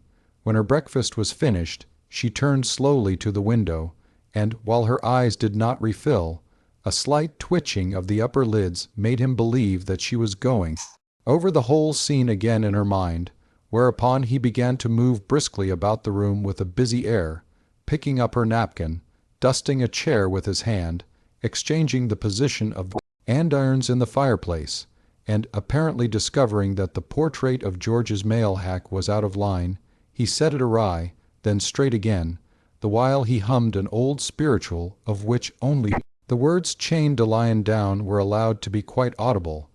They were repeated often, and at each repetition of them he seemed profoundly, though decorously, amused in a way which might have led to a conjecture that the refrain bore some distant reference to his master's eccentricity of temper. At first he chuckled softly, but at the final iteration of chained a lion down burst into outright laughter. Honey, my law, he exclaimed, but yo pa deceivindest man, he mighty proud you, proud of me. She turned to him in astonishment. Nelson's laughter increased. Hain't be jast deceivindest man, yes sah, he desot, uppest man in dis town count what you done last night. What he say dis mon, dat jas his way. Ah, no, said Miss Betty sadly. Yes'm, he proud you, but he teeple mad at dat man. He hain't mad at you, but he gotter cuss somebody. Jas reach out fo denies he kin lay hands on. And dis mon it happened so's it were you, honey. You oughter hearn him in's night when he come home. Den it were me. Bless God, I ain't curin'. He weren't mad at me, no mon he were at you. He jas mad. Miss Betty looked at the old fellow keenly. He remained, however, apparently unconscious of her scrutiny, and occupied himself with preparations for removing the tray. Nelson, what is the quarrel between my father and Mr. Vanrevel? He had lifted the tray, but set it down precipitately, bending upon her a surprised and sobered countenance. Missy, he said gravely, dey big trouble twixt dem two. I know, she returned quietly. What is it? Wafo you act? Me, Missy, because you're the only one I can ask. I don't know anyone here well enough, except you. Nelson's lips puckered solemnly. Mist Vanrevel vote Whig, but he ag in Texas. Well, what if he is? Yo pa mighty strong fo Texas. Nam, dat ain't hardly to begin in. Mist Vanrevel he a abolitionist. Well, won't you tell me, honey, folks round he moss on em like Mist Vanrevel, so well dey ain't hole it up agin him but Missy. F day one thing topper God's whirl yo pa do despitely and contestably despise, hate, cuss, and outrageously abominate wuss'n a yaller August spid. It are abolitionist. He wants stomple em evie loss one under he boot. He'll, sep'n dat one Mist Crayley Gray. Dey's a consid'able sprinklin' dem abolitionists bout de kentry, honey. Dey's mo dat don no wh dey is, and dey's mo still dat don keer. So's dat why dey go get up a quall twixt yo pa and dat man, and range to have on a platform, de ye fo de los campaign, and dey call de quall a debate, and all de folks come in de kentry, and all de folks in town come too. De whole Possatucky on em sit and listen. Fuss yo pa talk. Den Mist Vanrevel, bof on em mighty coal and civilized. Den yo pa get wam up, Missy, like he do, case he so use it or have his own way. Tain't his fault. He jas can't help hollerin' and cussin' if anybody pose him. But Mist Vanrevel he jas as savage, but he stay coal, ich make yo pa all de hotter. He holler mighty strong, Missy, and some de back ranks guns snickerin' at him. You, he fair jump, he did, and den by mebbe Mist Vanrevel he say dat no man oughter be given de pilverage to sell another, ner to wollop him wid a blacksnake, whether he buse dat pilverage or not. My honnable ponent, esses he, Mist Care. Rip sent in his safe d'aristocratic slave, own, in class de souf, do he live in de noff and ploy free labor, yit it scasselly to be, leave dat any you would willingly choose him wid de power life and death over yo own chillun, which is virtuously what de slave, own a pieces. Missy, you jas oughter see yo pa den, he blew in de face and danced a quadrille on de boads. He leave his get up and run across to de odder side de platform, and shake be fist over dat man's head, and screech out how it all lies dat de slaves if receive sich a treatments.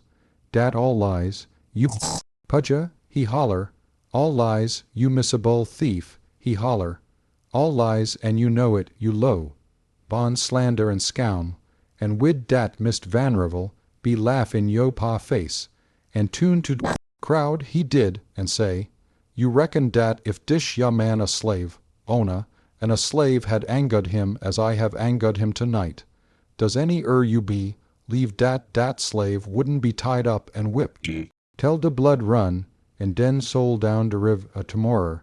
Well, cos moss on em believe same as yo pa, but dat sutney fotch em, and win de debate, case dey jas naturally lay back, and row, dey did, Missy, dey laugh and stomp and holler tell you could a hearn em a mile away.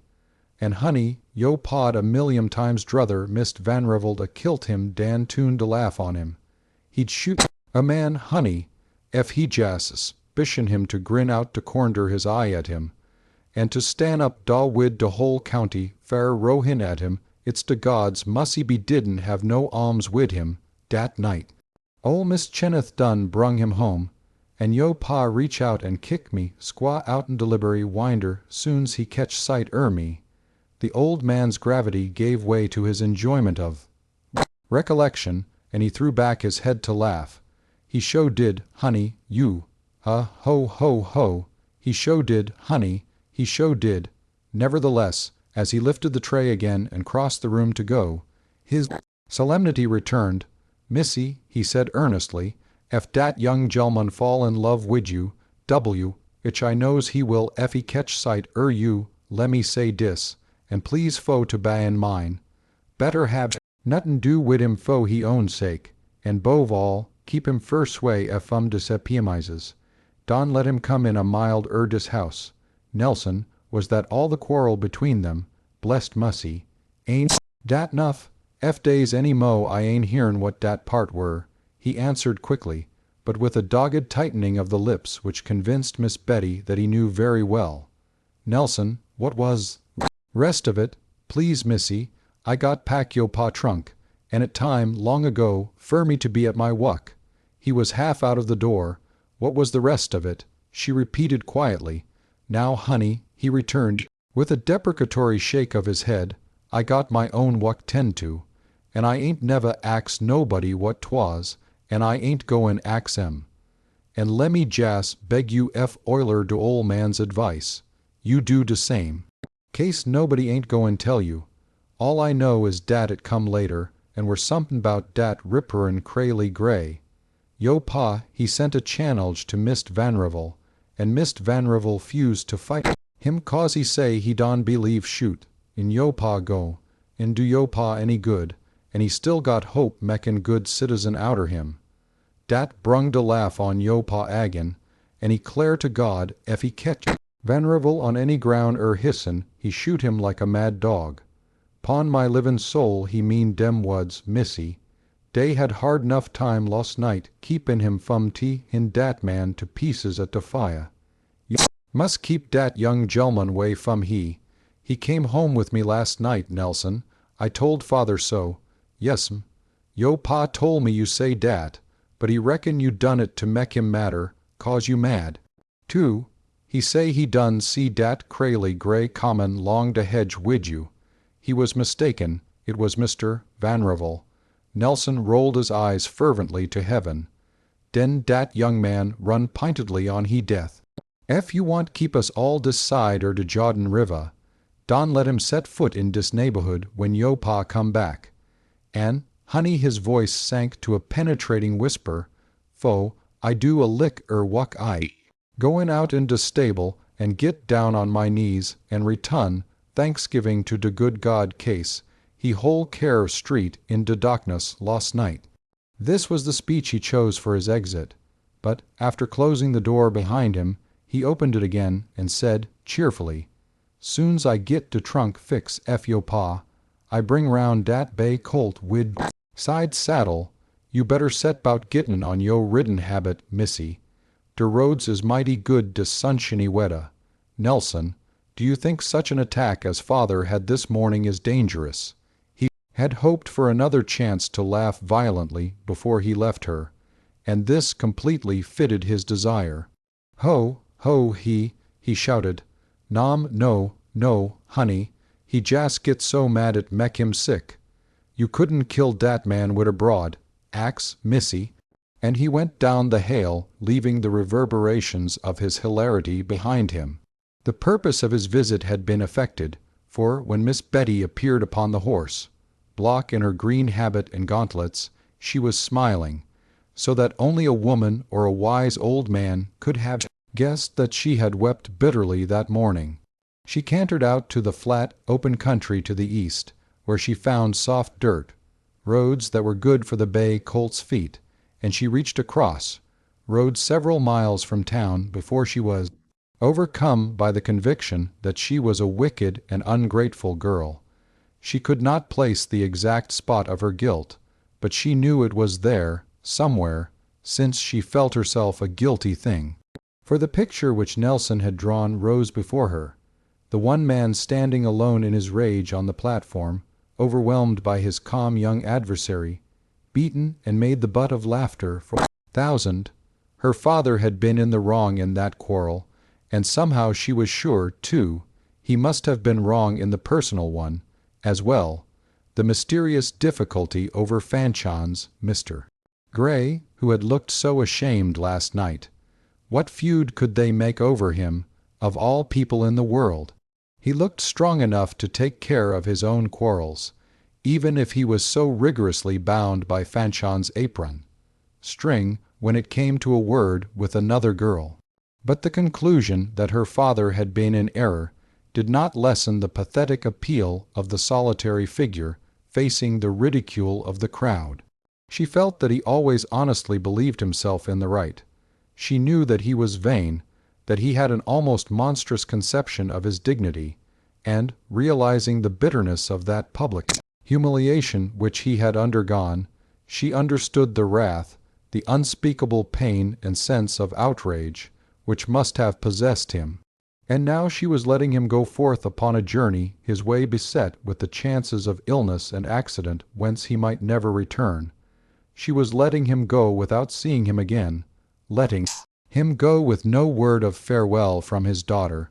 In brief, she was a wicked girl. She turned the colt's head abruptly to the west and touched his flanks with her whip. So it fell out that as the packet foamed its passage backward from Caro's wharf into the current, the owner of the boat, standing upon the hurricane deck, heard a cry from the shore and turned to behold his daughter dash down to the very end of the wharf on the well-lathered colt. Miss Betty's hair was blown about her face. Her cheeks were rosy, her eager eyes sparkling from more than the hard riding. "Papa," she cried, "I'm sorry."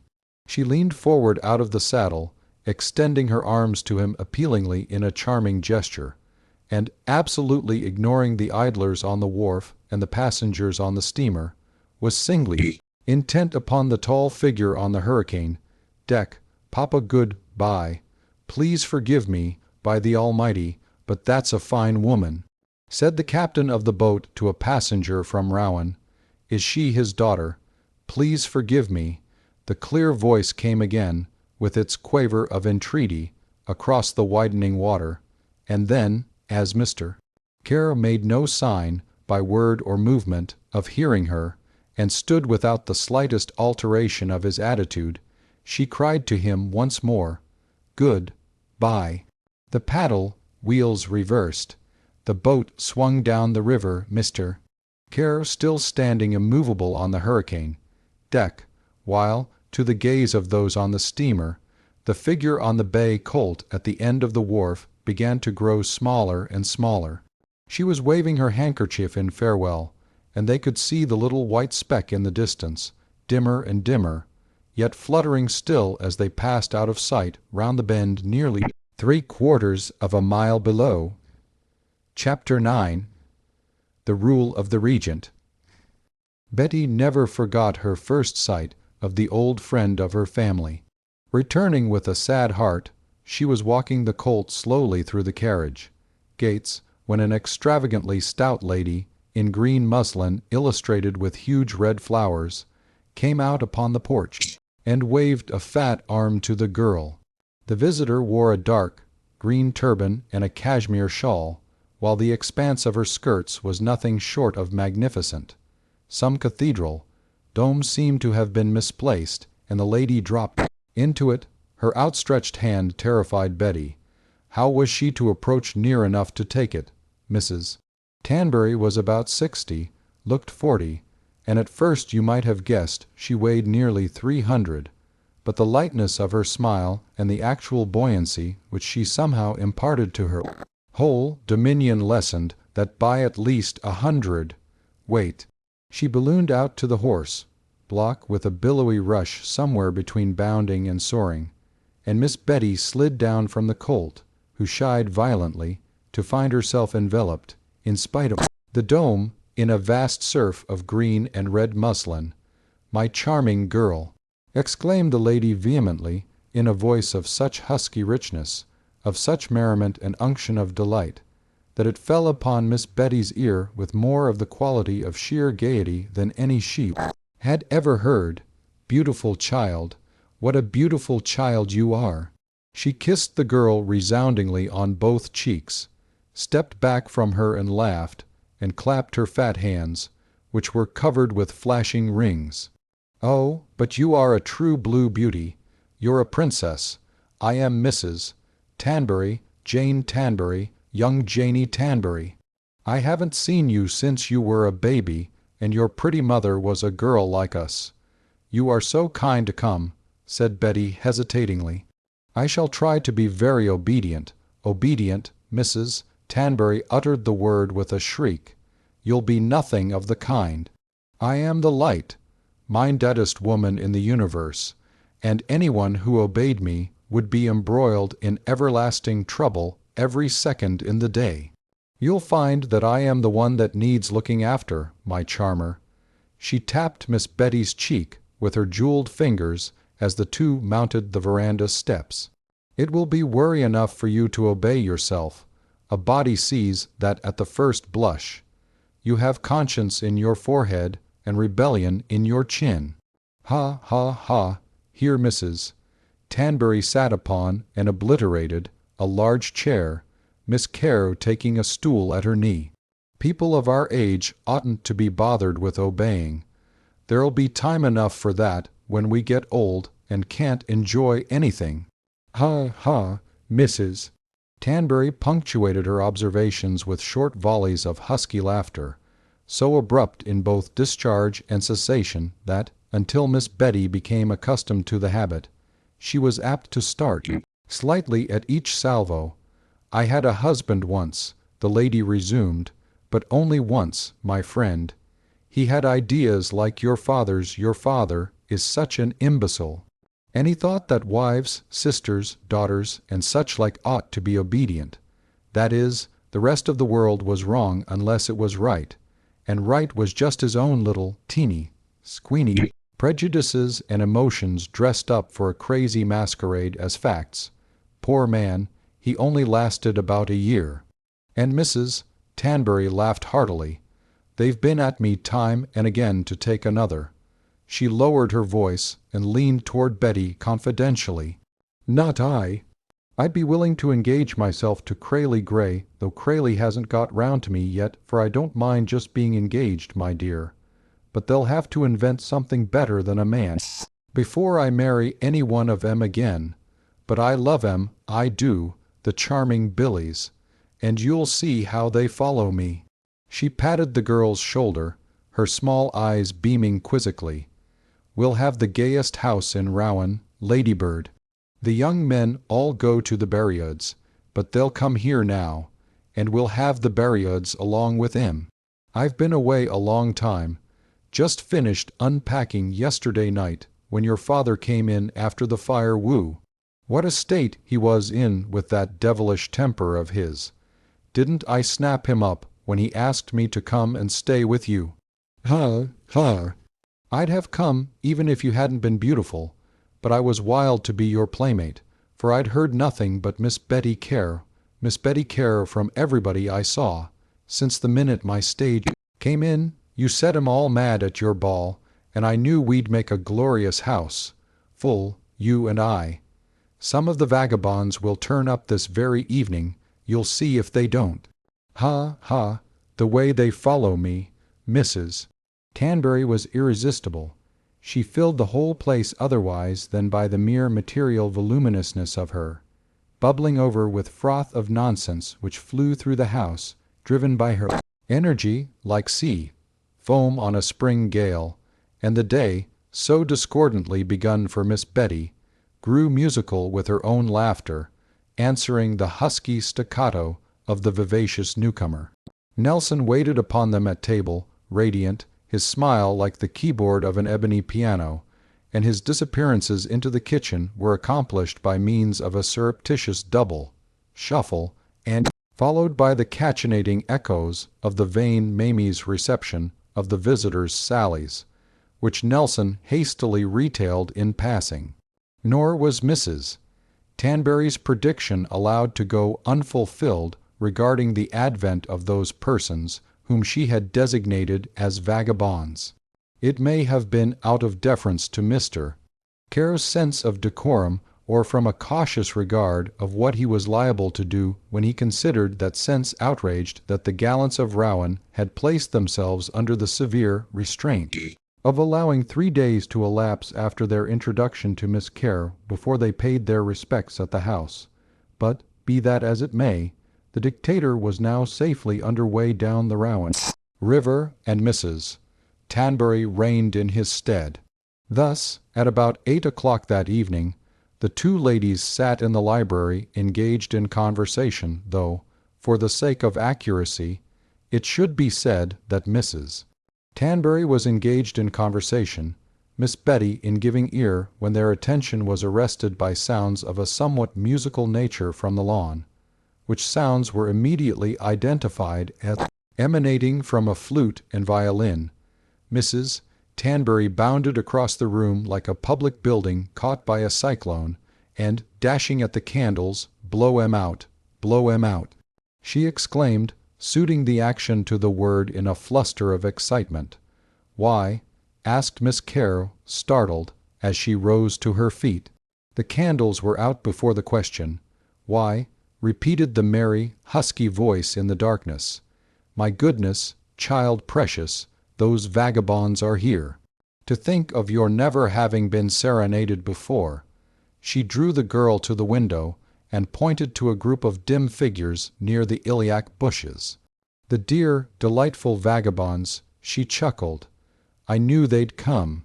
It's the beautiful Tappingham Marsh with his fiddle, and young Jeff Berriod with his flute, and Jean Madrelin and little Frank Chenoweth and thin Will Cummings to sing.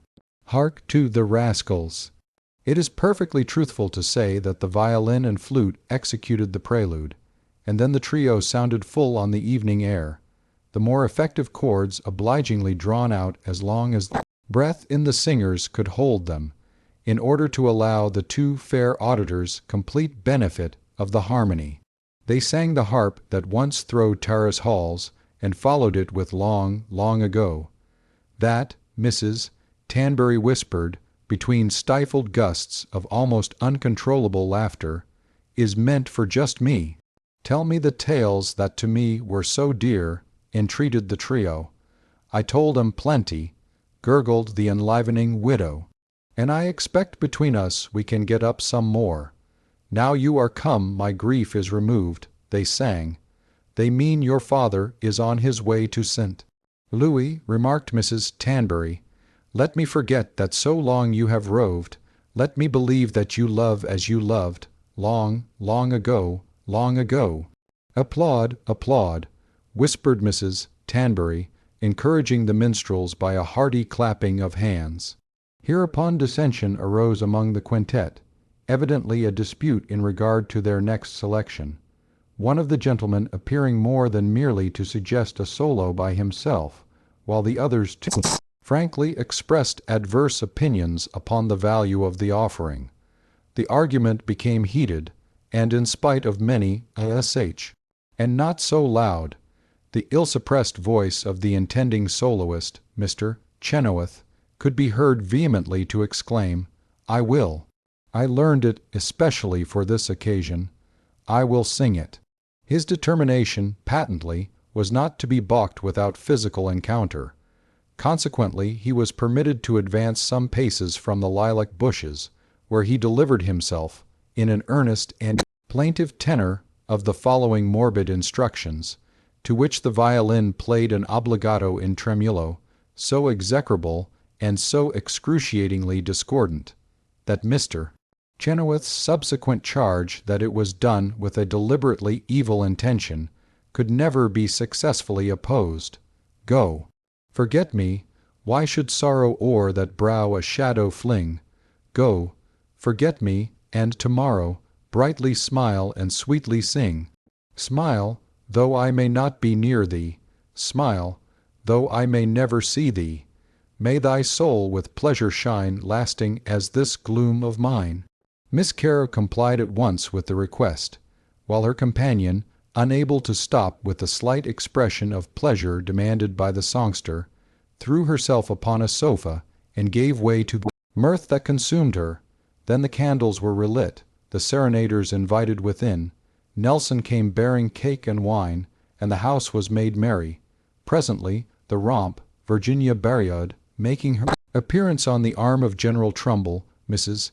Tanbury led them all in a hearty game of blind man's buff, followed by as hearty a dancing of Dan Tucker. After that, a quadrille being proposed, Mrs. Tanbury suggested that Jefferson should run home and bring Fanchon for the fourth lady. However, Virginia explained that she had endeavored to persuade both her sister and Mr. Gray to accompany the General and herself, but that Mr. Gray had complained of indisposition, having suffered greatly from headache on account of inhaling so much smoke at the warehouse fire, and of course Fanchon would not leave him. Miss Cara permitted herself the slightest shrug of the shoulders. So they danced the quadrille with Jefferson at the piano and Mr. Marsh performing in the character of lady, a proceeding most unacceptable to the General, whom Mrs. Tanbury forced to be his partner. And thus the evening passed gaily away, and but too quickly, to join the ghosts of all the other evenings since time began, and each of the little company had added a cheerful sprite to the long rows of those varied shades that the after years bring to revisit us, so many with pathetic reproach, so many bearing a tragic burden of faces that we cannot make even to weep again, and so few with simple merriment and light-heartedness.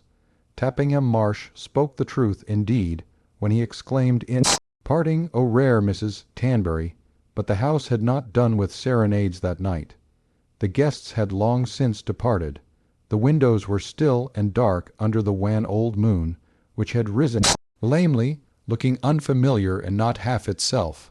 The air bore an odor of lateness, and nothing moved, when a delicate harmony stole out of the shadows beyond the misty garden.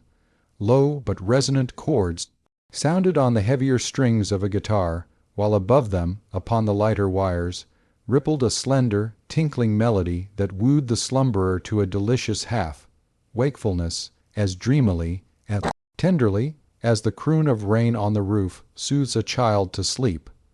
Under the artist's cunning touch, the instrument was both the accompaniment and the song, and Miss Betty, at first taking the music to be a wandering thread in the fabric of her own bright dreams, drifted gradually to consciousness to find herself smiling. Her eyes opened wide, but half closed again with the ineffable sweetness of the sound. Then a voice was heard, eerily low, yet gallant and clear, a vibrant baritone singing to the guitar. My lady's hair, that dark delight, is both as fair and dusk as night. I know some lovelorn hearts that beat in time to moonbeam twinklings fleet, that dance and glance like jewels there, emblazoning the raven hair. Ah, raven hair, so dark and bright, what loves lie there enmeshed! To-night I know some sighing lads that say their hearts were snared and torn away, and now as pearls one fate they share, entangled in the raven hair. Ah, raven hair, from such a plight could you not spare one acolyte? I know a broken heart that went to serve you but as ornament. Alas, a ruby now you wear, ensanguining the raven hair. The song had grown fainter and fainter, the singer moving away as he sang, and the last lines were almost inaudible in the distance. The guitar could be heard for a moment or two more, then silence came again. It was broken by a rustling in the room next to Miss Betty's, and Mrs. Tanbury called softly through the open door, "Princess, are you awake? Did you hear that serenade?"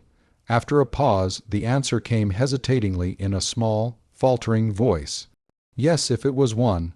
I thought perhaps he was only singing as he passed along the street." "Aha!" ejaculated Mrs. Tanbury abruptly, as though she had made an unexpected discovery. "You knew better, and this was a serenade that you did not laugh at. Beautiful, I wouldn't let it go any farther, even while your father is gone. Something might occur that would bring him home without warning. Such things have happened. Tom Vanrevel ought to be kept far away from this house." "Oh, it was not he," returned Miss Betty quickly. "It was Mr. Gray." "Didn't you, my dear?" interrupted the other, Crayley. "Gray's specialty is talking. Most of the vagabonds can sing and play a bit, and so can Crayley, particularly when he's had a few bowls of punch. But when Tom Vanrevel touches the guitar and lifts up his voice to sing, there isn't an angel in heaven that wouldn't quit the place and come to hear him. Crayley wrote those words to Virginia Barriod. Her hair is even darker than yours, you know. That was when he was being engaged to her, and Tom must have set the music to 'em lately, and now comes here to sing 'em to you, and well enough they fit you, but you must keep him away, Princess." Nevertheless, Betty knew the voice was not that which had bid her look to the stars, and she remained convinced that it belonged to Mr. Crayley Gray, who had been too ill, a few hours earlier, to leave the Barriod house, and now, with Fanchon's kisses on his lips, came stealing into her garden and sang to her a song he had made for another girl, and the angels would leave heaven to listen. When he sang, would they? Poor Fanchon! No wonder she held him so tightly in leading strings. He might risk his life all he wished at the end of a grappling ladder, dangling in a fiery cloud above her. Nothing, but when it came to well, poor Fanchon, did she invent the headaches for him, or did she make him invent them for himself? If there was one person in the world whom Miss Betty held in bitter contempt and scorn, it was the owner of that voice and that guitar. Chapter 10. Echoes of a Serenade. More than 3 gentlemen of Rowan wore their hearts in their eyes for any fool to gaze upon, but 3 was the number of those who told their love before the end of the first week of Mr. Care's absence, and told it in spite of Mrs. Tanbury's utmost effort to preserve, at all times, a conjunction between herself and Miss Betty. For the good lady, foreseeing these declarations much more surely than did the subject of them, wished to spare her lovely charge the pain of listening to them. Miss Care honored each of the lorn 3 with few minutes of gravity, but the gentle refusal prevented never a swain from being as truly her follower as before, not that she resorted to the poor device of half dismissal, the everyday method of the school girl flirt, who thus keeps the lads in dalliance, but because, even for the rejected, it was a delight to be near her. For that matter, it is said that no one ever had enough of the mere looking at her. Also, her talk was enlivening even to the lively, being spiced with surprising turns and amiably seasoned with the art of badinage. To use the phrase of the time, she possessed the accomplishments, an antiquated charm now on the point of disappearing, so carefully has it been snubbed under whenever exhibited. The pursuing wraith of the young, it comes to sit, a ghost at every banquet, driving the flower of our youth to unheard of exertions in search of escape, to dubious diplomacy, to dismal inaction, or to wine. Yet time was when they set their hearts on the accomplishments. Miss Betty Care at her harp, it was a dainty picture, the clear profile, with the dark hair low across the temple, silhouetted duskily in the cool, shadowy room against the open window, the slender figure, one arm curving between you and the strings, the other gleaming behind them, the delicate little sandals stealing from the white froth of silk and lace to caress the pedal, the nimble hands fluttering across the long strands, like white blossoms borne on slanting lines of rain, and the great gold harp rising to catch a javelin of sunshine that pierced the vines at the window where the honeysuckles swung their skirts to the refrain. It was a picture to return many a long year afterward and thrill the reveries of old men who were then young, and, following the light cascading ripples of the harp, when her low contralto lifted in one of the old songs, she often turned inquiringly to see if the listener liked the music, and her brilliant, dark eyes would rest on his with an appeal that blinded his entranced soul. She meant it for the mere indication of a friendly wish to suit his tastes, but it looked like the divine humility of love. Nobody wondered that General Trumbull should fall to verse-making in his old age. She sketched magnificently. This is the very strongest support for the assertion. Frank Chenoweth and Tappingham Marsh agreed, with tears of enthusiasm, that magnificently was the only word. They came to this conclusion as they sat together at the end of a long dinner at which very little had been eaten after a day's picnic by the river. Miss Care had been of their company, and Tappingham and Chenoweth found each his opportunity in the afternoon. The party was small, and no one had been able to effect a total unconsciousness of the maneuvers of the two gentle men. Even Fanchon Buriod comprehended languidly, though she was more blurred than ever, and her far-away eyes belied the mechanical vivacity of her manner, for Crayley was 30 miles down the river with a fishing rod neatly packed in a leather case. Mr. Vanrevel, of course, was not invited. No one would have thought of asking him to join a small party of which Robert Caro's daughter was to be a member, but it was happiness enough for Tom that night to lie hidden in the shrubbery, looking up at the stars between the leaves, while he listened to her harp, and borne through the open window on enchanted airs, the voice of Elizabeth Caro singing Robin Adair. It was now that the town indulged its liveliest spirit. Never an evening lacked its junketing, while the happy folk of Rowan set the early summer to music, serenade, dance, and song for them, the light hearts, young and old, making gay together. It was all laughter, either in sunshine or by candlelight, undisturbed by the far thunder below the southern horizon, where Zachary Taylor had pitched his tent upon the Rio Grande, one fair evening, soon after that excursion which had proved fatal to the hopes of the handsome Tappingham and of the youthful Chenoweth. It was the privilege of Mr. Thomas Vanrevel to assist Miss Caro and her chaperone from their carriage, as they drove up to a dance at the Barriods. This good fortune fell only to great deserving, for he had spent an hour lurking outside the house in the hope of performing such offices for them. Heaven was in his soul, and the breath departed out of his body, when, after a moment of hesitation, Miss Betty's little lace gauntleted glove was placed in his hand, and her white slipper shimmered out from the lilac flounces of her dress to fall like a benediction, he thought, on each of the carriage steps. It was the age of garlands. They wreathed the muses, the seasons, and their speech. So the women wore wreaths in their hair, and Miss Betty's that night was of marguerites. "Read your fortune in them all," whispered Tom's heart, "and of whomsoever you wish to learn, every petal will say he loves you. None declare he loves you not."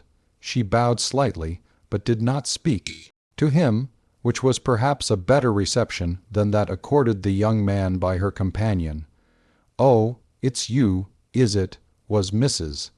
Tanbury's courteous observation as she canted the vehicle in her descent. She looked sharply at Miss Betty, and even the small glow of the carriage lamps showed that the girl's cheeks had flushed very red. Mr. Vanrevel, on the contrary, was pale. They stood for a moment in awkward silence, while, from the lighted house where the flying figures circled, came the waltz, "I dreamt that I dwi helt in Mahar Blee halls." Tom's own dreams were much wilder than the gypsy girls, he knew that, yet he spoke out bravely. "Will you dance the two first with me?" Miss Betty bit her lip, frowned, turned away, and, vouchsafing no reply, walked toward the house with her eyes fixed on the ground. But just as they reached the door she flashed over him a look that scorched him from head to foot, and sent his spirits down through the soles of his boots to excavate a grotto in the depths of the earth, so charged it was with wrathful pity and contempt. "Yes," she said abruptly, and followed Mrs. Tanbury to the dressing-room. The elder lady shook her head solemnly as she emerged from the enormous folds of a yellow silk cloak.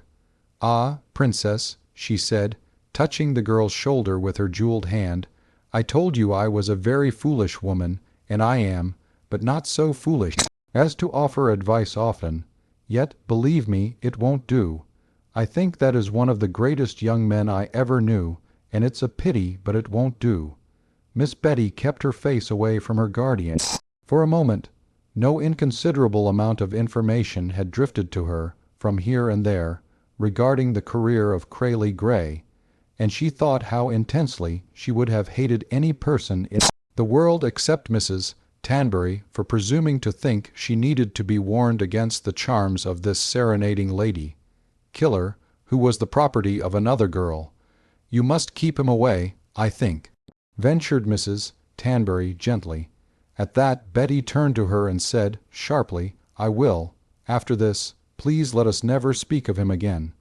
A slow nod of the other's turbaned head indicated the gravest acquiescence. She saw that her companion's cheeks were still crimson. "I understand," said she. A buzz of whispering, like a July beetle, followed Miss Carroll and her partner about the room. During the next dance, how had Tom managed it?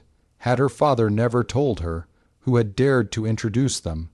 Fanchon was the only one who knew, and as she whirled by with Will Cummings, she raised her absent glance long enough to give Tom an affectionate and warning shake of the head. Tom did not see this. Miss Carroll did.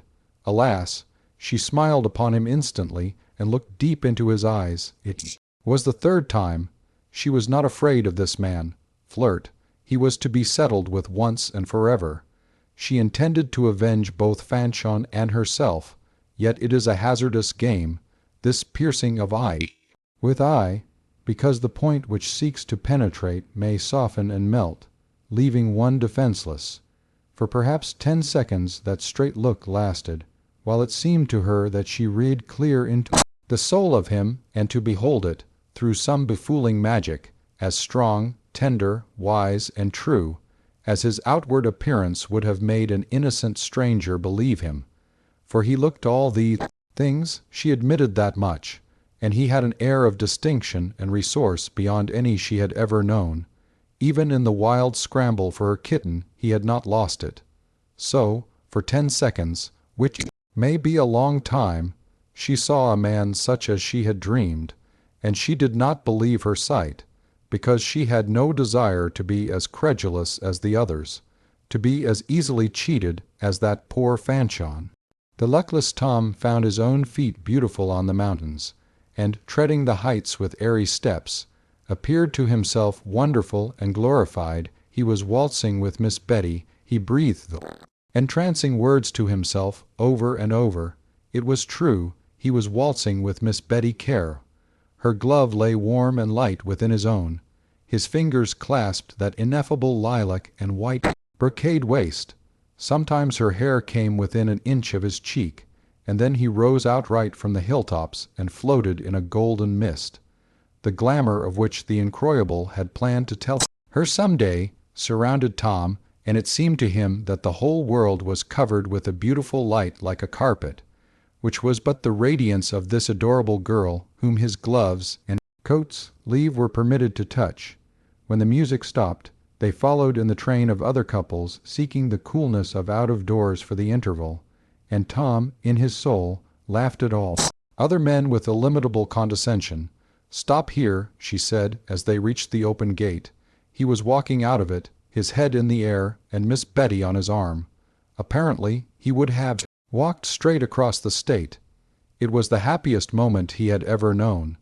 He wanted to say something wonderful to her. His speech should be like the music and glory and lyre that was in him.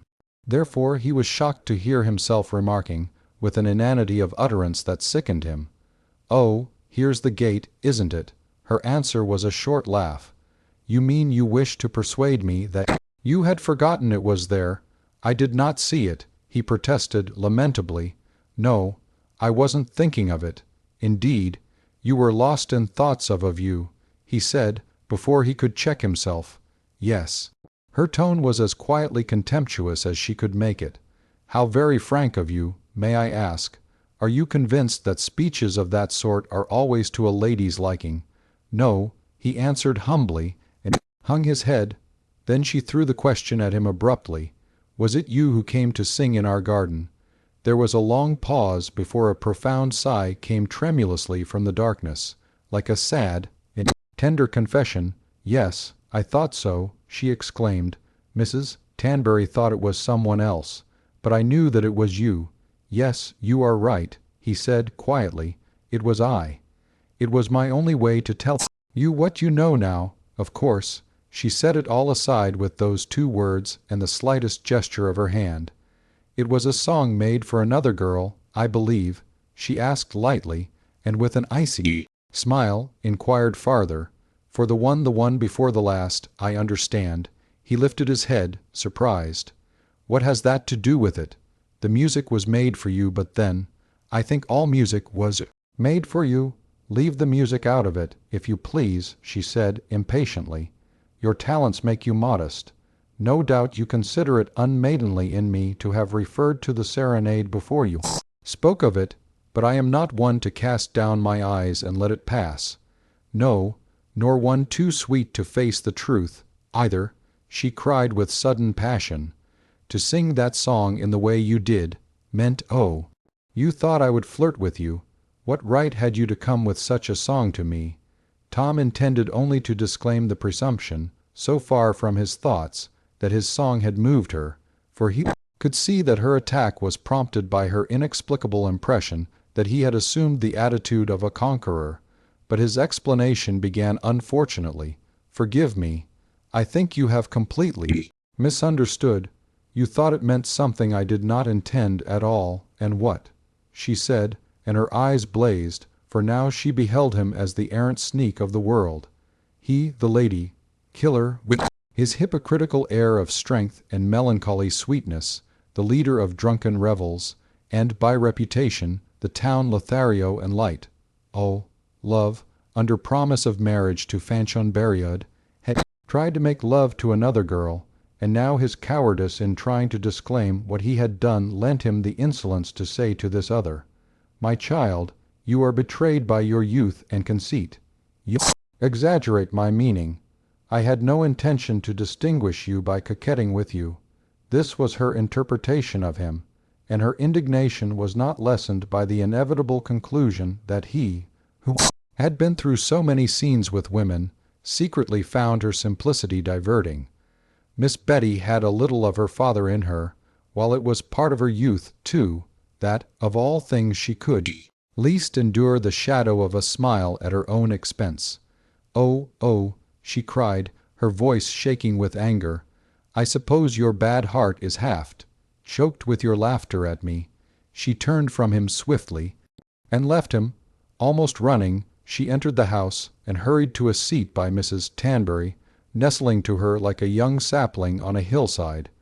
Instantaneously, several gentlemen, who had hastily acquitted themselves of various obligations in order to seek her, sprang forward with eager greetings, so that when the stricken Tom, dazed and confounded by his evil luck, followed her at about 5 paces, he found himself confronted by an impenetrable bodies formed by the spiked tails of the coats of General Trumbull, Madrilyn, Tappingham Marsh, Cummings, and Jefferson Beriud. Within this fortification rang out laughter and sally from Miss Kerr. Her color was high, and her eyes sparkled never more brightly. Flourish and alarums sounded for a quadrille. Each of the semicircle, firmly elbowing his neighbor, begged the dance of Miss Betty. But Tom was himself again, and laid a long, strong hand on Madrilyn's shoulder, pressed him gently aside, and said, "Forgive me. Miss Kerr has honored me by the promise of this quadrille." He bowed, offering his arm, and none of them was too vain to envy that bow and gesture. For a moment he remained waiting. Miss Kerr rose slowly, and, directly facing him, said in composed and even voice, "You force me to beg you never to address me again." She placed her hand on the General's arm, turning her back squarely upon Tom. In addition to those who heard, many persons in that part of the room saw the affront and paused in arrested attitudes. Others, observing these, turned inquiringly, so that sudden silence fell, broken only by the voice of Miss Betty as she moved away, talking cheerily to the General. Tom was left standing alone in the broken semicircle. All the eyes swept from her to him and back. Then everyone began to talk hastily about nothing. The young man's humiliation was public. He went to the door under cover of the movement of the various couples to find places in the quadrille, yet every sidelong glance in room still rested upon him, and he knew it. He remained in the ball alone through that dance, and at its conclusion walked slowly through the rooms, speaking to people here and there, as though nothing had happened. But when the music sounded again, he went to the dressing-room, found his hat and cloak, and left the house. For a while he stood on the opposite side of the street, watching the lighted windows, and twice he caught sight of the lilac and white brocade, the dark hair, and the wreath of marguerites. Then, with a hot pain in his breast, and the step of a grenadier, he marched down the street. In the carriage, Mrs. Tanbury took Betty's hand in hers. "I'll do as you wish, child," she said, "and never speak to you of him again as long as I live, except this once. I think it was best for his own sake as well as yours, but he needed a lesson," interrupted Miss Betty wearily. She had danced long and hard, and she was very tired. Mrs. Tanbury's staccato laugh came out irrepressibly. "All the vagabonds do, Princess," she cried, "and I think they are getting it. No, no, I don't mean we've turned their heads, my dear, between us, you and I. And we'll have to turn 'em again, or they'll break their necks looking over their shoulders at us, the owls." She pressed the girl's hand affectionately. "But you'll let me say something just once, and forgive me, because we're the same foolish age, you know. It's only this: the next young man you suppress, take him off in a corner. Lead him away from the crowd where he won't have to stand, and let them look at him afterward. That's all, my dear, and you mustn't mind." "I'm not sorry," said Miss Betty hotly. "I'm not sorry. No, no," said Mrs. Tanbury soothingly. "It was better this time to do just what you did. I'd have done it myself, to make quite sure he would keep away because I like him." "I'm not sorry," said Miss Betty again. "I'm not sorry," she repeated and reiterated to herself after Mrs. Tanbury had gone to bed. She had sunk into a chair in the library with a book, and "I'm not sorry," she whispered as the open unread page blurred before her. "I'm not sorry." He had needed his lesson, but she had to bear the recollection of how white his face went when he received it. Her affront had put about him a strange loneliness. The one figure with the stilled crowd staring, it had made a picture from which her mind's eye had been unable to escape. Danced she never so hard and late. Unconsciously, Robert Care's daughter had avenged the other figure which had stood in lonely humiliation before the staring eyes. "I'm not sorry." Ah, did they think it was in her to hurt any living thing in the world? The book dropped from her lap, and she bowed her head upon her hands. "I'm not sorry." And tears upon the small lace gauntlets. She saw them, and with an incoherent exclamation, half self-pitying, half impatient, ran out to the stars above her garden.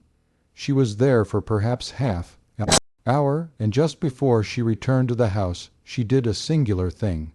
Standing where all was clear to the sky, where she had stood after her talk with the incroyable, when he had bid her look to the stars, she raised her arms to them again, her face, pale with a great tenderness, uplifted.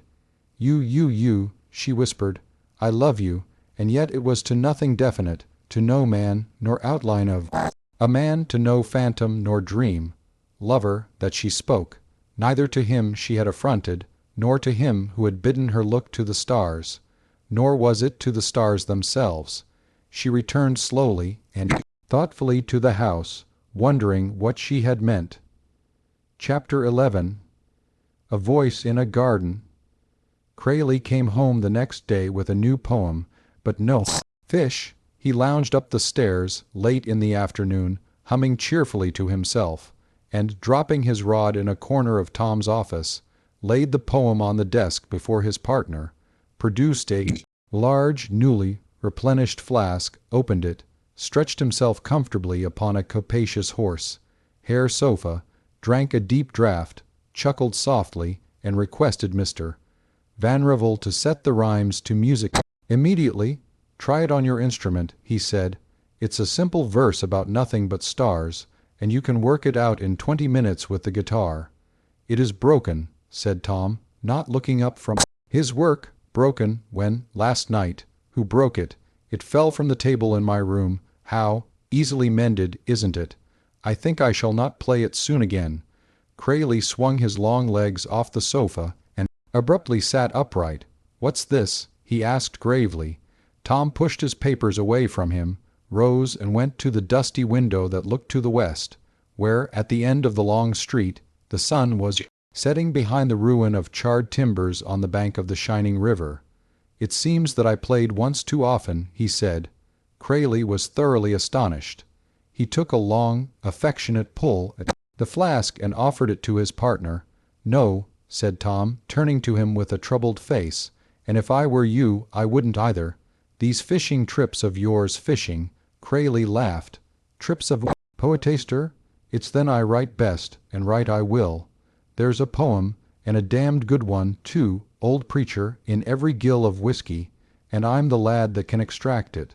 Lord, what's better than to be out in the open, all by yourself in the woods, or on the river? Think of the long nights alone with the glory of heaven and a good demijohn. Why, a man's thoughts are like actors performing in the air and all the crowding stars for audience. You know in your soul you'd rather have me out there, going it all by myself, than raising thunder over town. And you know, too, it doesn't tell on me, it doesn't show. You couldn't guess, to save your life, how much I've had today now, could you?" "Yes," returned the other, "I could." "Well, well," said Crayley good-naturedly, "we weren't talking about me." He set down the flask, went to his friend and dropped a hand lightly on his shoulder. "What made you break the guitar? Tell me. What makes you think I broke it?" asked his partner sharply. "Tell me why you did it," said Crayley, and Tom, pacing the room, told him, while Crayley stood in silence, looking him eagerly in the eye whenever Tom turned his way. The listener interrupted seldom. Once it was to exclaim, "But you haven't said why you broke the guitar. If thine eye offend thee, pluck it out. I ought to have cut off the hands that played to her, and cut your throat for singing to her." "She was right," the other answered, striding up and down the room, "right 1,000 times, in everything she did. That I should even approach her was an unspeakable insolence. I had forgotten, and so, possibly, had she, but I had not even been properly introduced to her." "No, you hadn't, that's true," observed Crayley reflectively. "You don't seem to have much to reproach her with, Tom." "Reproach her?" cried the other. "That I should dream she would speak to me or have anything to do with me was to cast a doubt upon her loyalty as a daughter. She was right, I say, and she did the only thing she could do, rebuked me before them all. No one ever merited what he got more roundly than I deserved that. Who was I, in her eyes, that I should besiege her with my importunities? Who but her father's worst enemy?" Deep anxiety knitted Crayley's brow. "I understood she knew of the quarrel," he said thoughtfully. "I saw that, the other evening when I helped her out of the crowd. She spoke of it on the way home, I remember. But how did she know that you were Vanrevel? No one in town would be apt to mention you to her." "No, but she did know, you see." "Yes," returned Mr. Gray slowly. "So it seems. Probably her father told her to avoid you, and described you so that she recognized you as the man who caught the kitten." He paused, picked up the flask, and again applied himself to its contents, his eyes peering over the up-tilted vessel at Tom, who continued to pace up and down the length of the office. After a time, Crayley, fumbling in his coat, found a long cheroot, and, as he lit it, inquired casually, "Do you remember if she addressed you by name?" "I think not," Tom answered, halting. "What does it matter?" Crayley drew a deep breath. "It doesn't," he returned. "She knew me well enough," said Tom, sadly, as he resumed his sentry. "Go." "Yes," repeated Crayley deliberately. "So it seems, so it seems." He blew a long stream of smoke out into the air before him, and softly murmured, "You're—" Again, "So it seems, so it seems." Silence fell, broken only by the sound of Tom's footsteps, until, presently, someone informally shouted his name from the street below. It was only Will Cummings, passing the time of day, but when Tom turned from the window after answering him, Crayley, his poem, and his flask were gone. That evening Vanrevel sat in the dusty office, driving himself to his work with a sharp goad, for there was a face that came between him and all else in the world, and a voice that sounded always in his ears. But the work was done before he rose from his chair, though he showed a haggard visage as he bent above his candles to blow them out. It was 11 o'clock. Crayley had not come back, and Tom knew that his light-hearted friend would not return for many hours. And so, having no mind to read, and no belief that he could if he tried, he went out to walk the streets. He went down to the river first, and stood for a little while gazing at the ruins of the two warehouses, and that was like a man with a headache beating his skull against a wall. As he stood on the blackened wharf, he saw how the charred beams rose above him against the sky like a gallows, and it seemed to him that nothing could have been a better symbol, for here he had hanged his self-respect. Reproach her, he who had so displayed his imbecility before her. Had he been her father's best friend, he should have had too great a sense of shame to dare to speak to her after that night, when her quiet intelligence had exhibited him to himself, and to all the world, as naught else than a fool, and a noisy one at that. Suddenly a shudder convulsed him. He struck his open palm across his forehead and spoke aloud, while, from horizon to horizon, the night air grew thick with the whispered laughter of observing hobgoblins, and even if there had been no stairway, we could have slid down the hose line.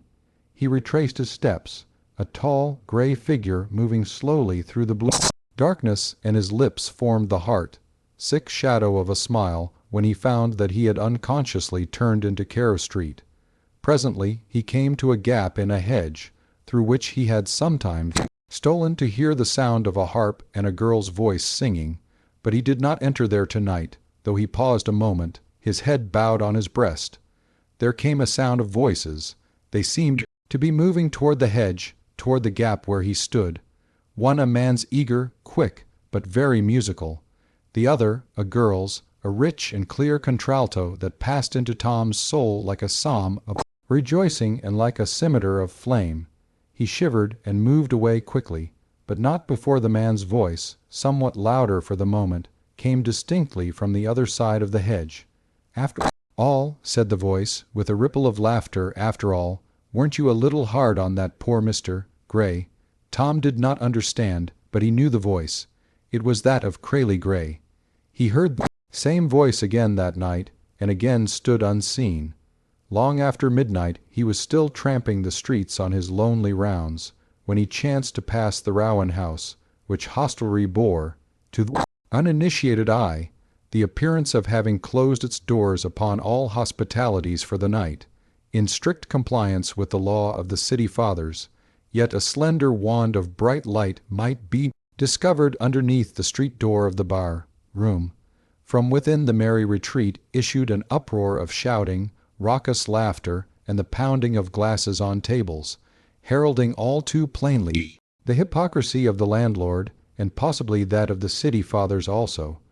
Tom knew what company was gathered there: gamblers, truckmen, drunken farmers, men from the river steamers making riot while their boats lay at the wharf, with a motley gathering of good for nothings of the back alleys, and tippling clerks from the main street stores. There came loud cries for a song, and in answer, voice of Crayley rose over the general din, somewhat hoarse, and never so musical when he sang as when he spoke, yet so touching in its dramatic tenderness that soon the noise fell away, and the roisterers sat quietly to listen. It was not the first time Ben Jonson's song had stilled a disreputable company. I sent thee late a rosy wreath, not so much honoring thee, as giving it the hope that there it might not withered be. Perhaps, just then, Vanrevel would have wished to hear him sing anything in the world rather than that, for on Crayley's lips it carried too much meaning tonight. After the voice in the garden, and Tom lingered no more near the betraying sliver of light beneath the door than he had by the gap in the hedge, but went steadily on his way. Not far from the hotel, he passed a small building brightly lighted and echoing with unusual clamors of industry, the office of the Rowan Journal. The press was going, and Mr. Cummings's thin figure crossed and recrossed the windows, while his voice could be heard energetically bidding his assistants to look alive, so that Tom imagined that something might have happened between the Nueces River and the Rio Grande. But he did not stop to ask the journalist, for he desired to behold the face of none of his friends until he had fought out some things within himself. So he strode on toward nowhere. Day was breaking when Mr. Gray climbed the stairs to his room. There were 2 flights, the ascent of the first of which occupied about half an hour of Crayley's invaluable time, and the second might have taken more of it, or possibly consumed the greater part of the morning, had he received no assistance. But as he reclined to meditate upon the first landing, another man entered the hallway from without, ascended quickly, and Crayley became pleasantly conscious that two strong hands had lifted him to his feet, and presently that he was being borne aloft upon the new comer's back. It seemed quite a journey, yet the motion was soothing, so he made no effort to open his eyes, until he found himself gently deposited upon the couch in his own chamber, when he smiled amiably, and, looking up, discovered his partner standing over him. Tom was very pale, and there were deep, violet scrawls beneath his eyes. For once in his life he had come home later than Crayley. "First time, you know," said Crayley, with difficulty.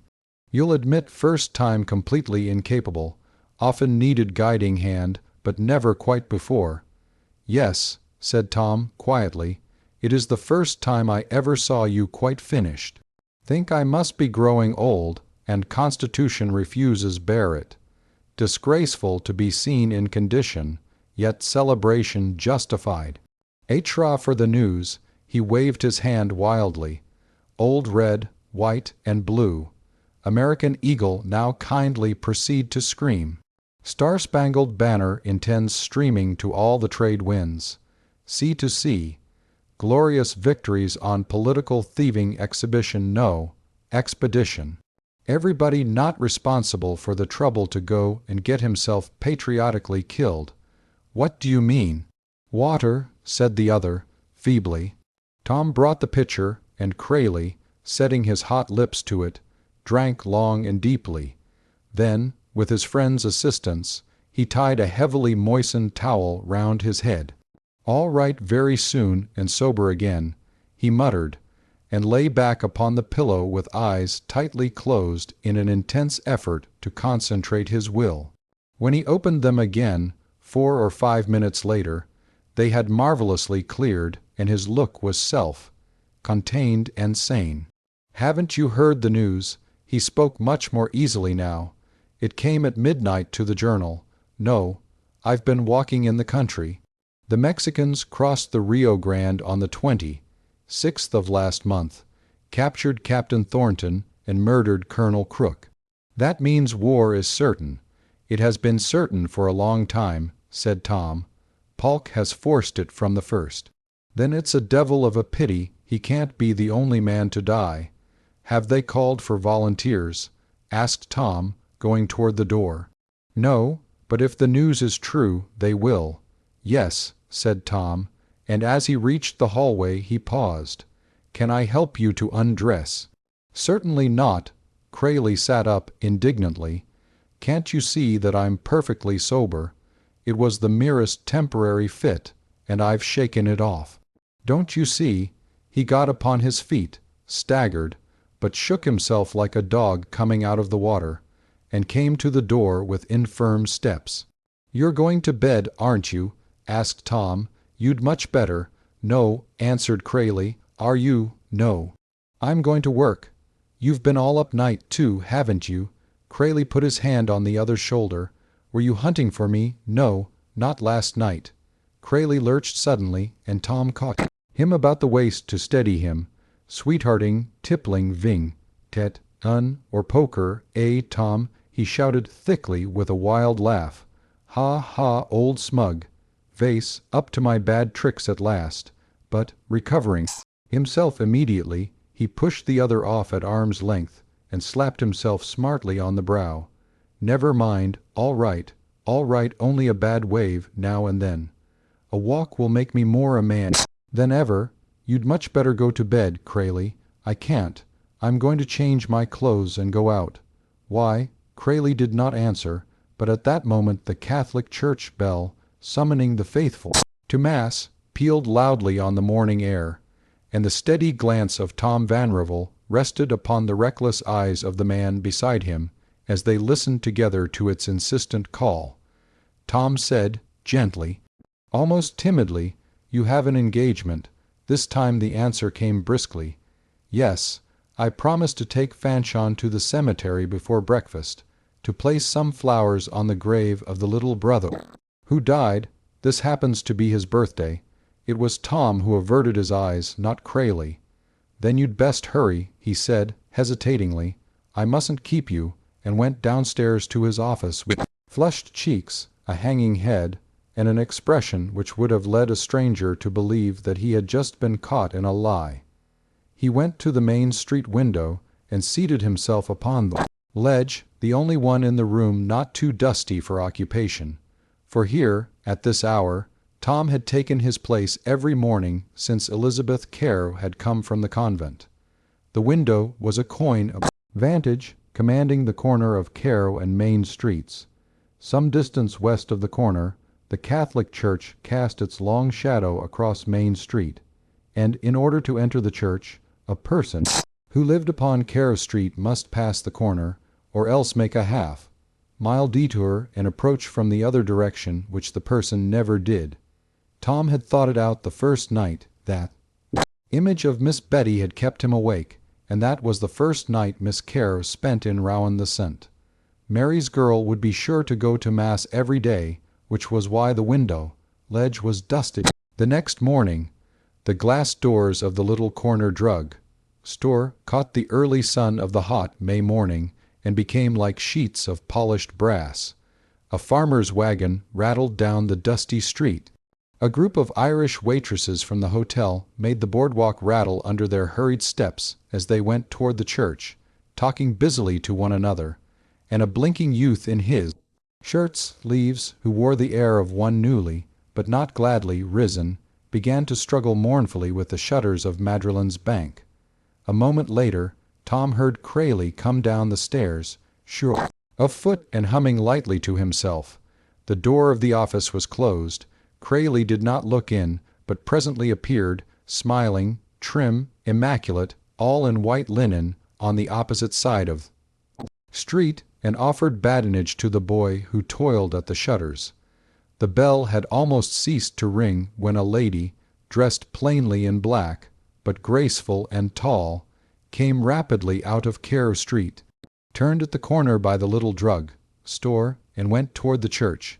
The boy was left staring, for Crayley's banter broke off in the middle of a word. He overtook her on the church steps, and they went in together. That afternoon Fanchon Berriod told Tom how beautiful her betrothed had been to her. He had brought her a great bouquet of violets and lilies of the valley, and had taken her to the cemetery to place them on the grave of her baby brother, whose birthday it was. Tears came to Fanchon's eyes as she spoke of her lover's goodness, and of how wonderfully he had talked as they stood beside the little grave. He was the only one who remembered that this was poor tiny Jean's birthday, she said, and sobbed. He came just after breakfast and asked me to go out there with him. Chapter 12. The Room in the Cupola. Mr. Caro returned, one warm May afternoon, by the 6 o'clock boat, which was sometimes a day late and sometimes a few hours early, the latter contingency arising, as in the present instance, when the owner was aboard. Nelson drove him from the wharf to the bank, where he conferred briefly, in an undertone, with Eugene Madrelin, after which Eugene sent a note containing 3 words to Tappingham Marsh. Marsh tore up the note and sauntered over to the club, where he found General Trumbull and Jefferson Berriod amicably discussing a pitcher of cherry bounce. "He has come," said Tappingham, "pleased to find the pair the only occupants of the place. He saw Madrelin, and there's a session tonight." "Praise the Lord!" exclaimed the stout general, rising to his feet. "I'll see old Chenoweth at once. My fingers have the itch." "And mine, too," said Berriod. "I'd begun to think we'd never have it. Go with him again. You must see that Crayley comes. We want a full table. Drag him, if you can't get him any other way." "He won't need urging," said Jefferson. "But he cut us last time. He won't cut tonight." "What hour?" "9," answered Tappingham. "It's to be a full sitting, remember." "Don't fear for us," laughed Trumbull. "Nor for Crayley," Jefferson added. "After so long a vacation you couldn't keep him away if you chained him to the courthouse pillars. He'd tear 'em in two. "Here's to our better fortunes, then," said the old soldier, filling a glass for Tappingham. "And here's to our better fortunes," echoed the young men, pouring off the gentle liquor heartily. Having thus made libation to their particular god, the trio separated. But Jefferson did not encounter the alacrity of acceptance he expected from Crayley when he found him, half an hour later, at the hotel bar. Indeed, at first, Mr. Gray not only refused outright to go, but seriously urged the same course upon Jefferson. Moreover, his remonstrance was offered in such evident good faith that Berriod, in the act of swallowing one of his large doses of quinine, paused with only half the powder down his throat, gazing nonplussed at his prospective brother-in-law. "My immortal soul," he gasped, "is this Crayley Gray?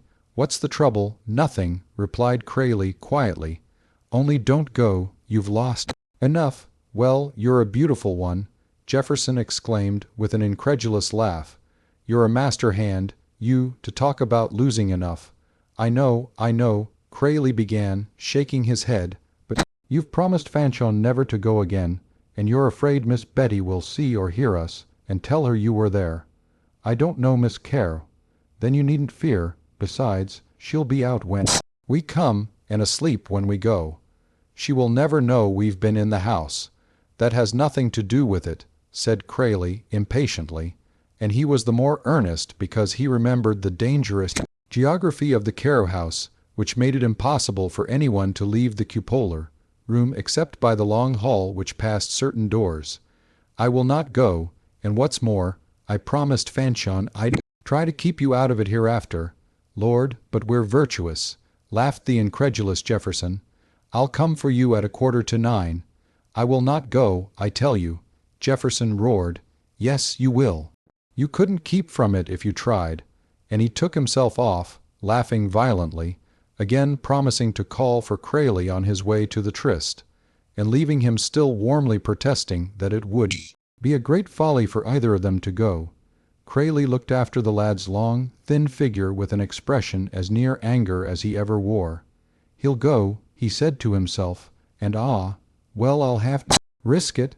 I'll go with him, but only to try and bring him away early, that is, as early as it's safe to be sure that they are asleep downstairs. And I won't play.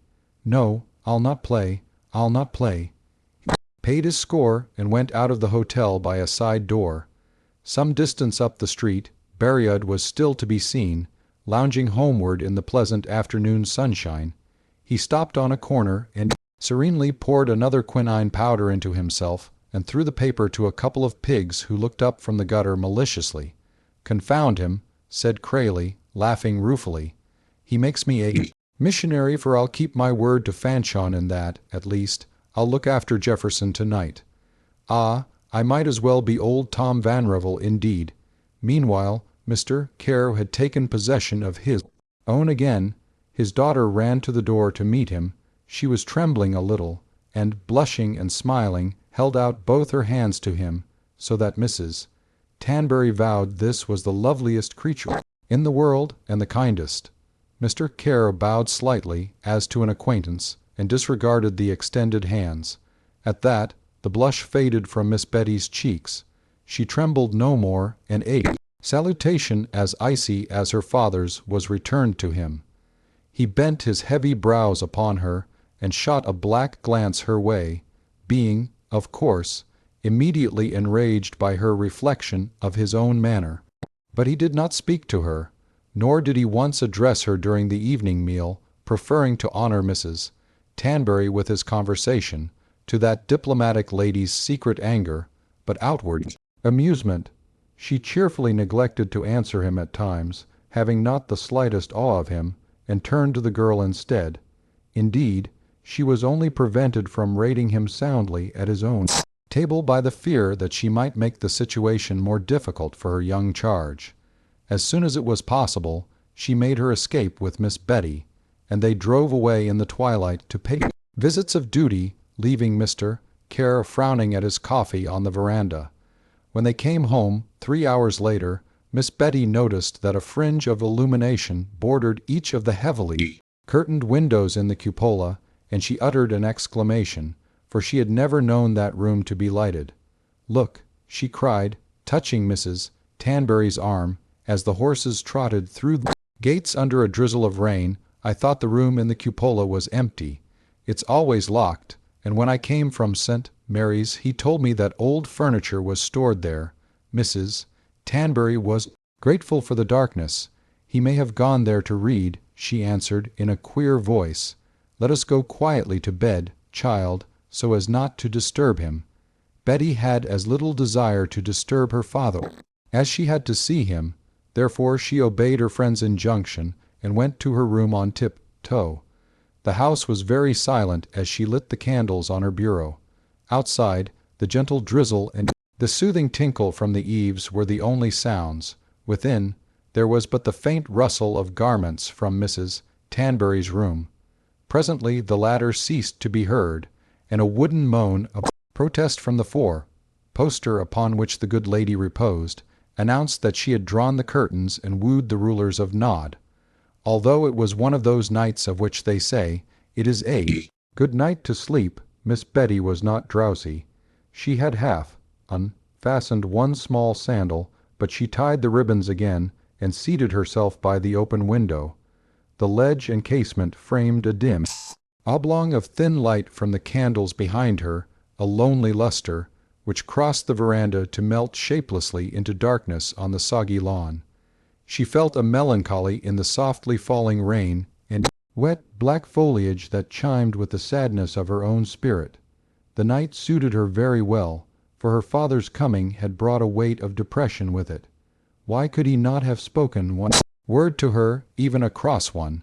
She knew that he did not love her, yet merely as a fellow being, she was entitled to a measure of courtesy, and the fact that she was his daughter could not excuse his failure to render it. Was she to continue to live with him on their present terms?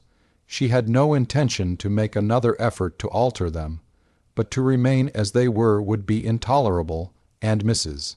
Tanbury could not stay forever, to act as a buffer between her and her father. Peering out into the dismal night, she found her own future as black, and it seemed no wonder that the sisters loved the convent life, that the pale nuns forsook the world wherein there was so much useless unkindness, where women were petty and jealous, like that cowardly Fanchon, and men who looked great were tricksters like Fanchon's betrothed. Miss Betty clenched her delicate fingers. She would not remember that white, startled face again. Another face helped her to shut out the recollection, that of the man who had come to Mass to meet her yesterday morning, and with whom she had taken a long walk afterward. He had shown her a quaint old English gardener who lived on the bank of the river, had bought her a bouquet, and she had helped him to select another to send to a sick friend. How beautiful the flowers were, and how happy he had made the morning for her, with his gaiety, his lightness, and his odd wisdom. Was it only yesterday? Her father's coming had made yesterday a fortnight old, but the continuously pattering rain and the soft drop from the roof, though as mournful as she chose to find them, began afterwhile to weave their somnolent spells, and she slowly drifted from reveries of unhappy sorts into half-dreams in which she was still aware she was awake.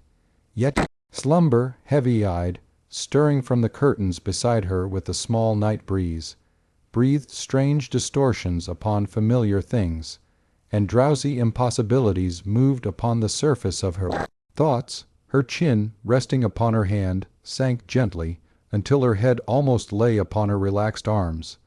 "That is mine, Crayley Gray."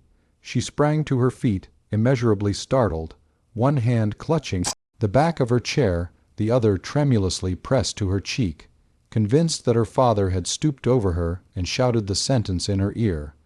For it was his voice, and the house rang with the words. All the rooms, halls, and even the walls seemed still murmurous with the sudden sound, like the tingling of a bell after it had been struck, and yet everything was quiet. She pressed her fingers to her forehead, trying to untangle the maze of dreams which had evolved this shock for her. The sudden clamor in her father's voice of a name she hated and hoped never to hear again, a name she was trying to forget, but as she was unable to trace anything which had led to it, there remained only the conclusion that her nerves were not what they should be. The vapors having become obsolete for young ladies as an explanation for all unpleasant sensations, they were instructed to have nerves. This was Miss Betty's first consciousness of her own, and, desiring no greater acquaintance with them, she told herself it was unwholesome to fall asleep in a chair by an open window when the night was as sad as she. Turning to a chair in front of the small oval mirror of her bureau, she unclasped the brooch which held her lace collar, and seating herself began to unfasten her hair. Suddenly she paused, her uplifted arms falling mechanically to her sides. Someone was coming through the long hall with a soft, almost inaudible step, a step which was not her father's. She knew at once, with instinctive certainty, that it was not he. Nor was it Nelson, who would have shuffled, nor could it be the vain Mamie, nor one of the other servants, for they did not sleep in the house. It was a step more like a woman's, though certainly it was not Mrs. Tanberry's. Betty rose, took a candle, and stood silent for a moment, the heavy tresses of her hair half unloosed, falling upon her neck and left shoulder like the folds of a dark drapery. At the slight rustle of her rising, the steps ceased instantly. Her heart set up a wild beating, and the candle shook in her hand. But she was brave and young, and, following an irresistible impulse, she ran across the room, flung open the door, and threw the light of the candle into the hall, holding it at arm's length before her. She came almost face to face with Crayley Gray. The blood went from his cheeks as a swallow flies down from a roof. He started back against the opposite wall with a stifled groan, while she stared at him blankly, and grew as deathly pale as he. He was a man of great resource in all emergencies which required a quick tongue, but, for the moment, this was beyond him. He felt himself lost, toppling backward into an abyss, and the uselessness of his destruction made him physically sick, for he need not have been there. He had not wished to come. He had well counted the danger to himself, and this one time in his life had gone to the cupola room out of good nature. But Berriod had been obstinate, and Crayley had come away alone, hoping that Jefferson might follow. And here he was, poor trapped rat, convicted and ruined because of a good action. At last he knew consistency to be a jewel, and that a greedy boy should never give a crust, that a fool should stick to his folly, a villain to his deviltry, and each hold his own. For the man who thrusts a good deed into a life of lies is wound about with perilous passes, and in his devious ways 1,000 unexpected damnations spring. Beaten, stunned, hang. Shod with despair, he returned her long, dumbfounded gaze hopelessly, and told the truth like an inspired dunce. I came to bring another man away," he whispered brokenly, and at the very moment several heavy, half-suppressed voices broke into eager talk overhead. The white hand that held the candle wavered, and the shadows glided in a huge, grotesque dance. Twice she essayed to speak before she could do so, at the same moment motioning him back, for he had made a vague gesture toward her. "I am not faint." "Do you mean away from up there?" She pointed to the cupola stairs. "Yes. Have you seen my father?" The question came out of such a depth of incredulousness that it was more an articulation of the lips than a sound, but he caught it, and with it not hope, but the shadow of hope, a hand waving from the far shore to the swimmer who has been down twice. Did she fear for his sake? "No, I have not seen him." He was groping blindly. "You did not come from that. How did you enter the house?" The draught through the hall was blowing upon him. The double doors upon the veranda had been left open for coolness. "There," he said, pointing to them. "But I heard you come from the other direction." He was breathing quickly. He saw his chance if Jefferson Barrier did not come now. "You did not hear me come down the stairs." He leaned toward her, risking it all on that. "Ah!" A sigh, too, like a gasp, burst from Crayley. His head lifted a little, and his eyes were luminous with an eagerness that was almost anguish. He set his utmost will at work to collect himself and to think hard and fast. "I came here resolved to take a man "Away, come what would," he said. "I found the door open, went to the foot of that stairway, then I stopped. I remembered something. I turned, and was going away when you opened the door. You remembered." What? Her strained attitude did not relax, nor, to his utmost scrutiny, was the complete astonishment of her distended gaze altered one whit. But a hint of her accustomed high color was again upon her cheek, and her lip trembled a little, like that of a child about to weep. The flicker of hope in his breast increased prodigiously, and the rush of it took the breath from his throat and choked him. Good God, was she going to believe him? "I remembered you. What?" she said wonderingly. Art returned with a splendid bound, full, pinioned, his beautiful and treacherous familiar who had deserted him at the crucial instant, but she made up for it now, folding him in protective wings and breathing through his spirit. In rapid and vehement whispers he poured out the words upon the girl in the doorway. "I have a friend, and I would lay down my life to make him what he could be.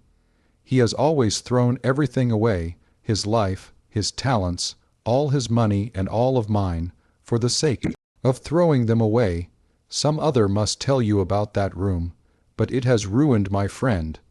Tonight I discovered that he had been summoned here, and I made up my mind to come and take him away. Your father has sworn to shoot me if I set foot in his house or on ground of his. Well, my duty was clear, and I came to do it. And yet I stopped at the foot of the stair because I remembered that you were Robert Caro's daughter. What of you, if I went up and harm came to me from your father? For I swear I would not have touched him. You asked me not to speak of personal things, and I have obeyed you. But you see, I must tell you one thing now. I have cared for this friend of mine more than for all else under heaven, but I turned and left him to his ruin, and would 1,000 times rather than bring trouble upon you, 1,000 times. Ah, I swear it should be 1,000 times 1,000. He had paraded in one speech from the prisoner's dock to Capulet Garden, and her eyes were shining into his like a great light when he finished. "Go quickly," she whispered. "Go quickly, go quickly. But do you understand? Not yet, but I shall. Will you go? They might come, my father might come, at any moment, but do you want to drive me quite mad? Please go." She laid a trembling, urgent hand upon his sleeve. "Never, until you tell me that you understand," replied Crayley firmly, listening keenly for the slightest sound from overhead. "Never until then. When I do I shall tell you. Now I only know that you must go. But tell me you must go." There was a shuffling of chairs on the floor overhead, and Crayley went. He went even more hastily than might have been expected from the adamantine attitude he had just previously assumed. Realizing this as he reached the wet path, he risked stealing round to her window. "For your sake," he breathed, and having thus forestalled any trifling imperfection which might arise in her recollection of his exit from the house, he disappeared, kissing his hand to the rain as he ran down the street. Miss Betty locked her door and pulled close the curtains of her window. A numerous but careful sound of footsteps came from the hall, went by her door and out across the veranda. Silently she waited until she heard her father go alone to his room. She took the candle and went in to Mrs. Tanbury. She set the light upon a table, pulled a chair close to the bedside, and placed her cool hand lightly on the great lady's forehead. "Isn't it very late, child? Why are you not asleep? Mrs. Tanbury, I want to know why there was a light in the cupola room tonight. What?" Mrs. Tanbury rolled herself as upright as possible and sat with blinking eyes. "I want to know what I am sure you know, and what I am sure everybody knows except me. What were they doing there tonight, and what was the quarrel between Mr. Vanrevel and my father that had to do with Mr. Gray?" Mrs. Tanbury gazed earnestly into the girl's face. After a long time she said in a gentle voice, "Child, has it come to matter that much?" "Yes," said Miss Betty. Chapter 13. The Tocsin. Tom Vanrevel always went to the post office soon after the morning distribution of the mail, that is to say, about 10 o'clock, and returned with the letters for the firm of Gray and Vanrevel, both personal and official. Crayley and he shared everything, even a box at the post office, and in front of this box, one morning, after a night of rain, Tom stood staring at a white envelope bearing a small black seal. The address was in a writing he had never seen before, but the instant it fell under his eye he was struck with a distinctly pleasurable excitement. Whether through some spiritual exhalation of the writer fragrant on any missive, or because of 100 microscopic impressions, there are analysts who are able to select, from a pile of letters written by women for the writing of women exhibits certain phenomena more determinably than that of men, those of the prettiest or otherwise most attractive. And out upon the lover who does not recognize his mistress's hand at the first glimpse ever he has of it, without post, mark, or other information to aid him.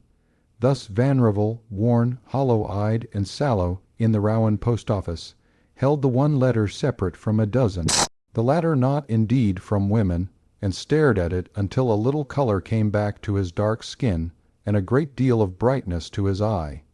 He was no analyst of handwritings, yet it came to him instantly that this note was from a pretty woman. To see that it was from a woman was simple, but that he knew, and he did know, that she was pretty, savors of the occult. More than this, there was something about it that thrilled him. Suddenly, and without reason, he knew that it came from Elizabeth Kerr. He walked back quickly to his office with the letter in the left pocket of his coat, threw the bundle of general correspondence upon his desk, went up to the floor above, and paused at his own door to listen. Deep breathing from across the hall indicated that Mr. Gray's soul was still encased in slumber, and great was its need, as Tom had found his partner, that morning at 5, stretched upon the horsehair sofa in the office, lamenting the emptiness of a bottle which had been filled with fiery bourbon in the afternoon. Vanrevel went to his own room, locked the door, and took the letter from his pocket. He held it between his fingers carefully, as though it were alive and very fragile, and he looked at it a long time, holding it first in one hand, then in the other, before he opened it. At last, however, after examining all the blades of his pocket-knife, he selected one brighter than the others, and loosened the flap of the envelope as gently and carefully as if it had been the petal of a rose. Bud, that he was opening. Dear Mr. Vanrevel, I believed you last night, though I did not understand.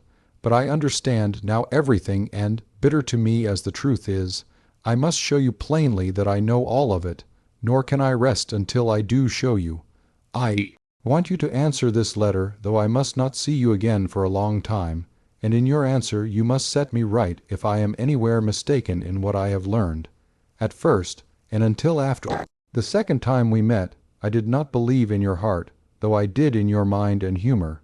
Even since then, there have come strange, small, inexplicable mistrustings of you, but now I throw them all away and trust you wholly, Monsieur Citizen George's mailback. I shall always think of you in those impossible garnishments of my poor great uncle, and I persuade myself that he must have been little like you. I trust you because I have heard the story of your profound goodness. The first reason for my father's dislike was your belief in freedom as the right of all men. Ah, it is not your pretty exaggerations and flatteries, I laugh at them, that speak for you, but your career itself and the brave things you have done. My father's dislike flared into hatred because you worsted him when he discovered that he could not successfully defend the wrong against you, and fell back upon sheer insult. He is a man whom I do not know, strange as that seems as I write it. It is only to you, who have taught me so much, that I could write it. I have tried to know him and to realize that I am his daughter, but we are the coldest acquaintances, that is all, and I cannot see how a change could come. I do not understand him. Least of all do I understand why he is a gambler. It has been explained to me that it is his great passion, but all I comprehend in these words is that they are full of shame for his daughter. This is what was told me. He has always played heavily and skillfully, adding much to his estate in that way, and in Rowan always with a certain coterie, which was joined several years ago by the man you came to save last night. Your devotion to Mr. Gray has been the most beautiful thing in your life. I know all that the town knows of that, except the 1,000 hidden sacrifices you have made for him, those things which no one will ever know. And yet, you see, I know them after all. For your sake, because you love him, I will not even call him unworthy. I have heard from one who told unwillingly the story of the night 2 years ago, when the play ran so terribly high, and how, in the morning when they went away, all were poorer except one, their host, how Mr. Gray had nothing left in the world, and owed my father a great sum which was to be paid in 24 hours. How you took everything you had saved in the years of hard work at your profession, and borrowed the rest on your word, and brought it to my father that afternoon. How, when you had paid your friend's debt, you asked my father not to play with Mr. Gray again, and my father made that his excuse to send you a challenge. You laughed at the challenge, and you could afford to laugh at it. But this is all shame, shame for Robert Caro's daughter. It seems to me that I should hide and not lift my head, that I, being of my father's blood, could never look you in the face again. It is so unspeakably painful and ugly.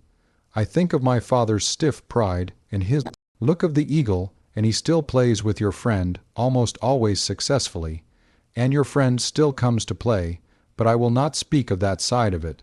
Mr. Gray has made you poor, but no, it was not that which made you come seeking him last night, when I found you there in the hail. It was for his sake you came, and you went away for mine. Now that I know, at last now that I have heard what your life has been, and oh, I heard so much more than I have written. Now that my eyes have been opened to see you as you are, I am proud, and glad and humble that I can believe that you felt a friendship for me strong enough to have made you go for my sake. You will write to me just once, won't you, and tell me if there was any error in what I listened to. But you must not come to the garden. Now that I know you, I cannot meet you clandestinely again. It would hurt the dignity which I feel in you now, and my own poor dignity such as it is. I have been earnestly warned of the danger to you. Besides, you must let me test myself. I am all fluttering and frightened and excited. You will obey me, won't you? Do not come until I send for you. Elizabeth Care. Mr. Gray, occupied with his toilet about noon, heard his partner descending to the office with a heavy step, and issued from his room to call a hearty greeting. Tom looked back over his shoulder and replied cheerily, though with a certain embarrassment. But Crayley, catching sight of his face, uttered a sharp ejaculation and came down to him. "Why, what's the matter, Tom? You're not going to be sick. You look like the devil and all. I'm all right, never fear." Tom laughed, evading the other's eye. "I'm going out in the country on some business, and I dare say I shall not be back for a couple of days. It will be all up and down the county." He set down a traveling bag he was carrying and offered the other his hand. "Good bye. Can't I go for you? You don't look able." "No, no. It's something I'll have to attend to myself." "Ah, I suppose," said Crayley gently, "I suppose it's important, and you couldn't trust me to handle it." "Well, God knows you're right. I've shown you often enough how incompetent I am to do anything but write jingles. You do some more of them without the whiskey, Crayley. They're worth more than all the lawing Gray and Vanrevel have ever done or ever will do. Good-bye, and be kind to yourself." He descended to the first landing, and then, "Oh, Crayley," he called, with the air of having forgotten something he had meant to say. "Yes, Tom. This morning at the post office I found a letter addressed to me." I opened it, and he hesitated, and uneasily shifted his weight from one foot to the other, with a feeble, deprecatory laugh. "Yes, what of it? Well, there seemed to be a mistake. I think it must have been meant for you. Somehow, she's picked up a good many wrong impressions, and, Lord knows how, but she's mixed our names up, and I've left the letter for you. It's on my table."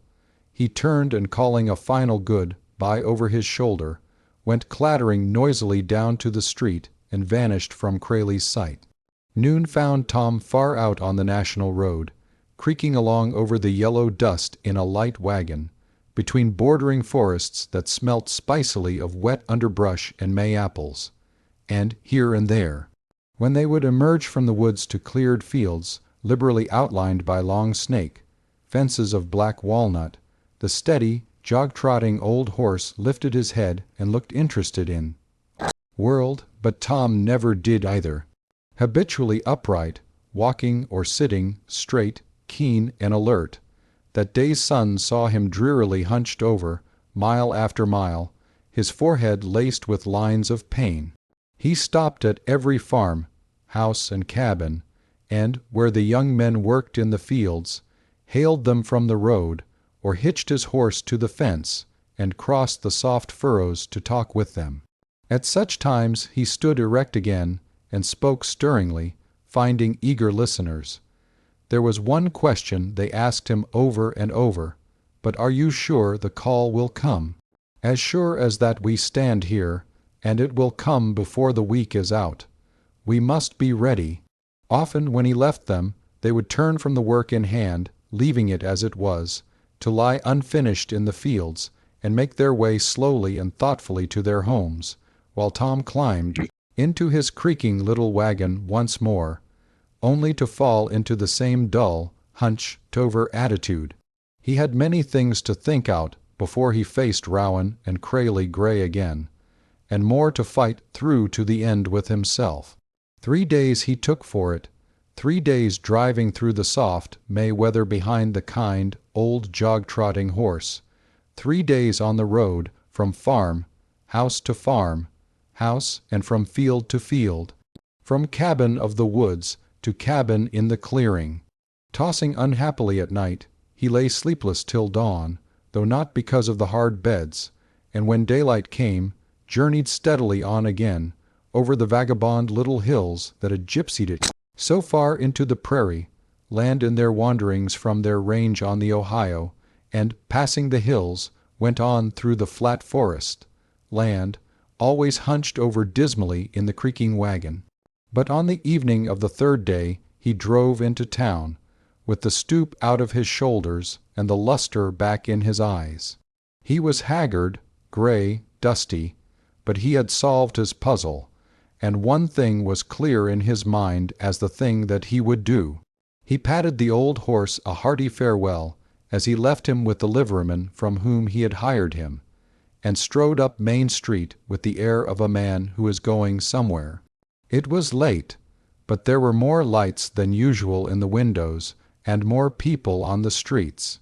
Boys ran shouting, while here and there knots of men argued loudly, and in front of the little corner drug store a noisily talkative, widely gesticulative crowd of 50 or more had gathered. An old man, a cobbler, who had left a leg at Tippecanoe and replaced it with a wooden one, chastely decorated with designs of his own carving, came stumping excitedly down the middle of the street, where he walked for fear of the cracks in the wooden pavement, which were dangerous to his art, leg when he came from the Rowan House bar, as on the present occasion. He hailed Tom by name. "You're the lad, Tom Vanrevel," he shouted. "You're the man to lead the boys out for the glory of the state. You get the whole blame fire department out and enlist 'em before morning. Take 'em down to the Rio Grande, you hear me, and you needn't be afraid of their puttin' it out, if it catches afire, neither." Tom waved his hand and passed on, but at the open doors of the Catholic church he stopped and looked up and down the street, and then, unnoticed, entered to the dim interior, where the few candles showed only a bent old woman in black kneeling at the altar. Tom knew where Elizabeth Kerr knelt each morning. He stepped softly through the shadowy silence to her place, knelt, and rested his head upon the rail of the bench before him. The figure at the altar raised itself after a time, and the old woman limped slowly up a side aisle, mumbling her formulas, courtesying to the painted saints. On her way out, the very thinnest lingerings of incense hung on the air, seeming to Tom like the faint odor that might exhale from a heavy wreath of marguerites, worn in dark, brown hair, yet place held nothing but peace and good will, and he found nothing else in his own heart. The street was quiet when he emerged from that lorn vigil. The corner groups had dissolved. Shouting youths no longer patrolled the sidewalks. Only one quarter showed signs of life, the little clubhouse, where the windows still shone brightly, and whence came the sound of many voices settling the destinies of the United States of America. Thither Tom bent his steps, thoughtfully and with a quiet mind. There was a small veranda at the side of the house. Here he stood unobserved to look in upon his noisy and agitated friends. They were all there, from the old general and Mr. Berryud to the latter's son, Jefferson, and young Frank Chenoweth. They were gathered about a big table upon which stood Punch, Bowl and Trumbull, his brow as angry red as the liquor in the cup he held, was proposing a health to the president in a voice of fury. In spite of all the Crayley Greys and traitors this side of hell, he finished politely. Crayley emerged instantaneously from the general throng and mounted a chair, tossing his light hair back from his forehead, his eyes sparkling and happy. "You find your own friends already occupying the place you mentioned, do you, General?" he asked. General Trumbull stamped and shook his fist. "You're a spawn of Aaron Burr," he vociferated. "There's not a man here to stand by your infernal doctrines. You sneer at your own state, you sneer at your own country, you defile the sacred ground.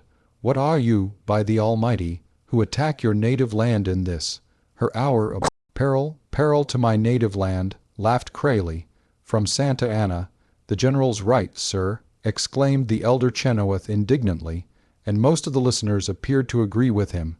"It's a poor time to abuse the president when he's called for volunteers, and our country is in danger, sir." "Who is in danger?" answered Crayley, lifting his hand to still the clamor of approbation that arose. "Is Polk in danger, or Congress? But that would be too much to hope. Do you expect to see the greasers in Washington? No, you idiots, you don't. Yet there'll be plenty of men to suffer and die, and the first should be those who thrust this war on us and poor little Mexico. But it won't be they. The men who'll do the fighting and dying will be the country boys and the like of us from the towns. While Mr. Polk sits planning at the White House how he can get elected again. I wish Tom were here, confound you. You listen to him because he always has the facts, and I'm just an embroiderer. You think. What's become of the gaudy campaign cry you were all wearing your lungs out with a few months ago? 50, 4, 40 or fight. Bah! Polk twisted the lion's tail with that until after election. Then he saw he had to make you forget it, or fight England and be ruined, so he forces war on Mexico, and the country does forget it. That's it. He asks 3 regiments of volunteers from this state to die of fevers and get shot, so that he can steal another country and make his own elect him again. And you ask me to drink the health of the politician who sits at home and sends his fellow men to die to fix his rotten jobs for him. Crayley had persuaded himself into such earnestness that the depth of his own feeling almost choked him, but he finished roundly in his beautiful, strong voice. "I'll drink for the good punch's sake but that health. I'll see General Trumbull in heaven before I'll drink it." There rose at once a roar of anger and disapproval, and Crayley became a mere storm center amid the upraised hands gesticulating madly at him as he stood, smiling again, upon his chair. "This comes of living with Tom Vanrevel," shouted the general furiously. "This is his damned abolition. Teaching, you're only his echo. You spend half your life playing at being Vanrevel." "Where is Vanrevel?" said Tappingham Marsh. "Aye, where is he?" raged Trumbull, hammering the table till the glasses rang. "Let him come and answer for his own teaching. It's wasted time to talk to this one. He's only the pupil." "Where is the traitor?" "Here," answered a voice from the doorway, and though the word was spoken quietly, it was nevertheless, at that juncture, silencing. Everyone turned toward the door as Vanrevel entered. But the apoplectic general, whom Crayley's speech had stirred to a fury beyond control, almost leaped at Tom's throat. "Here's the tea," sipping old granny, he bellowed hoarsely. He was ordinarily very fond of Tom. Here's the master. Here's the man whose example teaches Crayley Gray to throw mud at the flag. He'll stay here at home with Crayley, of course, and throw more, while the others boys march out to die under it. On the contrary, answered Tom, raising his voice, I think you'll find Crayley Gray the first to enlist, and as for myself, I've raised 60 men in the country, and I want 40 more from Rowan, in order to offer the governor a full company. So it's come to the king, not the man. Polk is a pitiful trickster, but the country needs her sons. That's enough for us to know. And while I won't drink to James Polk, he plunged a cup in the bowl and drew it out brimming. I'll empty this to the president. It was then that from 50 throats the long, wild shout went up that stirred Rowan, and woke the people from their midnight beds for half a mile around. Chapter 14. The Firm of Gray and Vanrevel. For the first time it was Crayley who sat waiting for Tom to come home. In a chair drawn to his partner's desk in the dusty office, he half reclined, arms on the desk, his chin on his clenched fists. To redeem the gloom he had lit a single candle, which painted him dimly against the complete darkness of his own shadow, like a very old portrait whose background time has solidified into shapeless browns. The portrait of a fair-haired gentleman, the cavalier, or the marquis, one might have said at first glance, not describing it immediately as that of a poet, for there was no mark of art upon Crayley, not even in his hair, for they all wore it rather long then. Yet there was a mark upon him, never more vivid than as he sat, waiting in the loneliness of that night for Tom Vanrevel, though what the mark was, and what its significance might have been puzzling to define. Perhaps, after all, Fanchon Berriod had described it best when she told Crayley one day, with a sudden hint of apprehensive tears, that he had a look of fate. Tom took his own time in coming. He had stayed at the club to go over his lists, so he had told Crayley with the general and old Berriod. His company was almost complete, and Crayley had been the first to volunteer, to the dumbfounding of Trumbull, who had proceeded to drink his health again and again. But the lists could not detain Tom 2 hours, Crayley knew, and it was 2 hours since the new volunteers had sung the Star-Spangled Banner over the last of the punch, and had left the club to Tom and the 2 old men. Only once or twice in that time had Crayley shifted his position, or altered the direction of his set gaze at nothing. But at last he rose, went to the window, and, leaning far out, looked down the street toward the little clubhouse.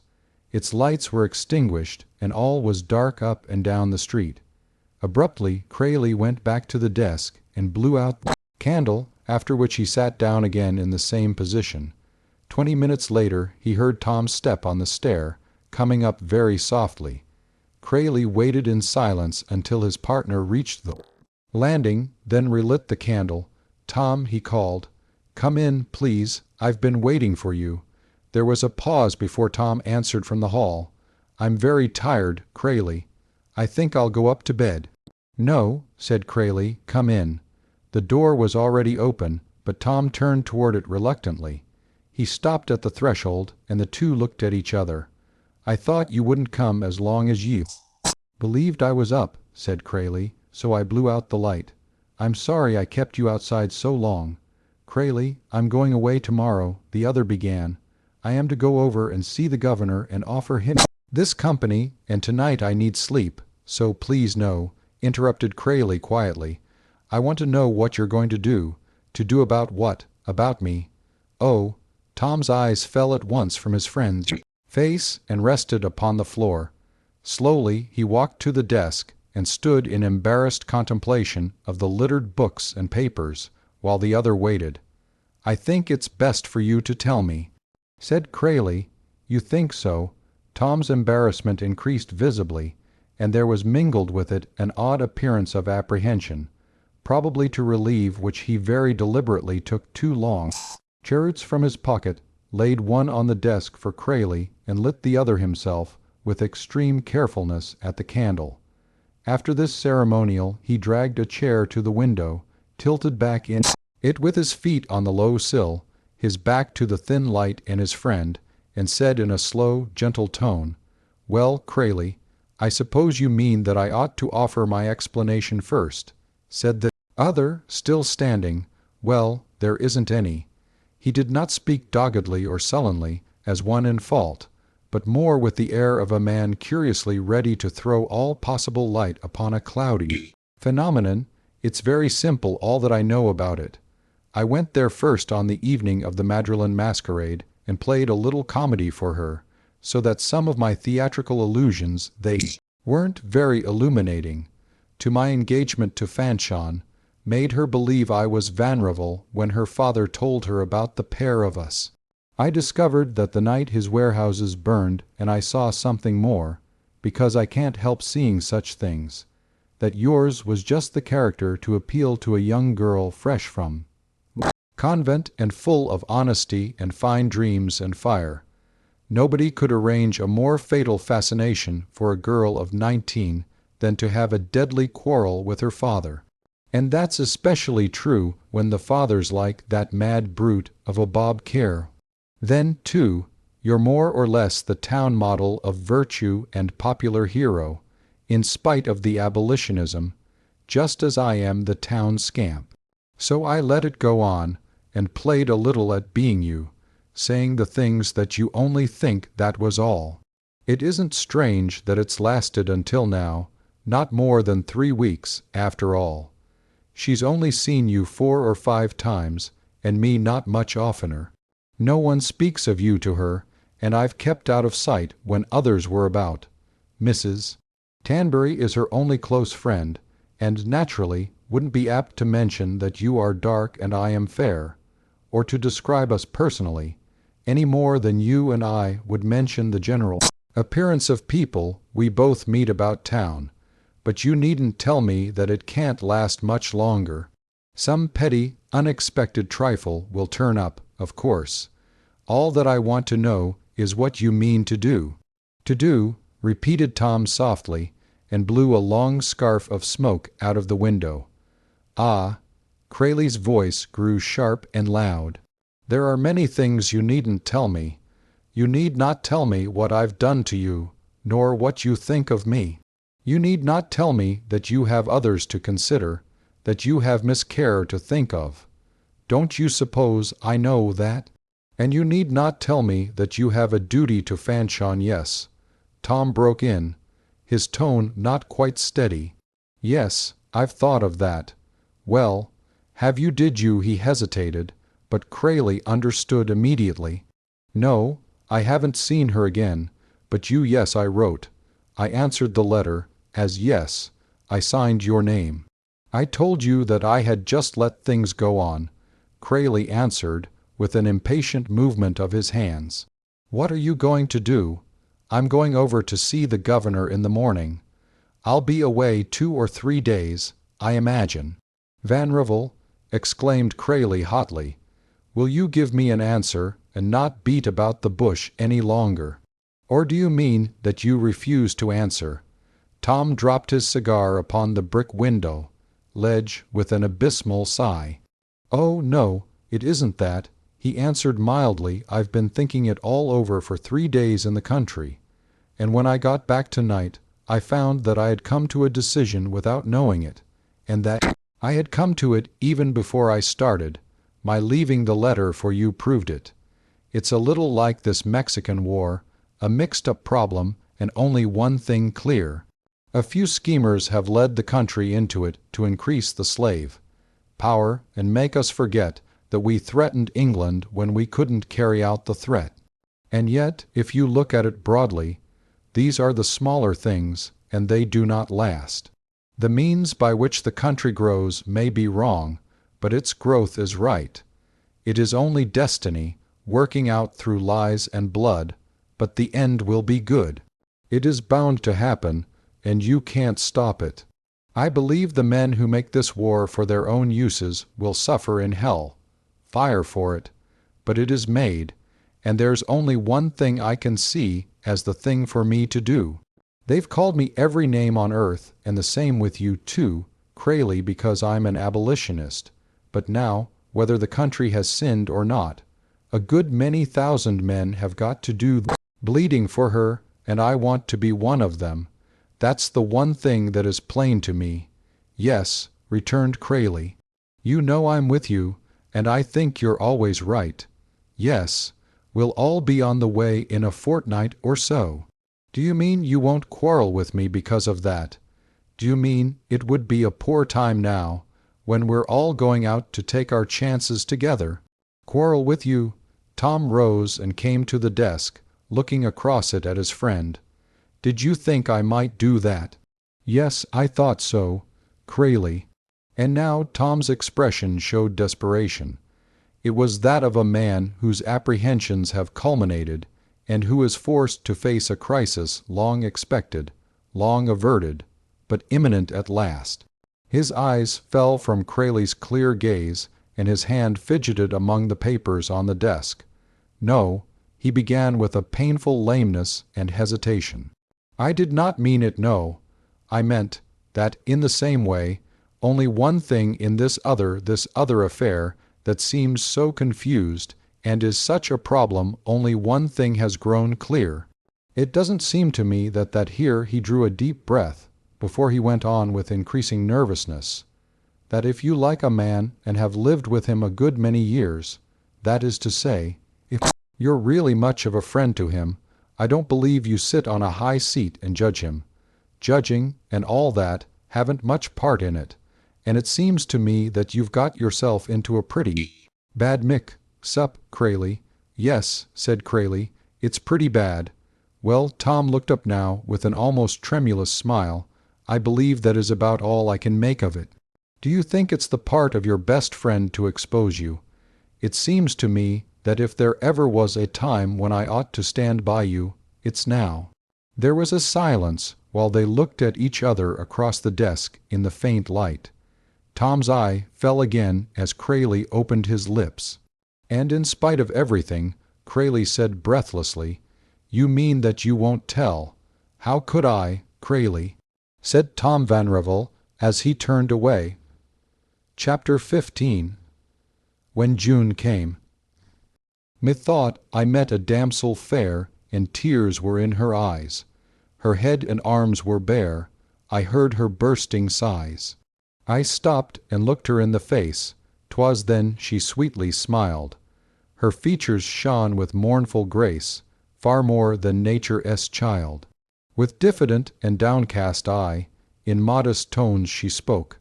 She wiped a tear and gave a sigh, and then her silence broke, so sang Mrs. Tanbury at the piano, relieving the melancholy which possessed her. But Nelson, pausing in the hail to listen, and exceedingly curious concerning the promised utterance of the damsel fair, was to suffer disappointment, as the ballad was broken off abruptly, and the songstress closed the piano with a monstrous clatter. Little doubt may be entertained that the noise was designed to disturb Mr. Kerr, who sat upon the veranda consulting a brown principe, and less that the intended insult was accomplished. For an expression of a vindictive nature was precipitated in that quarter so simultaneously that the bang of the piano lid and the curse were even as the report of a musket, and the immediate cry of the wounded. Mrs. Tanbury at once debouched upon the piazza, showing a vast, clouded countenance. "And I hope to heaven you already had a headache," she exclaimed. "The courtesy of your wish, madame," Kerr replied, with an angry flash of his eye, "is only equalled by the kindness of heaven in answering it. I have, in fact, a headache. I always have nowadays." "That's good news," returned the lady heartily. "I thank you," retorted her host.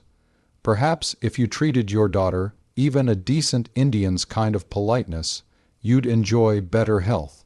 "Ah, and in what failure to perform my duty toward her have I incurred your displeasure?" "Where is she now?" exclaimed the other excitably. "Where is she now? I cannot say." "Yes, you can, Robert Kerr," Mrs. Tanbury retorted with a wrathful gesture. You know well enough she's in her own room, and so do I, for I tried to get in to comfort her when I heard her crying. She's in there with the door bolted, where you drove her. I drove her," he sneered. "Yes, you did, and I heard you. Do you think I couldn't hear you raging and storming at her like a crazy man? When you get in a temper, do you dream there's a soul in the neighborhood who doesn't know it? You're a fool if you do, because they could have heard you swearing down on Main Street, if they'd listened. What are you trying to do to her? Break her spirit, or what? Because you'll do it, or kill her. I never heard anybody cry so brokenly." Here the good woman's own eyes filled. "What's the use of pretending?" she went on sorrowfully. "You haven't spoken to her kindly since you came home. Do you suppose I'm blind to that? You weren't a bad husband to the poor child's mother. Why can't you be a good father to her? Perhaps you might begin by asking her to be a good daughter to me. What has she done? The night before I went away she ran to a fire and behaved there like a common street hoyden. The ladies of the Kerr family have not formerly acquired a notoriety of that kind." "Bah," said Mrs. Tanbury. "The next morning, when I taxed her with it, she dutifully defied and insulted me. I can imagine the delicacy with which you taxed her." "What has that to do with your devilish tantrums of this afternoon, Robert Kerr?" "I am obliged to you for the expression," he returned. "When I came home, this afternoon, I found her reading that thing." He pointed to many very small fragments of Mr. Cummings's newspaper, which were scattered about the lawn near the veranda. "She was out here, reading an article which I had read downtown, and which appeared in a special edition of that rotten sheet, sent out 2 hours ago." "Well, do you know what that article was, madame? Do you know what it was?" Although breathing heavily, Mr. Kerr had compelled himself to a certain outward calmness, but now, in the uncontrollable agitation of his anger, he sprang to his feet and struck one of the wooden pillars of the porch a shocking blow with the bare knuckles of his clenched hand. "Do you know what it was? It was a eulogy of that damned Vanrevel. It pretended to be an account of the enrollment of his infernal company, but it was nothing more than a glorification of that nigger, loving hound. His company, a lot of sneaks, who'll run like sheep from the first. Greaser elected him captain yesterday, and today he received an appointment as major. It dries the blood in my veins to think of it. That black dog a major, good God! Am I never to hear the last of him? Cummings wrote it, the fool, the lying, fawning, slobbering fool. He ought to be shot for it. Neither he nor his paper ever enter my doors again." "And I took the dirty sheet from her hands and tore it to pieces, yes," interposed Mrs. Tanbury. "It looks as if you had done it with your teeth, and stamped it into the ground. Oh, I heard you," she said. Kerr came close to her and gave her a long look from such bitter eyes that her own fell before them. "If you've been treacherous to me, Jane Tanbury," he said, "then God punish you. If they've met my daughter and that man while I was away, it is on your head. I don't ask you, because I believe if you knew anything you'd lie for her sake. But I tell you that as she read that paper, she did not hear my step on the walk, nor know that I was there until I leaned over her shoulder. And I swear that I suspect her." He turned and walked to the door, while the indomitable Mrs. Tanbury, silenced for once, sank into the chair he had vacated. Before he disappeared within the house, he paused. "If Mr. Vanrevel has met my daughter," he said, in a thick voice, stretching out both hands in a strange, menacing gesture toward the town that lay darkling in the growing dusk, "if he has addressed one word to her, or so much as allowed his eyes to rest on her overlong, let him take care of himself. Oh, Robert, Robert," Mrs. Tanbury cried, in a frightened whisper to herself, "all the fun and brightness went out of the world when you came home." For in truth the gaiety and light heartedness which, during the great lady's too brief reign, had seemed a vital adjunct of the house to make the place resound with music and laughter, were now departed. No more did Mrs. Tanbury extemporize Dan Tuckers, mazurkas, or quadrilles in the ball room, nor blind man's buff in the library. No more did serenaders nightly seek the garden with instrumental plunkings and vocal gifts of harmony. Even the green bronze boy of the fountain seemed to share the timidity of the other youths of the town where Mr.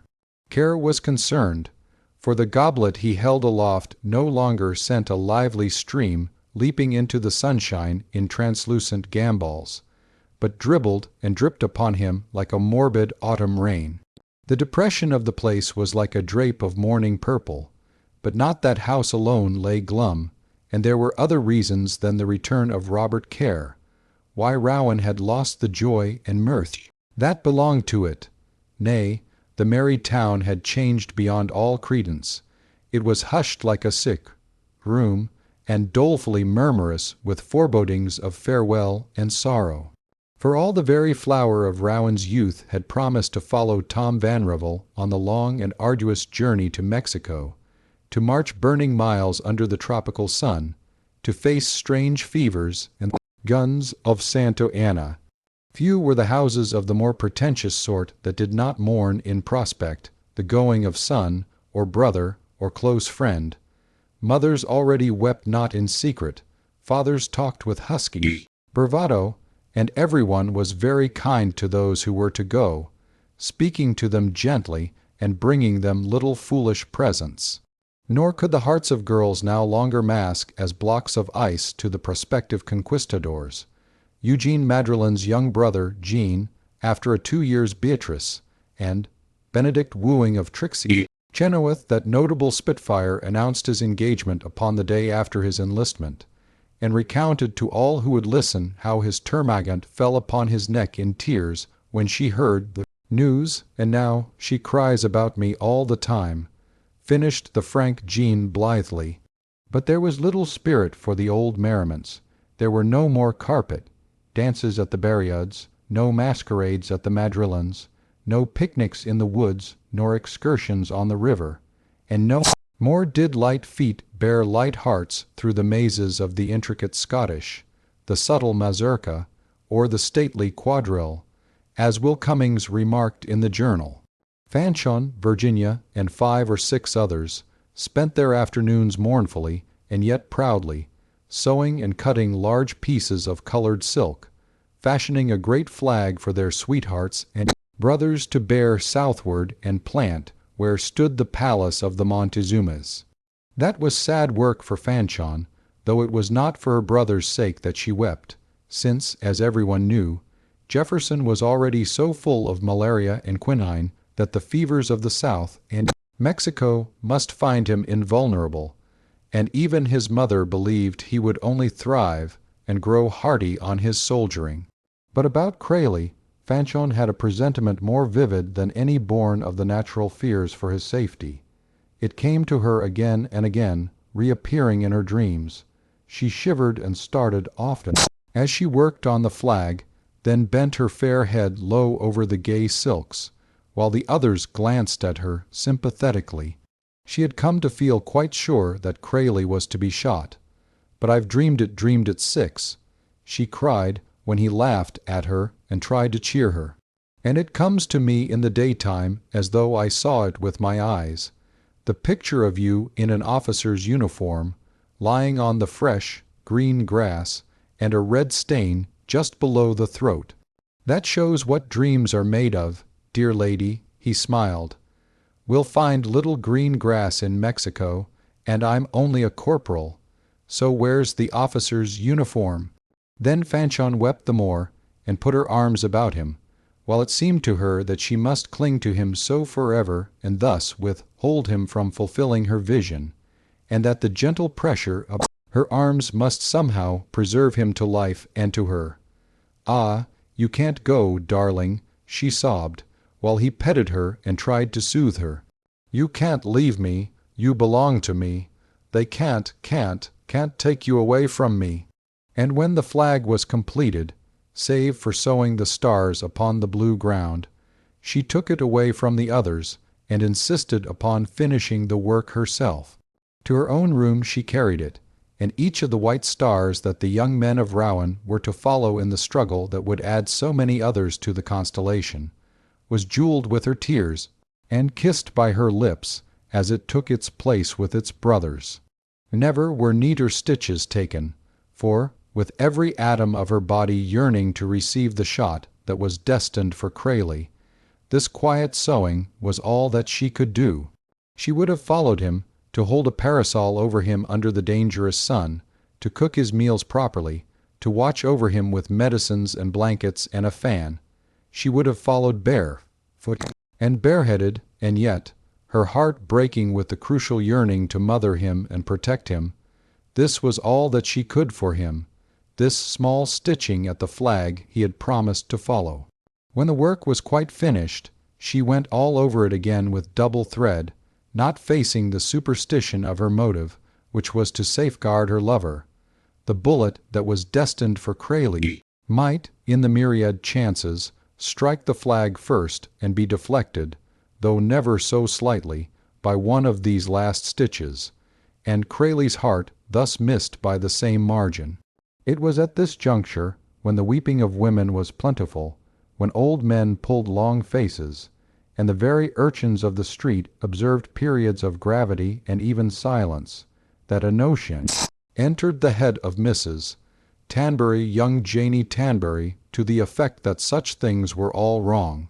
She declared energetically that this was no decent fashion of farewell, that after the soldiers went away there would be time enough to enact the girls they had left behind them, and that, until then, the town should be made enlivening.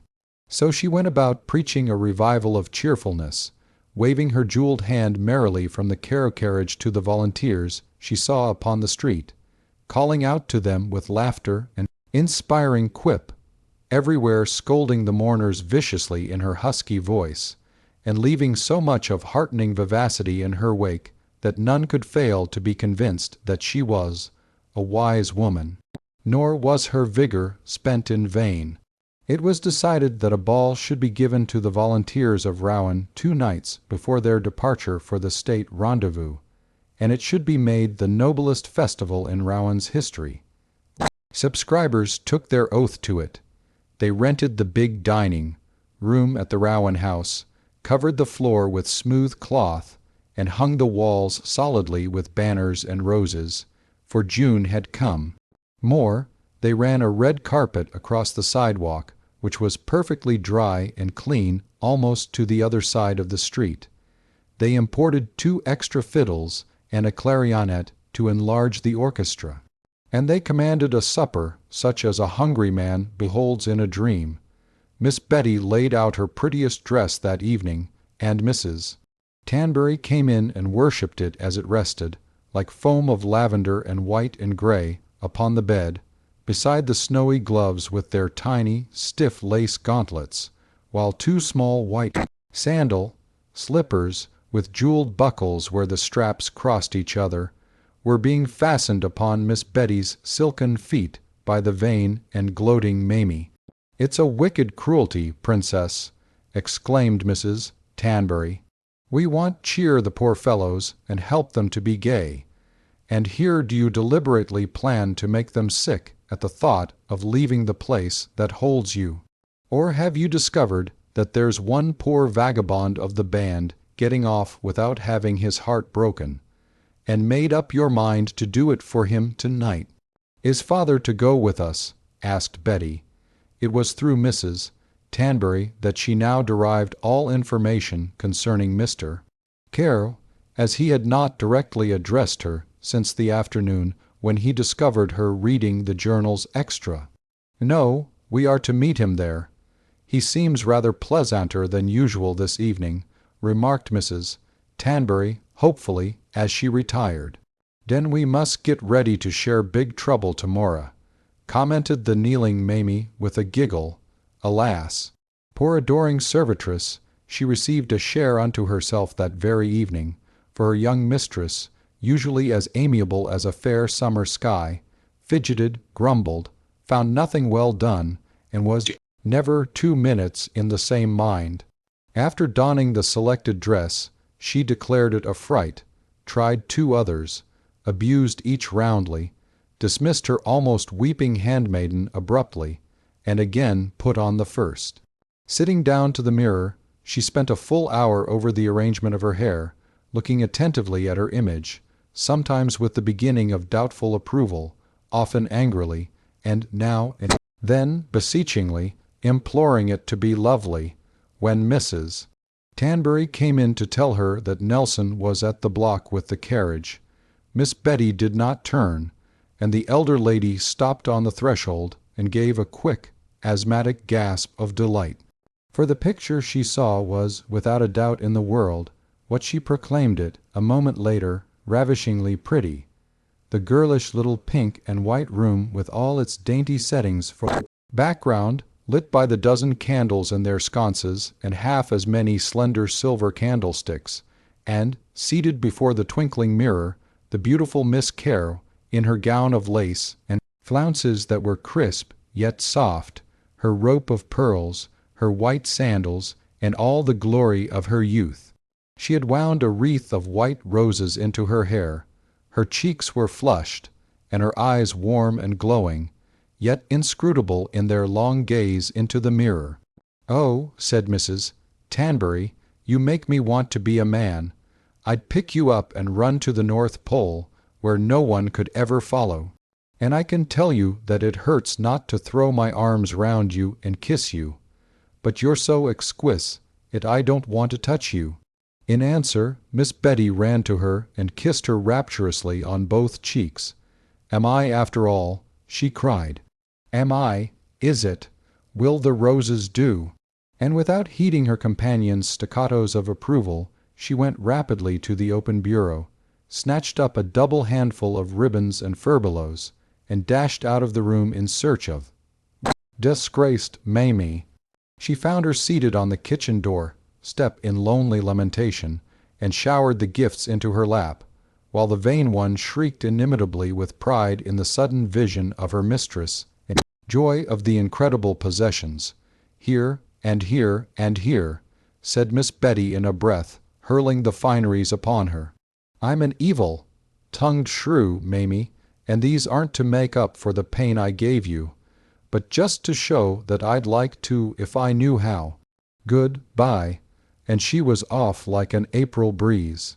"Dance with the handsomest," screamed Mamie, pursuing uproariously to see the last of her as she jumped into the carriage, bow to de wittiest, and kissed de one you loved de best. "That will be you," said Miss Betty to Mrs. Tanbury, and kissed the good lady again. Chapter 16. Those endearing young charms. It is a matter not of notoriety, but of the happiest celebrity, that Mrs. Tanbury danced that night, and not only that she danced, but that she waltzed. To the lot of Tappingham Marsh, whom she pronounced the most wheedling vagabond, next to Crayley Gray, of her acquaintance it fell to persuade her, and, after a quadrille with the elder Chenoweth, she was with Tappingham, more extraordinary to relate, she danced down both her partner and music. Thereupon did Mr. Berriod, stung with envy, dare emulation, and essay a Scottish with Miss Trixie Chenoweth, performing marvellously well for many delectable turns before he unfortunately fell down. It was a night when a sculptured god would have danced on his pedestal. June, but not overwarm, balm in the air and rose leaves on the breeze, and even Minerva's great heels might have marked the time that orchestra kept. Be sure they waltzed again to those endearing young charms. Oh, the heart that has truly loved never forgets, but as truly loves on to the close, as the sunflower turns on her god when he sets. Same look that she gave when he rose. 3 of the volunteers were resplendent in their regimentals. Mr. Marsh, who had been elected captain of the new company to succeed Vanrevel, and Will Cummings and Jean Madrelin, the lieutenants. This glory was confined to the officers, who had ordered their uniforms at home, for the privates and non-commissioned officers were to receive theirs at the state rendezvous. However, although this gala adornment was limited to the three gentlemen mentioned, their appearance added an indescribable air of splendor and pathos to the occasion, to quote Mr. Cummings once more. A fourth citizen of the town who might have seized upon this opportunity to display himself as a soldier neglected to take advantage of it and stole in quietly, toward the last, in his ordinary attire, leaving his major's uniform folded on a chair in his own room. The flag was to be presented to the volunteers at the close of the evening, and Tom came for that, so he claimed to his accusing soul. He entered unobserved and made his way, keeping close to the wall, to where Mrs. Berriod sat, taking a chair at her side, but Robert Caro, glancing thither by chance, saw him and changed countenance for an instant.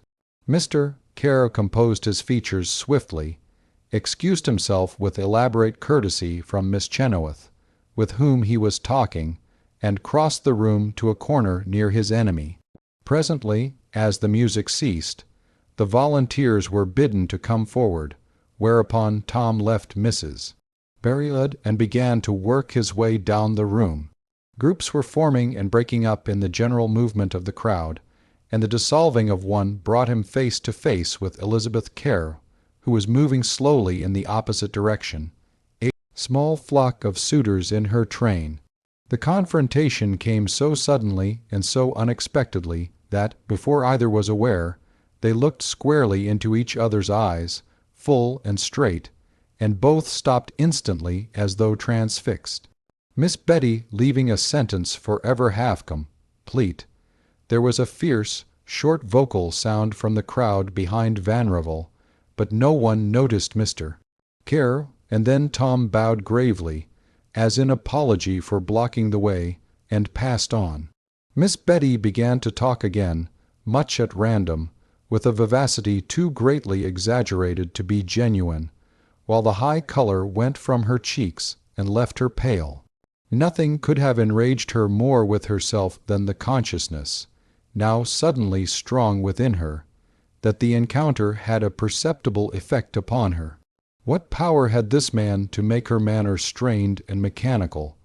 What right had his eyes always to stir her as they did? It was not he for whom she had spent an hour over her hair, not he for whom she had driven her poor handmaiden away in tears.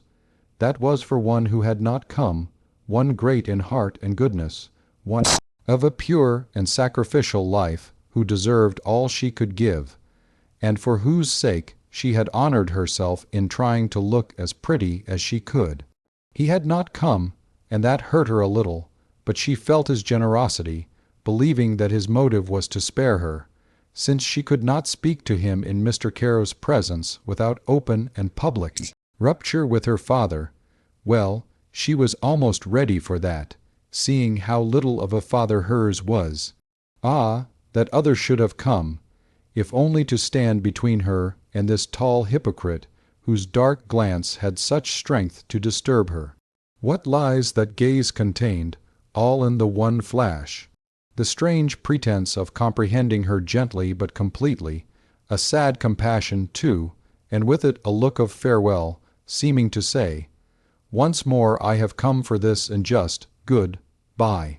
For she knew that he was going with the others, going perhaps forever, only the day after tomorrow.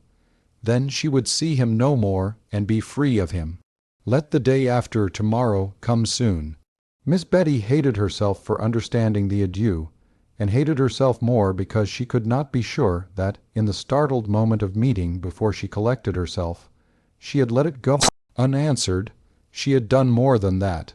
Without knowing it, she had bent her head to his bow, and Mr. Kerr had seen both the salutation and the look. The young men were gathered near the orchestra, and, to the hilarious strains of Yankee Doodle, the flag they were to receive for their regiment was borne down the room by the sisters and sweethearts who had made it, all of whom were there, except Fanchon Berriod.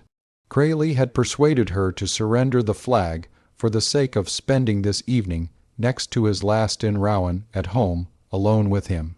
The elder Chenoweth made the speech of presentation, that is, he made part of it before he broke down, for his son stood in the ranks of the devoted band. Until this incident occurred, all had gone trippingly, for everyone had tried to put the day after tomorrow from his mind. Perhaps there might not have been so many tears even now, if the young men had not stood together so smilingly to receive their gift. It was seeing them so gay and confident, so strong in their youth and so unselfish of purpose. It was this, and the feeling that all of them must suffer, and some of them die before they came back. So that when Mr. Chenoweth, choking in his loftiest flight, came to a full stop, and without disguise buried his face in his handkerchief, Mrs. Tanbury, the apostle of gaiety, openly sobbed. Chenoweth, without more ado, carried the flag over to Tappingham Marsh, whom Vanrevel directed to receive it, and Tappingham thanked the donors without many words, because there were not then many. At his command, Miss Kerr had been chosen to sing the Star-Spangled Banner, and she stepped out a little from the crowd to face the young men as the orchestra sounded the first chord. She sang in a full, clear voice, but when the volunteers saw that, as she sang, the tears were streaming down her cheeks in spite of the brave voice, they began to choke with the others. If Miss Betty found them worth weeping for, they could afford to cry a little for themselves. Yet they joined the chorus nobly, and raised the roof with the ringing song, sending the flamboyant, proud old words thunderously to heaven. That was not the last song of the night. General Trumbull and Mr. Chenoweth had invited their young friends to attend after the ball, a collation which they chose to call a supper, but which, to accord with the hour, might more aptly have been designated a breakfast. To afford a private retreat for the scene of this celebration, they had borrowed the offices of Gray and Vanrevel, and Crayley hospitably announced that any guest was welcome to stay for a year or two, since, probably, neither of the firm would have need of an office for at least that length of time. 9 men gathered about the table which replaced Tom's work, a day-old desk, the 2 Chenoweths, Eugene Madrelin, Marsh, Jefferson Barryud, the stout general, Tom Vanrevel, Crayley, and Will Cummings, the editor coming in a little late, but rubbing his hands cheerfully over what he declared was to be the last column from his pen to rear its length on the journal's front page for many a long day, a description of the presentation of the flag, a bit of prose which he considered almost equal to his report of the warehouse fire. This convivial party made merry and tried to forget that most of them had been mighty teary, as Marsh said, an hour earlier, while Mr. Chenoweth sat with his hand on his son's shoulder, unconsciously most of the time, apologetically removing it when he observed it. Many were the witticisms concerning the difference in rank henceforth to be observed between the young men, as Tom was now a major, Marsh a captain, Will Cummings a second lieutenant, and the rest mere privates, except Crayley, who was a corporal. Nevertheless, though the board was festive, it was somewhat subdued and absent until they came to the toasts. It was Tappingham who proposed Miss Betty Kerr. "I know Tom Vanrevel will understand nay. I know he's man enough to join us," said Marsh, as he rose. "Why shouldn't I say that we may hail ourselves as patriots indeed, since at the call of our country we depart from the town which is this lady's home, and at the trumpet's sound resign the gracious blessing of seeing her day by day, and why shouldn't we admit loyally and openly that it is her image alone which shines in the hearts of most of us here?" And no man arose to contradict that speech, which appears to have rung true, seeing that 4 of those present had proposed to her again that same evening. "So I give you," cried Tappingham gallantly, "the health of Miss Betty Kerr, the loveliest rose of our bouquet. May she remember us when we come home." They rose and drank it with a shout.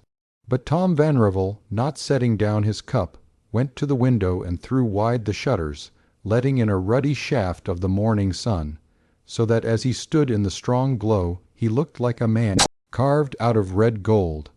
He lifted his glass, not toward the table and his companions, while they stared at him, surprised, but toward the locusts of Kerr Street. "To Miss Betty Kerr," he said, "the finest flower of them all.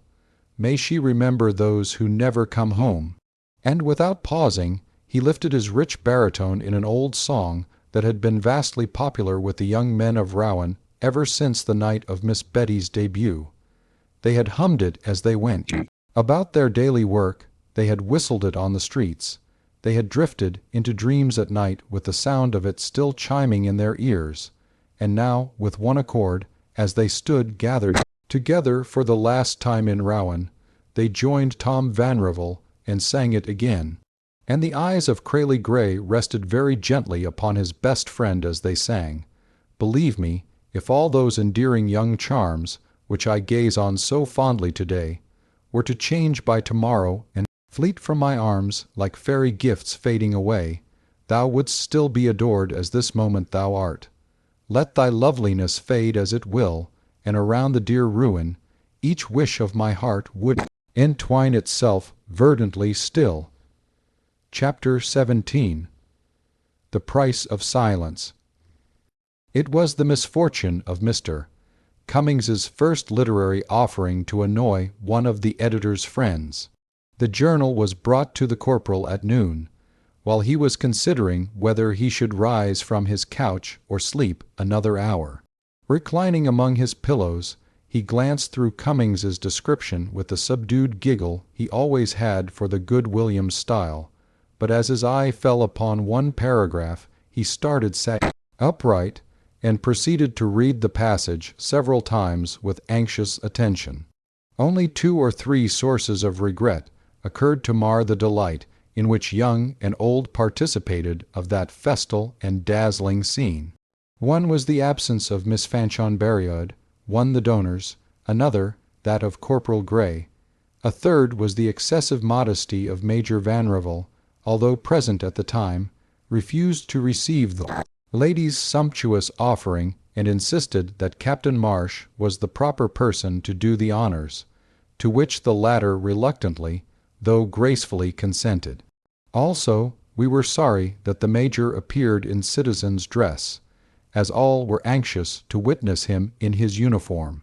However, in our humble judgment, he will be compelled by etiquette to don it this afternoon, to receive the officers of the regular army, who will arrive by the stage about 5 o'clock. It is expected to inspect the company and swear them into the service of the federal government at the courthouse. We, for one, have little doubt that, owing to the Major's well-known talent in matters of apparel, his appearance will far eclipse in brilliancy that of his fellow officers. Crayley dressed slowly, returning to the paper now and then with a perturbed countenance. How would Miss Betty explain this paragraph to herself, and how account for the fact that she had not seen Crayley? How for the fact that she had seen Tom? It seemed unlikely that she could have overlooked the latter. Tom was one of those whom everybody saw, wherever he went. And what inquiries would she make? For Crayley had no means of knowing that she would not see the journal. Tomorrow he would be gone, it would be all over, but he wanted this last day to run smoothly. What wild hopes he had of things that should happen when they all came marching home, no one can say, even if it were not to be doubted that Crayley ever entertained hopes of any kind whatever, since to hope is to bestow thought upon the future. But, however affairs ran with him so far as hope was concerned, he seldom lacked an idea, and one came to him presently, a notion that put the frown to rout and brought the old smile to his lips, his smile of the world, worn and tolerant prelate. He flicked the paper lightly from him, and it sped across the room like a big bird in awkward flight, for he knew how to preserve his last day as he wished, and to make all smooth. He finished his toilet with particular care, took a flower from a vase on his table, placed it in his coat, and went down to the dusty street, where everything was warm and bright with summer. It was joy to be alive. There was wine enough in the air, and Crayley made up his mind not to take a drink that day, the last day. The last day, the three words kept ringing through his head like a minor phrase from a song. Tomorrow, at noon, they would be churning down the river, and this was the last day, the last day. Still not too late to make another friend at home, he said, stopping to pat the head of a mangy street cur that came crouching and wobbling toward him like a staveless little keg, worried by scurries of wind. Dogs and children always fell in love with Crayley at first sight, and he never failed to receive them in the spirit of their approach. Now the mongrel, at his touch, immediately turned himself over and lay upon the pavement with all paws in air, to say, "Great Lord, magnificent in the graciousness which deigns to cast a glimpse upon this abject cluster of ribs, I perceive that your heart is too gentle to kick me in my present helplessness. Yet do with me as you will. I doubt if you've breakfasted, brother," Crayley responded aloud, rubbing the dog's head softly with the tip of his boot. "Will you share the meager fare of one who is a poet, should be a lawyer, but is about to become a soldier? But a corporal. Rise, my friend, up, and be in your own small self a whole corporal's guard. And if your corporal doesn't come home from the wars, perhaps you'll remember him kindly. Think." He made a vivacious gesture. The small animal sprang into the air, convoluted with gratitude and new love, while Crayley, laughing softly, led the way to the hotel. There, while he ate sparsely himself, he provided munificently for his new acquaintance, and recommended him, with an accompaniment of silver, to the good offices of the Rowan House kitchen. After that, out into the sunshine again he went, with elastic step, and a merry word and a laugh for everyone he met.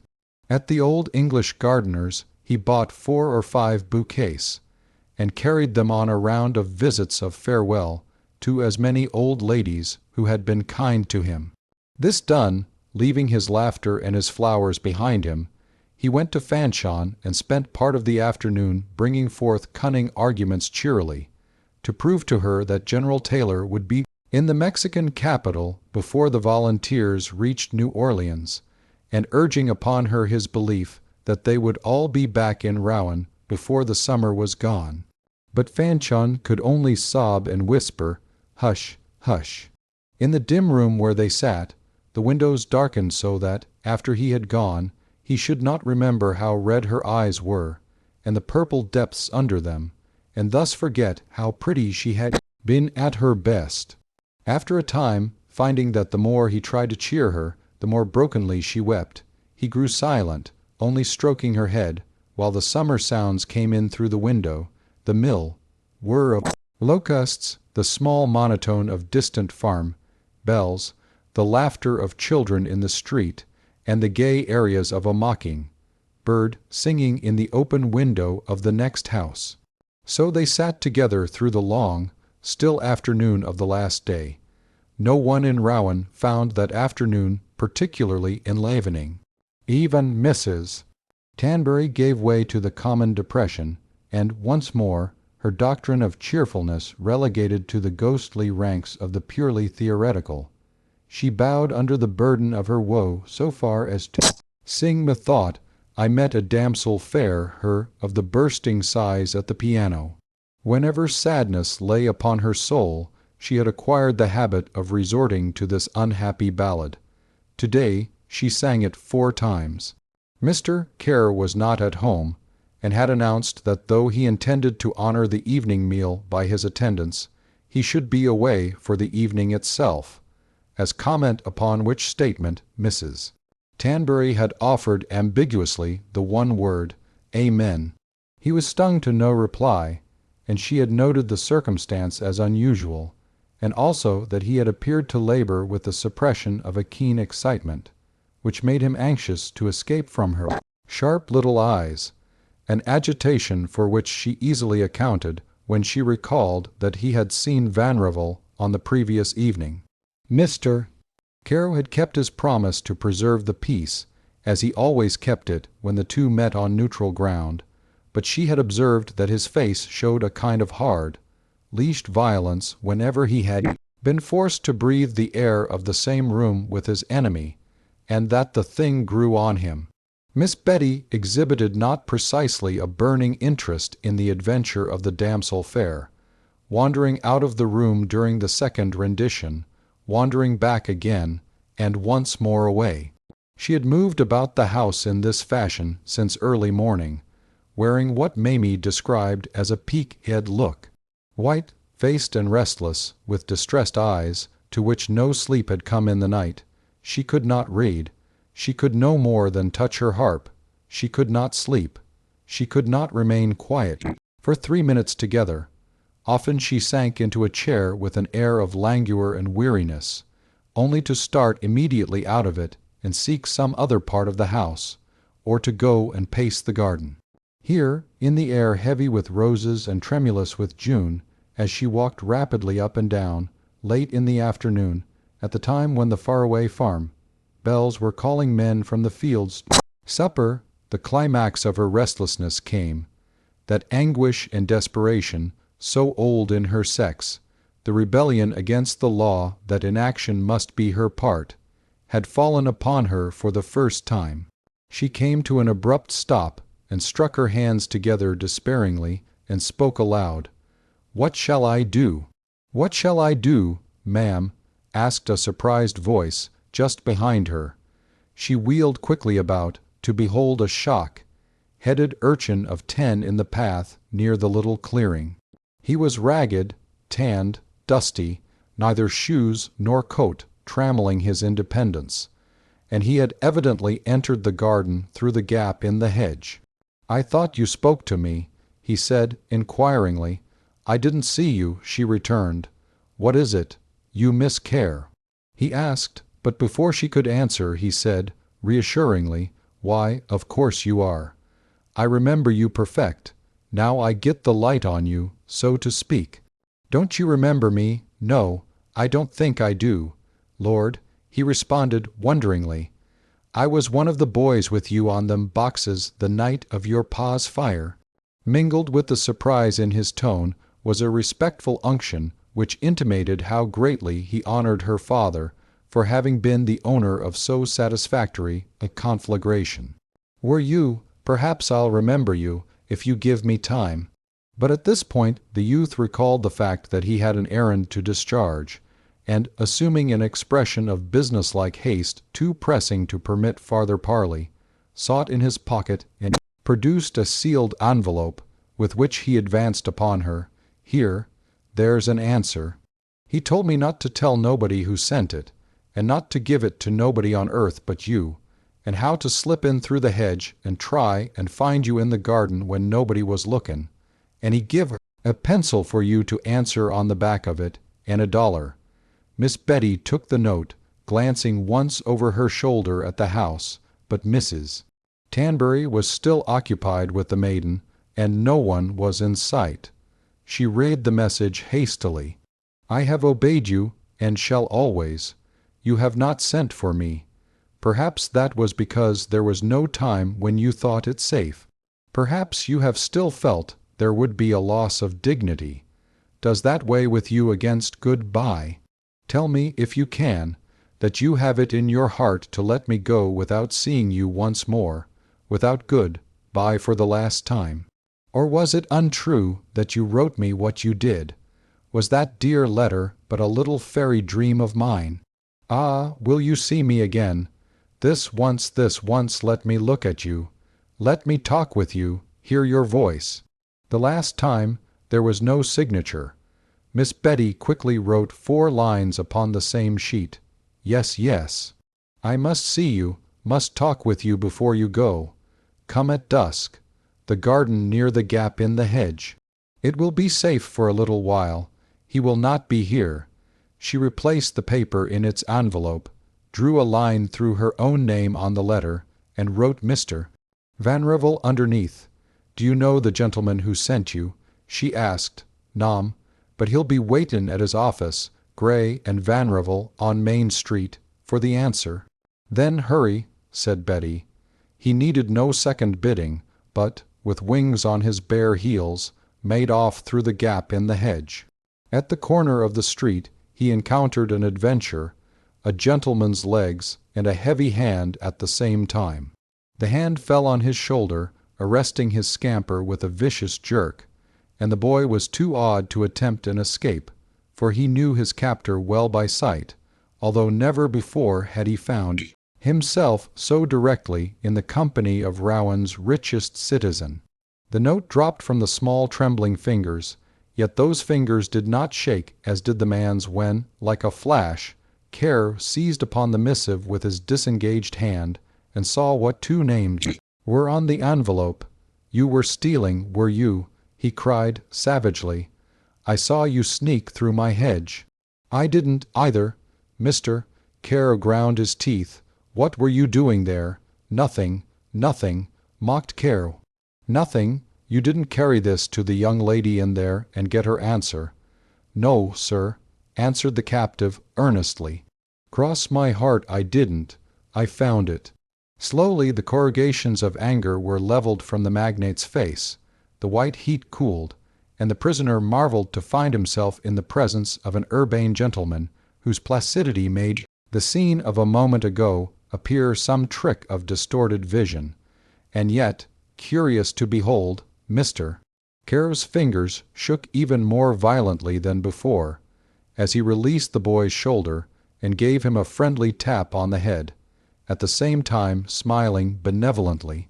"There, there," he said, bestowing a wink upon the youngster. "It's all right. It doesn't matter, only I think I see the chance of a jest in this. You wait while I read this little note, this message that you found." He ended by winking again with the friendliest drollery. He turned his back to the boy and opened the note, continuing to stand in that position while he read the two messages. It struck the messenger that, after this, there need be no great shame in his own lack of this much vaunted art of reading, since it took so famous a man as Mr. Care such length of time to peruse a little note. But perhaps the great gentleman was ill, for it appeared to the boy that he lurched several times, once so far that he would have gone over if he had not saved himself by a lucky stagger, and once, except for the fact that the face that had turned away had worn an expression of such genial humor, the boy would have believed that from it issued a sound like the gnashing of teeth.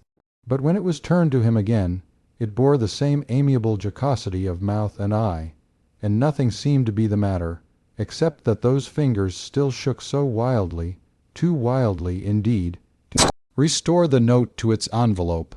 "There," said Mr. Care, "put it back, laddie, put it back yourself. Take it to the gentleman who sent you. I see he's even disguised his hand a trifle.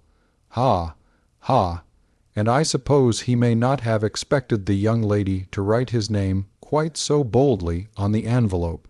"What do you suppose?" "I dunno," returned the boy. "I reckon I don't hardly understand." "No, of course not," said Mr. Care, laughing rather madly. "Ha, ha, ha, of course you wouldn't.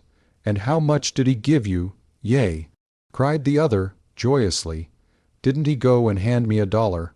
How much will you take not to tell him that I stopped you and read it? How much not to speak of me at all?" "What, it's a foolish kind of joke, nothing more. I'll give you $5 never to tell anyone that you saw me today." "Don't shoot, Colonel," exclaimed the youth, with a riotous fling of bare feet in the air. "I'll come down." "You'll do it. 5," he shouted, dancing upon the boards. 5. I'll cross my heart to die I never hear tell of you, or ever knew they was sich a man in the world." Care bent over him. "No, say, God strike me dead and condemn me eternally to the everlasting flames of hell if I ever tell." This entailed quick sobriety, though only benevolence was in the face above him. The jig step stopped, and the boy pondered, frightened. "Have I got to say that?" Mr. care produced a bank, bill about which the boy beheld a halo. Clearly this was his day. Heaven showed its approval of his conduct by an outpouring of imperishable riches. And yet the oath misliked him. There was a savor of the demoniacal contract. Still, that was to be borne, and the plunge taken, for there fluttered the huge sum before his dazzled eyes. He took a deep breath. "God strike me dead," he began, slowly, "if I ever, no, and condemn me to the everlasting flames of hell. Have I got to? Yes, and condemn me too to the everlasting flames of hell, if I ever tell." He ran off, pale with the fear that he might grow up, take to drink and some day tell in his cups, but so resolved not to coquet with temptation that he went round a block to avoid the door of the Rowan House bar. Nevertheless, the note was in his hand and the fortune in his pocket, and Mr. Care was safe. He knew that the boy would never tell, and he knew another thing, for he had read the journal, though it came no more to his house. He knew that Tom Vanrevel wore his uniform that evening, and that, even in the dusk, the brass buttons on an officer's breast make a good mark for a gun steadied along the ledge of a window. As he entered the gates and went toward the house, he glanced up at the window, which overlooked his garden from the cupola. Chapter 18. The Uniform. Crayley was not the only man in Rowan who had been saying to himself all day that each accustomed thing he did was done for the last time. Many of his comrades went about with "Farewell, old friend" in their hearts, not only for the people, but for the usual things of life and the actions of habit, now become unexpectedly dear and sweet to know or to perform. So Tom Vanrevel, relieved of his hot uniform, loose as to collar, wearing a big dressing gown and stretched in a chair, watched the sunset from the western window of the dusty office, where he had dreamed through many sunsets in summers past, and now took his leave of this old habit of his in silence, with a long cigar, considering the chances largely against his ever seeing the sun go down behind the long wooden bridge at the foot of Main Street again. The ruins of the warehouses had been removed, and the river was laid clear to his sight. It ran between brown banks like a river of rubies, and at the wharf the small evening steamboat, ugly and grim enough to behold from near by, lay pink and lovely in that broad glow, tooting imminent departure, although an hour might elapse before it would back into the current. The sun widened, clung briefly to the horizon, and dropped behind the low hills beyond the bottomlands. The stream grew purple, then took on a luster of pearl as the stars came out, while rosy distances changed to misty blue. The chatter of the birds in the Main Street maples became quieter, and, through lessening little choruses of twittering, fell gradually to silence. And now the blue dusk crept on the town, and the corner drug store window lights threw mottled colors on the pavement. From the hall, outside the closed office door, came the sound of quick, light footsteps. It was Crayley going out, but Tom only sighed to himself and did not hail him. So these light footsteps of Crayley Gray echoed but a moment in the stairway and were heard no more. A few moments later a tall figure, dressed from neck to heels in a gray cloak, crossed the mottled lights and disappeared into Caro Street. This cloaked person wore on his head a soldier's cap, and Tom, not recognizing him surely, vaguely wondered why Tappingham Marsh chose to muffle himself so warmly on an evening. He noted the quick, alert tread as like Marsh's usual gait, but no suspicion crossed his mind that the figure might be that of partner.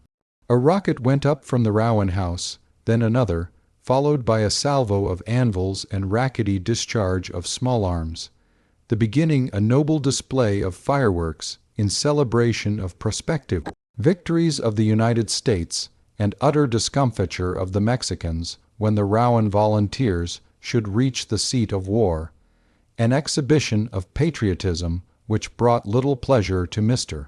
Vanrevel, but over the noise of the street he heard his own name shouted from the stairway, and almost instantly a violent knocking assailed the door. Before he could bid the visitor enter, the door was flung open by a stout and excited colored woman, who, at sight of him, threw up her hands in tremulous thanksgiving. It was the vain Mamie. She sank into a chair and rocked herself to and fro, gasping to regain her lost breath. "Bless de good God Almighty, you am gone out," she panted. "I run, and I come so fast I got stitches in de side, head to heel." Tom brought her a glass of water, which she drank between gasps. "I never run so befo' in my livin' days," she asserted. "You knows me, who I am and whum I come nigh's wells I knows who you is, I reckon, Major Vanrevel." "Yes, yes, I know. Will you tell me who sent you?" "Miss Tanbury, suh, dat who sended me, and in a venomous hurry she done de same." "Yes, why does she want me?" Mamie emitted a screech. "Deed she mos everlastingly does not. Dat de vay exact hines livin' teeing she does not want." "Then what is it, Mamie? Lemme get my breath, suh, and you hole yon whiles I tell you." She say to me, she say, "Is you 'quainted Major Vanrevel, Mamie?" "Es she, and I up and answer, not to speak wid, but dey ain. None on 'em I don knows by sight, and none betterer dan him, I say." Den she say, "You run all de way and fin dat young man," she say, "es she, and if you don get da foe he leave, don stop him on de way, den God A'mighty forgive you." She say, "But you tell him Jane Tanbury not to come nigh dis house, or dis Jayadin dis night. Tell him dat Jane Tanbury warn him he must keep outer care way ontel he safe on de boat tomorrer. Tell him Jane Tanbury beg him to stay in he own room dis night, and dat she beg it on her bented knees." And dis she say to me when I tol her what Nelson see in dat house dis evenin'. And higher I is, and higher you is, and de blessed Jesus be thank, you higher. Tom regarded her with a grave attention. What made Mrs. Tanbury think I might be coming there tonight? "Dey's cur'us goin's on in dat house, suh. De young lady she ain like herself. All de day long she wand, up and down and round about. Miss Tanbury are a mighty guessifying woman, and de minute I tell her what Nels see, she expect you come, and dat de boss, mos pintedly preparin' fo' it. Can you make it a little clearer for me, Mamie? I'm afraid I don't understand." "Well, suh, you know dat ole man Nelson, he allays tell me everyting he know, and everyting he think he know, jas' de same, suh. And dat ole Nels, he mos' 'cessful culled man in de world to crope round de house and pick up de gossip and git de foe, and behind what's goin' on. So 'twas dat he see de boss, when he come in tods evenin', tek dat heavy musket offen de racks and load and clean her, and he do it wid a mighty bad look 'bout de moof. Den he gone up to de cupoly and lef it dah, and den come down agin. Whiles dey all is eatin', he 'nounced teachy time dat he goin' be way and doin' de evenin'. Den he gone out de front and out de gates, and down de street. Den, suh, 'tain't no mon a half an hour ago, Nels come to me and say dat he see de boss come round de stable, keepin' close in by de shrubbery, and crope in de ball room win, dere, which is close to de ground, suh. Nels us a cleanin' de harness in de back, yod, and he let on not to see him like. Miss Betty, she walkin' in her Jayadin and Miss Tanbury fan on de potch. Nels, he slip de house what de lights ain lit, and stan' and listen long time in de libbery at de foot dem stairs, and he high, a dat man move, suh. Den Nels, know dat, he done crope up to de cupoly room, and in dat he settin' dah, waitin'. So's he come and tol me, and I beg Miss Tanbury come in de kitchen, and I shet to do, and I tole her. And she sended me high, to you, suh, and if you was a go, in, de good God Almighty kep you ontel I got high. No, I wasn't going. Tom smiled upon her sadly. I dare say there's a simpler explanation. Don't you suppose that if Nelson was right, and Mr. Kerr really did come back, it was because he did not wish his daughter and Mrs. Tanbury to know that he expected a party of friends, possibly, to join him there later. What he doin' wid dat gun, suh? Nobody go and play Syod's Nerfrau dice wid a gun is day? Asked Mamie, as she rose and walked toward the door.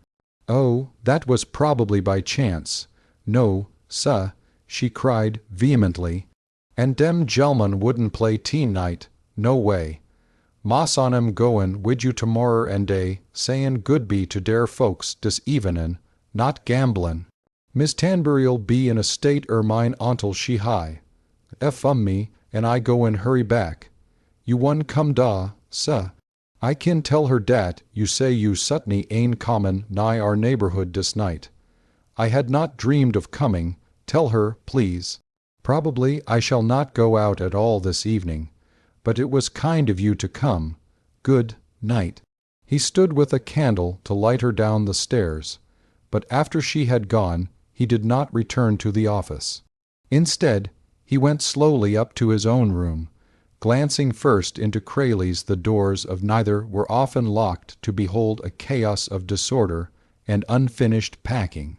In his own chamber it only remained for him to close the lids of a few big boxes, and to pack a small trunk which he meant to take with him to the camp of the state troops, and he would be ready for departure. He set about this task, and, concluding that there was no necessity to wear his uniform on the steamboat, decided to place it in the trunk, and went to the bed where he had folded and left it. It was not there, nor did a thorough search reveal it anywhere in the room, yet no one could have stolen it, for when he had gone down to the office, Crayley had remained on this floor.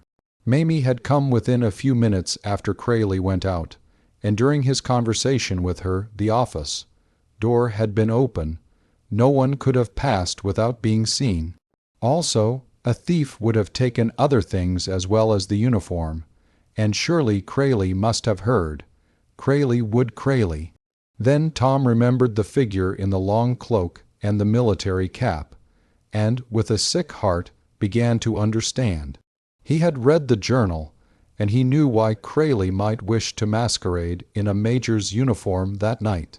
If Miss Kerr read it too, and a strange wonder rose in her mind, this and a word would convince her. Tom considered it improbable that the wonder would rise, for circumstances had too well established her in a mistake, trivial and ordinary enough at first, merely the confusing of two names by a girl new to the town, but so strengthened by every confirmation Crayley's wit could compass that she would, no doubt, only set Cummings's paragraph aside as a newspaper error. Still, Crayley had wished to be on the safe side. Tom sighed rather bitterly. He was convinced that the Harlequin would come home soon, replace the uniform which was probably extremely becoming to him, as they were of a height and figure much the same, and afterward, in his ordinary dress, would sally forth to spend his last evening with Fanchon. Tom wondered how Crayley would feel and what he would think about himself while he was changing his clothes, but he remembered his partner's extraordinary powers of mental adjustment, and for the first time in his life, Vanrevel made no allowance for the other's temperament, and there came to him a moment when he felt that he could almost dislike Crayley Gray. At all events, he would go out until Crayley had come and left again, for he had no desire to behold the masquerader's return. So he exchanged his dressing gown for a coat, fastened his collar, and had begun to arrange his cravat at the mirror, when suddenly the voice of the old negress seemed to sound close beside him in the room. He's settin' da waitin'. The cravat was never tied.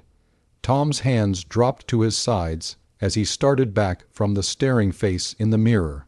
Robert Kerr was waiting in Crayley all at once. There was but one vital necessity in the world for Tom Vanrevel, that was to find Crayley.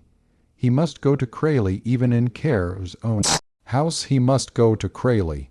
He dashed down the stairs and into the street. The people were making a great uproar in front of the hotel, exploding bombs, firing muskets in the air, sending up rockets. And rapidly crossing the outskirts of the crowd, he passed into Kerr Street unnoticed. Here the detonations were not so deafening, though the little steamboat at the wharf was contributing to the confusion with all in her power, screeching simultaneously approval of the celebration and her last signals of departure. At the first corner Tom had no more than left the sidewalk when he came within a foot of being ridden down by two horsemen who rode at so desperate a gallop that the sound of their hoof beats being lost in the uproar from Main Street. They were upon him before he was aware of them. He leaped back with an angry shout to know who they were that they rode so wildly. At the same time a sharp explosion at the foot of the street sent a red flare over the scene, a flash, gone with such incredible swiftness into renewed darkness that he saw the flying horsemen almost as equestrian statues illumined by a flicker of lightning. But he saw them with the same distinctness that lightning gives, and recognized the foremost as Robert Kerr.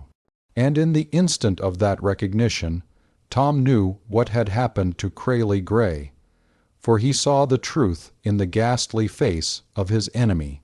Kerr rode stiffly, like a man frozen upon his horse, and his face was like that of a frozen man, his eyes glassy and not fixed upon his course, so that it was a deathly thing to see. Once, long ago, Tom had seen a man riding for his life, and he wore this same look. The animal bounded and swerved under Vanrevel's enemy in the mad rush down the street, but he sat rigid, bolt upright in the saddle, his face set to that look of coldness. The second rider was old Nelson, who rode with body crouched forward, his eyeballs like shining porcelain set in ebony, and his arm like a flail, cruelly lashing his own horse and his master's with a heavy whip. To Steamboat he shouted hoarsely, bringing down the lash on one and then on the other. To Steamboat, for God's sake, honey, to Steamboat. They swept into Main Street, Nelson leaning far across to the other's bridle and turning both horses toward the river. But before they had made the corner, Tom Vanrevel was running with all the speed that was in him toward his enemy's house. The 1 block between him and that forbidden ground seemed to him miles long, and he felt that he was running as a man in a dream, and, at the highest pitch of agonized exertion, covering no space, but only working the air in one place, like a treadmill. All that was in his mind, heart, and soul was to reach Crayley. He had known by the revelation of Kerr's face in what case he would find his friend, but as he ran he put the knowledge from him with a great shudder, and resolved upon incredulity in spite of his certainty. All he let himself feel was the need to run until he found Crayley, who was somewhere in the darkness of the trees about the long, low house on the corner. When he reached the bordering hedge, he did not stay for gate or path, but, with a loud shout, hurled himself half over, half through, the hedge, like a bolt from a catapult. Lights shone from only one room in the house, the library, but as he ran toward the porch, a candle flickered in the hall, and there came the sound of a voice weeping with terror. At that he called more desperately upon his incredulity to aid him, for the voice was Mrs. Tan Berry's. If it had been any other than she, who sobbed so hopelessly, she, who was always steady and strong.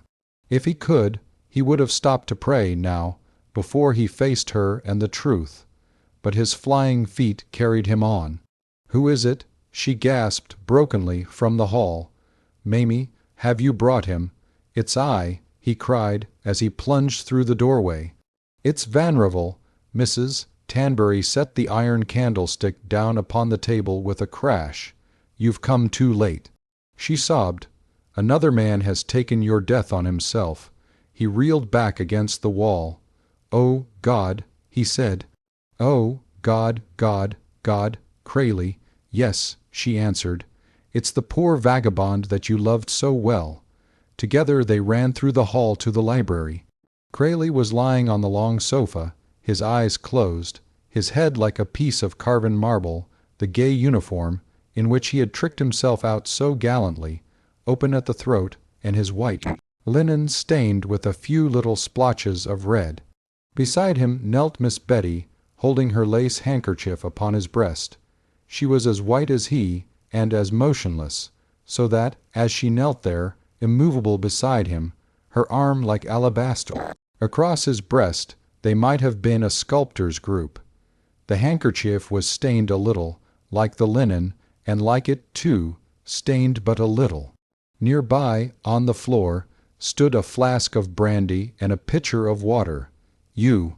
Miss Betty's face showed no change, nor even a faint surprise, as her eyes fell upon Tom Vanrevel, but her lips soundlessly framed the word. "You." Tom flung himself on his knees beside her. "Crayley," he cried, in a sharp voice that had a terrible shake in it. "Crayley, Crayley, I want you to hear me." He took one of the limp hands in his and began to chafe it, while Mrs. Tanbury grasped the other. "There's still a movement in the pulse," she faltered. "Still," echoed Tom, roughly. "You're mad. You made me think Crayley was dead. Do you think Crayley Gray is going to die? He couldn't. I tell you he couldn't. You don't know him. Who's gone for the doctor?" He dashed some brandy upon his handkerchief and set it to the white lips. "Mamie, she was here in the room with me when it happened." "Happened, happened," he mocked her furiously. "Happened is a beautiful word. God forgive me," sobbed Mrs. Tanbury. "I was sitting in the library, and Mamie had just come from you, when we heard Mr. Kerr shout from the cupola room, 'Stand away from my daughter, Vanrevel, and take this like a dog.' Only that, and Mamie and I ran to the window, and we saw through the dusk a man in uniform leap back from Miss Betty. They were in that little open space near the hedge. He called out something and waved his hand, but the shot came at the same time, and he fell.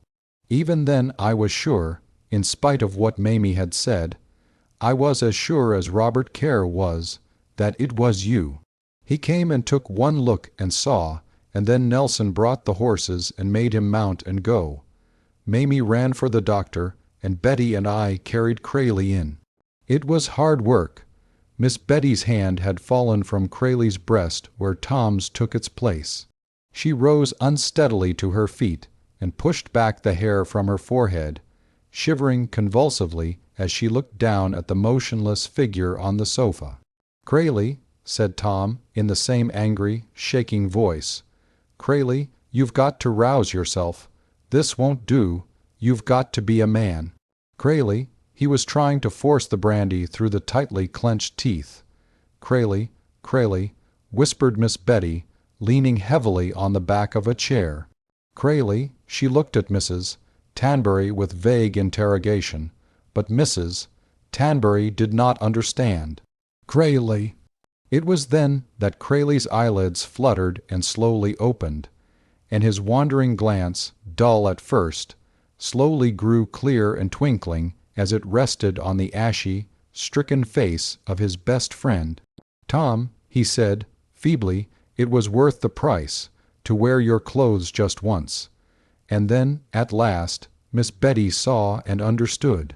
For not the honest gentleman, whom everyone except Robert Kerr held in esteem and affection, not her father's enemy, Vanrevel, lay before her with the death wound in his breast for her sake, but that other Crayley Gray, the ne'er do wheel and light, oh, love, Crayley Gray, wit, poet, and scapegrace, the well-beloved town scamp.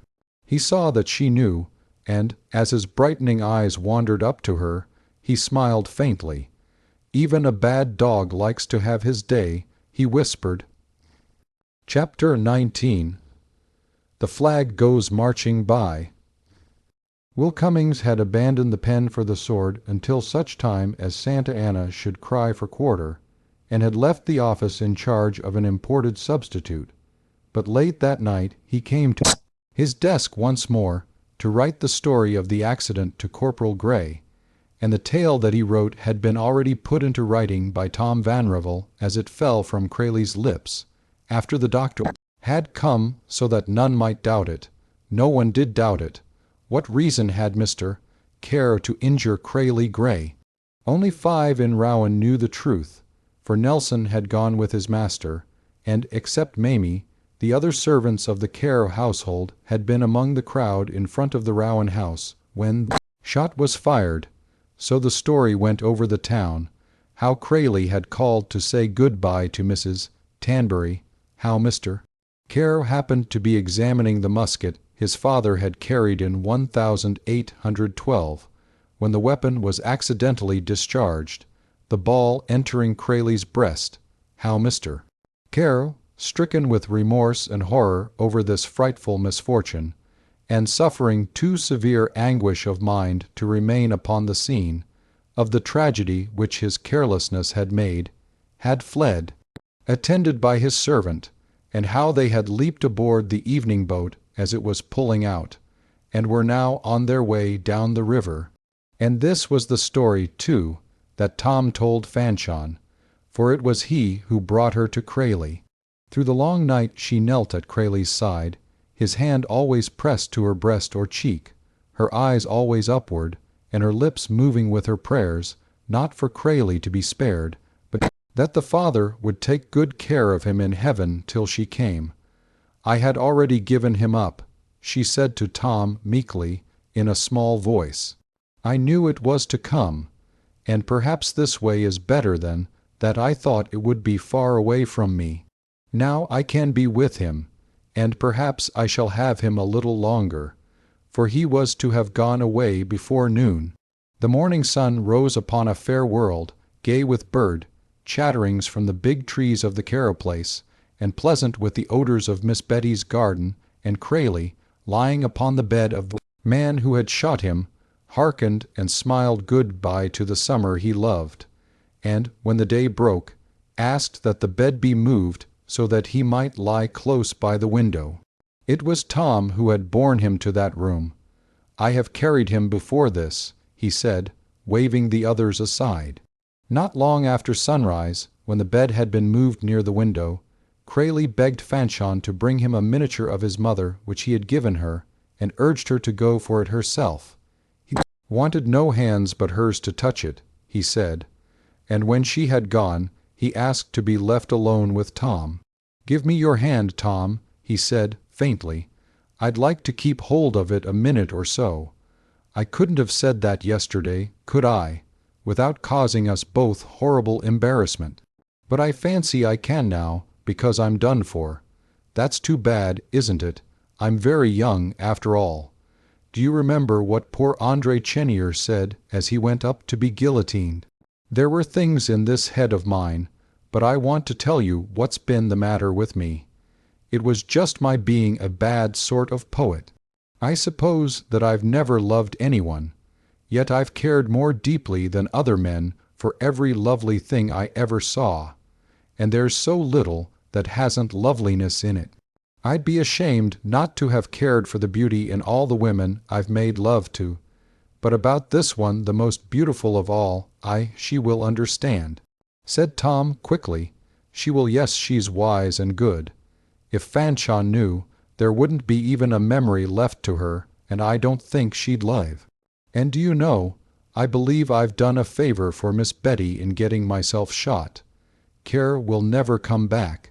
Tom, was ever a man's knavery so exactly the architect of his own destruction as mine? And for what gain? Just the excitement of the comedy from day to day. For she was sure to despise me as soon as she knew, and the desire to hear her voice say another kindly thing to me, and the everlasting perhaps in every woman. And this one the heart's desire of all the world. Ah, well, tell me, I want to hear it from you. How many hours does the doctor say? Hours, Crayley. Tom's hand twitched pitifully in the other's feeble grasp. "I know it's only a few. They're all fools, doctors," exclaimed Vanrevel fiercely. "No, no. And I know that nothing can be done. You all see it. And you want me to go easily, or you wouldn't let me have my own way so much. It frightens me, I own up, to think that so soon I'll be wiser than the wisest in the world. Yet I always wanted to know. I've sought, and I've sought, but now to go out alone on the search it must be the search. For the Holy Grail, I please don't talk," begged Tom in a broken whisper. "For mercy's sake, lad, it wears on you so." Crayley laughed weakly. "Do you think I could die peacefully without talking a great deal? There's one thing I want, Tom. I want to see all of them once more, all the old friends that are going down the river at noon. What harm could it do?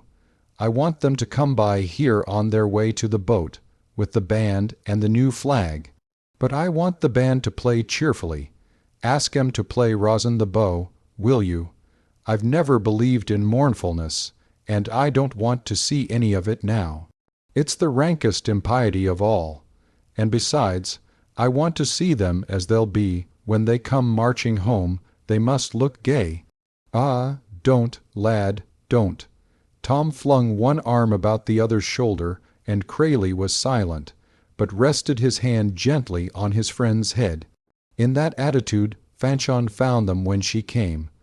The volunteers gathered at the courthouse 2 hours before noon.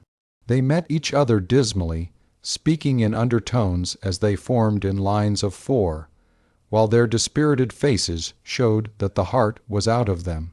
Not so with the crowds of country folk and townspeople who lined the streets to see the last of them. For these, when the band came marching down the street and took its place, set up a royal cheering that grew louder as Jefferson Bayard, the color bearer, carried the flag to the head of the procession. With the recruits marched the veterans of 1008, 112 and the Indian Wars, the one-legged cobbler stumping along beside General Trumbull, who looked very dejected and old. The line stood in silence and responded to the cheering by quietly removing their hats, so that the people whispered that it was more like an Odd Fellows' Sunday funeral than the departure of enthusiastic patriots for the seat of war. General Trumbull's was not the only sad face in the ranks. All were downcast and nervous, even those of the lads from the country, who had not known the comrade they were to leave behind. Jefferson unfurled the flag, Marsh gave the word of command, the band began to play a quick step, and the procession moved forward down the cheering lane of people, who waved little flags and handkerchiefs and threw their hats in the air as they shouted. But, contrary to expectation, the parade was not directly along Main Street to the river. "Right wheel, march," commanded Tappingham hoarsely, waving his sword, and Jefferson led the way into Caro Street.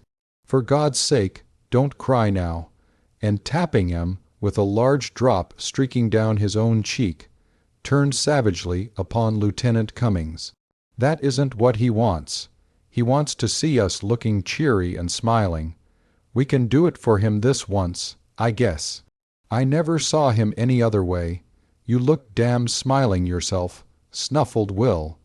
"I will when we turn in at the gates," retorted his captain. "On my soul, I swear I'll kill every sniffling idiot that doesn't. In line there." He stormed ferociously at a big recruit. The lively strains of the band and the shouting of the people grew louder and louder in the room where Crayley lay. His eyes glistened as he heard, and he smiled, not the old smile of the worldly prelate, but merrily, like a child when music is heard. The room was darkened, save for the light of the one window which fell softly upon his head and breast, and upon another fair head close to his, where Fanchon knelt. In the shadows at one end of the room were Miss Betty and Mrs. Tanbury and Mrs. Bayard and the white-haired doctor who had said, "Let him have his own way in all he asks." Tom stood alone, close by the head of the couch. "Hail to the band, Crayley chuckled softly. "How the rogues keep the time. It's rosin the bow, all right.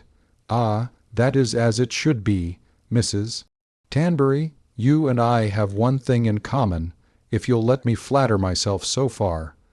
We've always believed in good cheer in spite of the devil and all, you and I, eh? The best of things, even if things are bad. Dear lady, eh?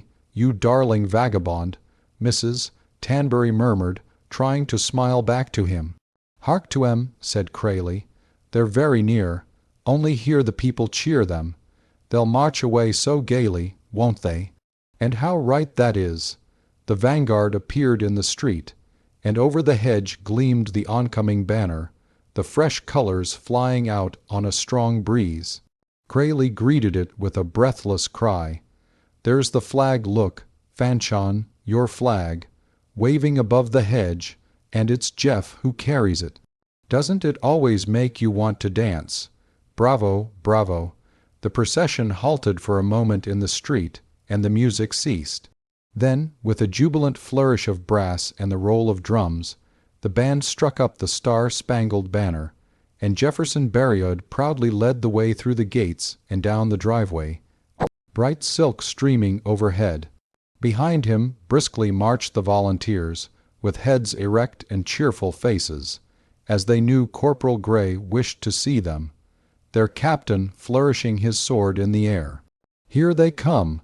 Do you see, Fanchon?" cried Crayley excitedly. "They are all there, Jeff and Tappingham, and the two Madrelans and Will. The dear old fellow, he'll never write a decent paragraph as long as he lives.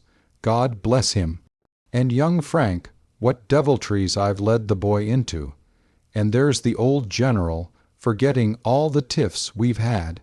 God bless them all, and grant them all a safe return. What on earth are they taking off their hats for? Ah, good-bye, boys, good-bye." They saw the white face at the window, and the slender hand fluttering its farewell, and Tappingham halted his men. 3 times 3 for Corporal Gray. He shouted, managing, somehow, to keep the smile upon his lips. 3 times 3, and may he rejoin his company before we enter the Mexican capital. He beat the time for the thunderous cheers that they gave. The procession described a circle on the lawn, and then, with the band playing and colors flying, passed out of the gates and took up the march to the wharf. The flag, whispered Crayley, following it with his eyes. "It shows that you helped make it, Fanchon. It's so beautiful." "Ah, Tom, they've said we abused it. Sometimes it was only that we loved it so well we didn't like to see anyone make it look silly or mean. But after all, no man can do that, no, nor no group of men, nor party." His voice grew louder as the last strains of the music came more faintly from the street. "They'll take your banner across the Rio Grande, Fanchon. But that is not all some day. Its stars must spread over the world. Don't you all see that they will?" After a little while, he closed his eyes with a sigh. The doctor bent over him quickly, and Miss Betty started forward unconsciously and cried out. But the bright eyes opened again and fixed themselves upon her with all their old, gay inscrutability. "Not yet," said Crayley. "Miss Carroll, may I tell you that I am sorry I could not have known you sooner? Perhaps you might have liked me for Fanchon's sake. I know you care for her." I do," she faltered. "I love her, and I do like you, Mr. Gray, for I know you, though I never met you until last night. God bless you, God bless you." She wavered a moment, like a lily in the wind, and put out a hand blindly. "Not you," she said sharply, as Tom Vanrevel started toward her. Mrs. Tanbury came quickly and put an arm about her, and together they went out of the room. "You must be good to her, Tom," said Crayley then in a very low voice. "I," answered Tom gently. "There was never a chance of that, lad." "Listen," whispered Crayley. "Lean down no closer." He cast a quick glance at Fanchon, kneeling at the other side of the bed, her golden head on the white coverlet, her outstretched hand clutching his, and he spoke so close to Tom's ear and in so low a tone that only Tom could hear. "She never cared for me. She felt that she ought to, but that was only because I masqueraded in your history. She wanted to tell me before I went away that there was no chance for me. She was telling me that when he called from the window. It was at the dance, the night before, that she knew. I think there has been someone else from the first. God send it's you. Did you speak to her that night or she to you?" "Ah, no," said Tom Vanrevel. "All the others, Mrs. Tanbury and Betty and Mr. Berriod, waited in the library, the two women huddled together on a sofa, with their arms round each other, and all the house was very still. By and by they heard a prolonged, far-away cheering and the steamer's whistle, and knew that the boat was off. Half an hour later, Will Cummings came back alone, entered the room on tip-toe, and silently sank into a chair near Mr. Berriod, with his face away from Miss Betty. He was to remain in Rouen another week, and join his regiment with Tom. None of the three appeared to notice his coming more than dimly, and he sat with his face bowed in his hands, and did not move. Thus perhaps an hour passed, with only a sound of footsteps on the gravel of the driveway, now and then, and a low murmur of voices in the rear of the house where people came to ask after Crayley. And when the door of the room where he lay was opened, the four watchers started as at a loud explosion. It was Mrs. Berriod and the old doctor, and they closed the door again softly and came in to the others. They had left Crayley alone with Fanchon and Tom Vanrevel, the two who loved him best. The warm day beyond the windows became like Sunday. No voices sounded from without in the noon hush, though sometimes a little group of people would gather across the street to eye the house curiously and nod and whisper. The strong blue shadows of the veranda pillars stole slowly across the white floor of the porch in a lessening slant, and finally lay all in a line, as the tall clock in a corner of the library asthmatically coughed the hour of noon. In this jarring discordance there was something frightful to Miss Betty. She rose abruptly, and, imperiously waving back Mrs. Tanbury, who would have detained her, for there was in her face and manner the incipient wildness of control overstrained to the breaking point, she went hurriedly out of the room and out of the house to the old bench in the garden. There she sank down, her face hidden in her arms, there on the spot where she had first seen Crayley Gray. From there, too, had risen the serenade of the man she had spurned and insulted, and there she had come to worship the stars when Crayley bade her look to them. And now the strange young teacher was paying the bitter price for his fooleries, and who could doubt that the price was a bitter one? To have the spirit so suddenly, cruelly riven from the sprightly body that was, but a few hours ago, hale and alert, obedient to every petty wish, could dance, run, and leap.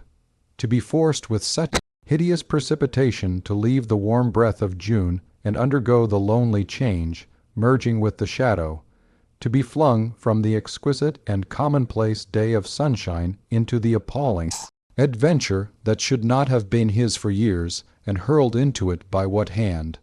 Ah, bitter, bitter price for a harlequinade!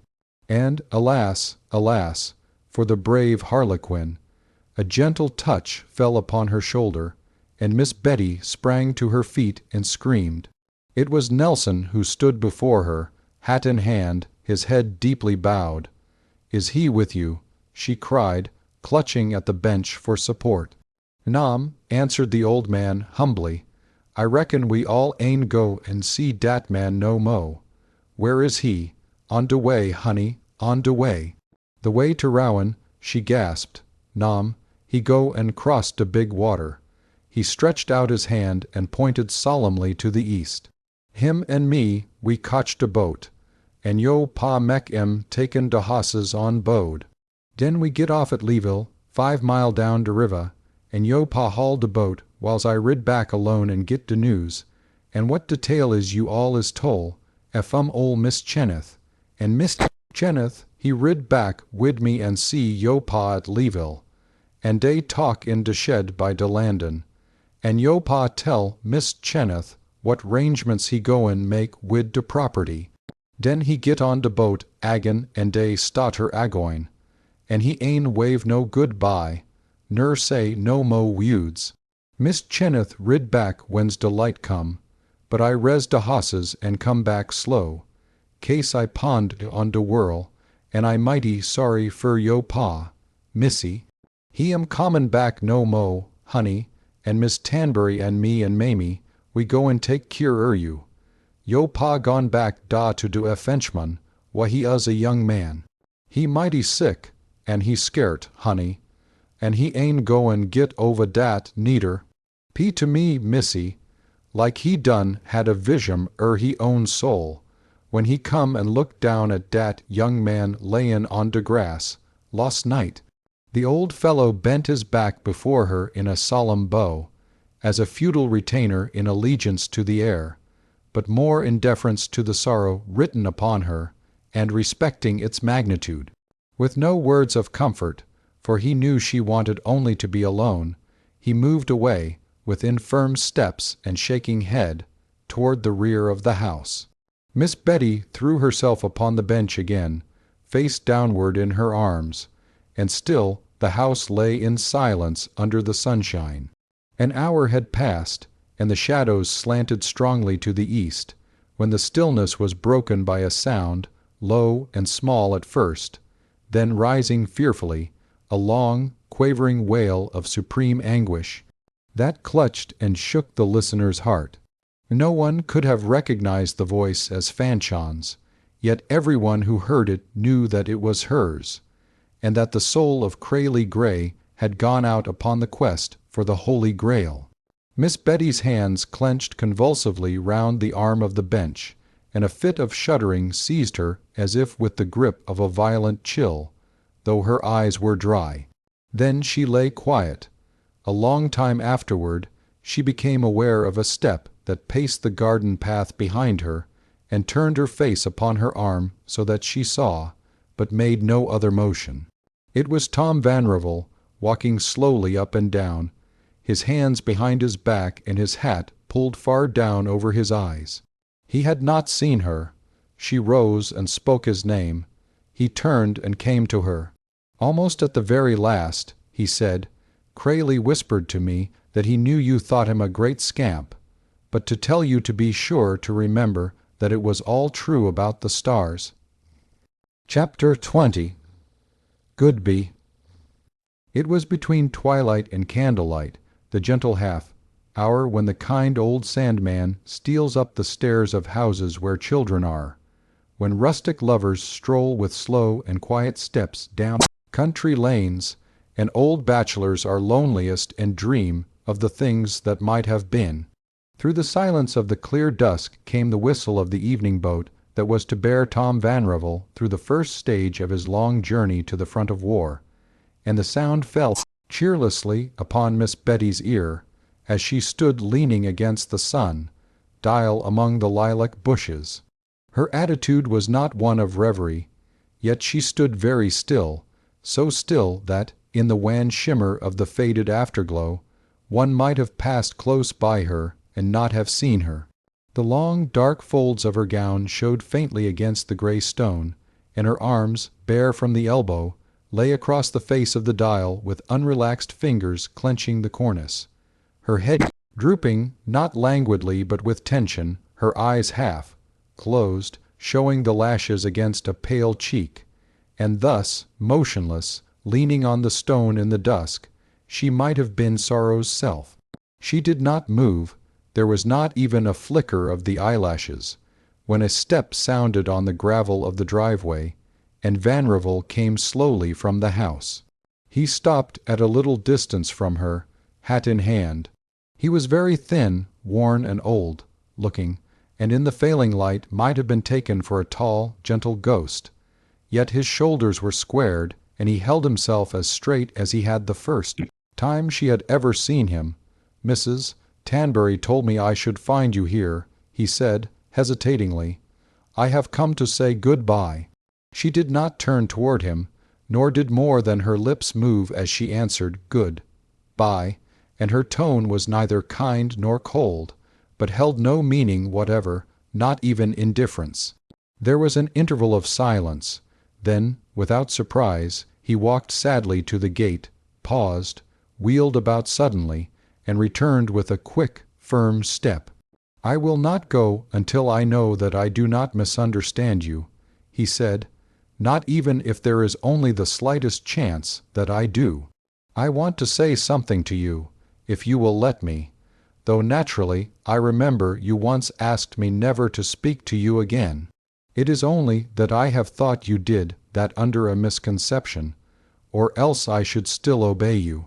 If you, what is it that you wish to say?" Her tone was unchanged. "Only that I think the hardest time for you has passed, and that do you." She interrupted. "Yes," he returned, "the saddest of your life. I think it has gone forever, and I think that what will come to you will be all you wish for. There will be a little time of waiting for what?" He drew a step nearer, and his voice became very gentle. "Cummings and I reach our regiment tomorrow night, and there in the camp is a group of men on the way to the war, and they all go the more bravely because each one of them has you in his heart. Not one, but will be a better soldier because of you. I want you to believe that if all of them don't come back, yet the one whose safety you think of and fear for will return. For, you see, Crayley told me what you said to him when he met you here the last time. I have no way to know which of them you meant, but he will come back to you. I am sure of it, because I believe you are to be happy. Ah, you've had your allotment of pain. After all, there is so little to regret. The town seems empty without its young men, yet you may rejoice, remembering how bravely they went and how gaily. They will sing half the way to Vera Cruz. You think it strange I should say there is so little to regret, when I've just laid away my best friend. It was his own doctrine, and the selfish personal grief and soreness grows less when I think of the gallant end he made. For it was he who went away most bravely and jauntily of all. Crayley was no failure, unless I let what he taught me go to no effect. And be sure he would have told you what I tell you now, that all is well with all in the world." "Please," she cried, with a quick intake of breath through closed teeth. "I will do anything in the world to please you," he answered, sorrowfully. "Do you mean that?" She turned at last and faced him, but without lifting her eyes. "Why did you come to say good-bye to me?" "I don't understand. I think you do." Her voice was cold and steady, but it was suddenly given to him to perceive that she was trembling from head to heel. An exclamation of remorse broke from him. "Ah, you came here to be alone. I stop," she said. "You said good-bye to me once before. Did you come to see what you saw then?" He fell back in utter amazement, but she advanced upon him swiftly. "Was it that?" she cried. The unfortunate young man could make no reply, and remained unable to defend himself from her inexplicable attack. "You have not forgotten," she went on impetuously. "It was in the crowd, just before they gave you the flag. You saw, I know you saw, and it killed me with the shame of it. Now you come to me to look at the same thing again, and the boat waiting for you. Is it in revenge for that night at the Berriods? Perhaps this sounds wild to you, I can't help that, but why should you try to make it harder for me?" From the porch came a strong voice. "Vanrevel, God knows I haven't meant to," said Tom, in bitter pain. "I don't understand. It's Cummings calling for me. I'll go at once. I'd hoped, stupidly enough, that you would tell me whom it was you meant when you spoke to Crayley, so that I could help to make it surer that he'd come back to you. But I've only annoyed you, and you were here away from the house avoiding me, and fearing that I Vanrevel," shouted William. Mrs. Tanbury had not told Lieutenant Cummings where to find Miss Betty. "Fearing." "Yes, fearing that I might discover you." He let his eyes rest on her loveliness once more, and as he saw that she still trembled, he extended his hand toward her in a gesture of infinite gentleness, like a blessing, heaved one great sigh, and, with head erect and body straight, set his face manfully toward the house.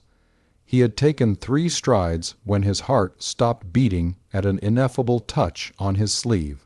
For with a sharp cry she sprang to him, and then, once more, among the lilac bushes where he had caught the white kitten, his hand was seized and held between 2 small palms, and the eyes of Miss Betty Care looked into the very soul of him.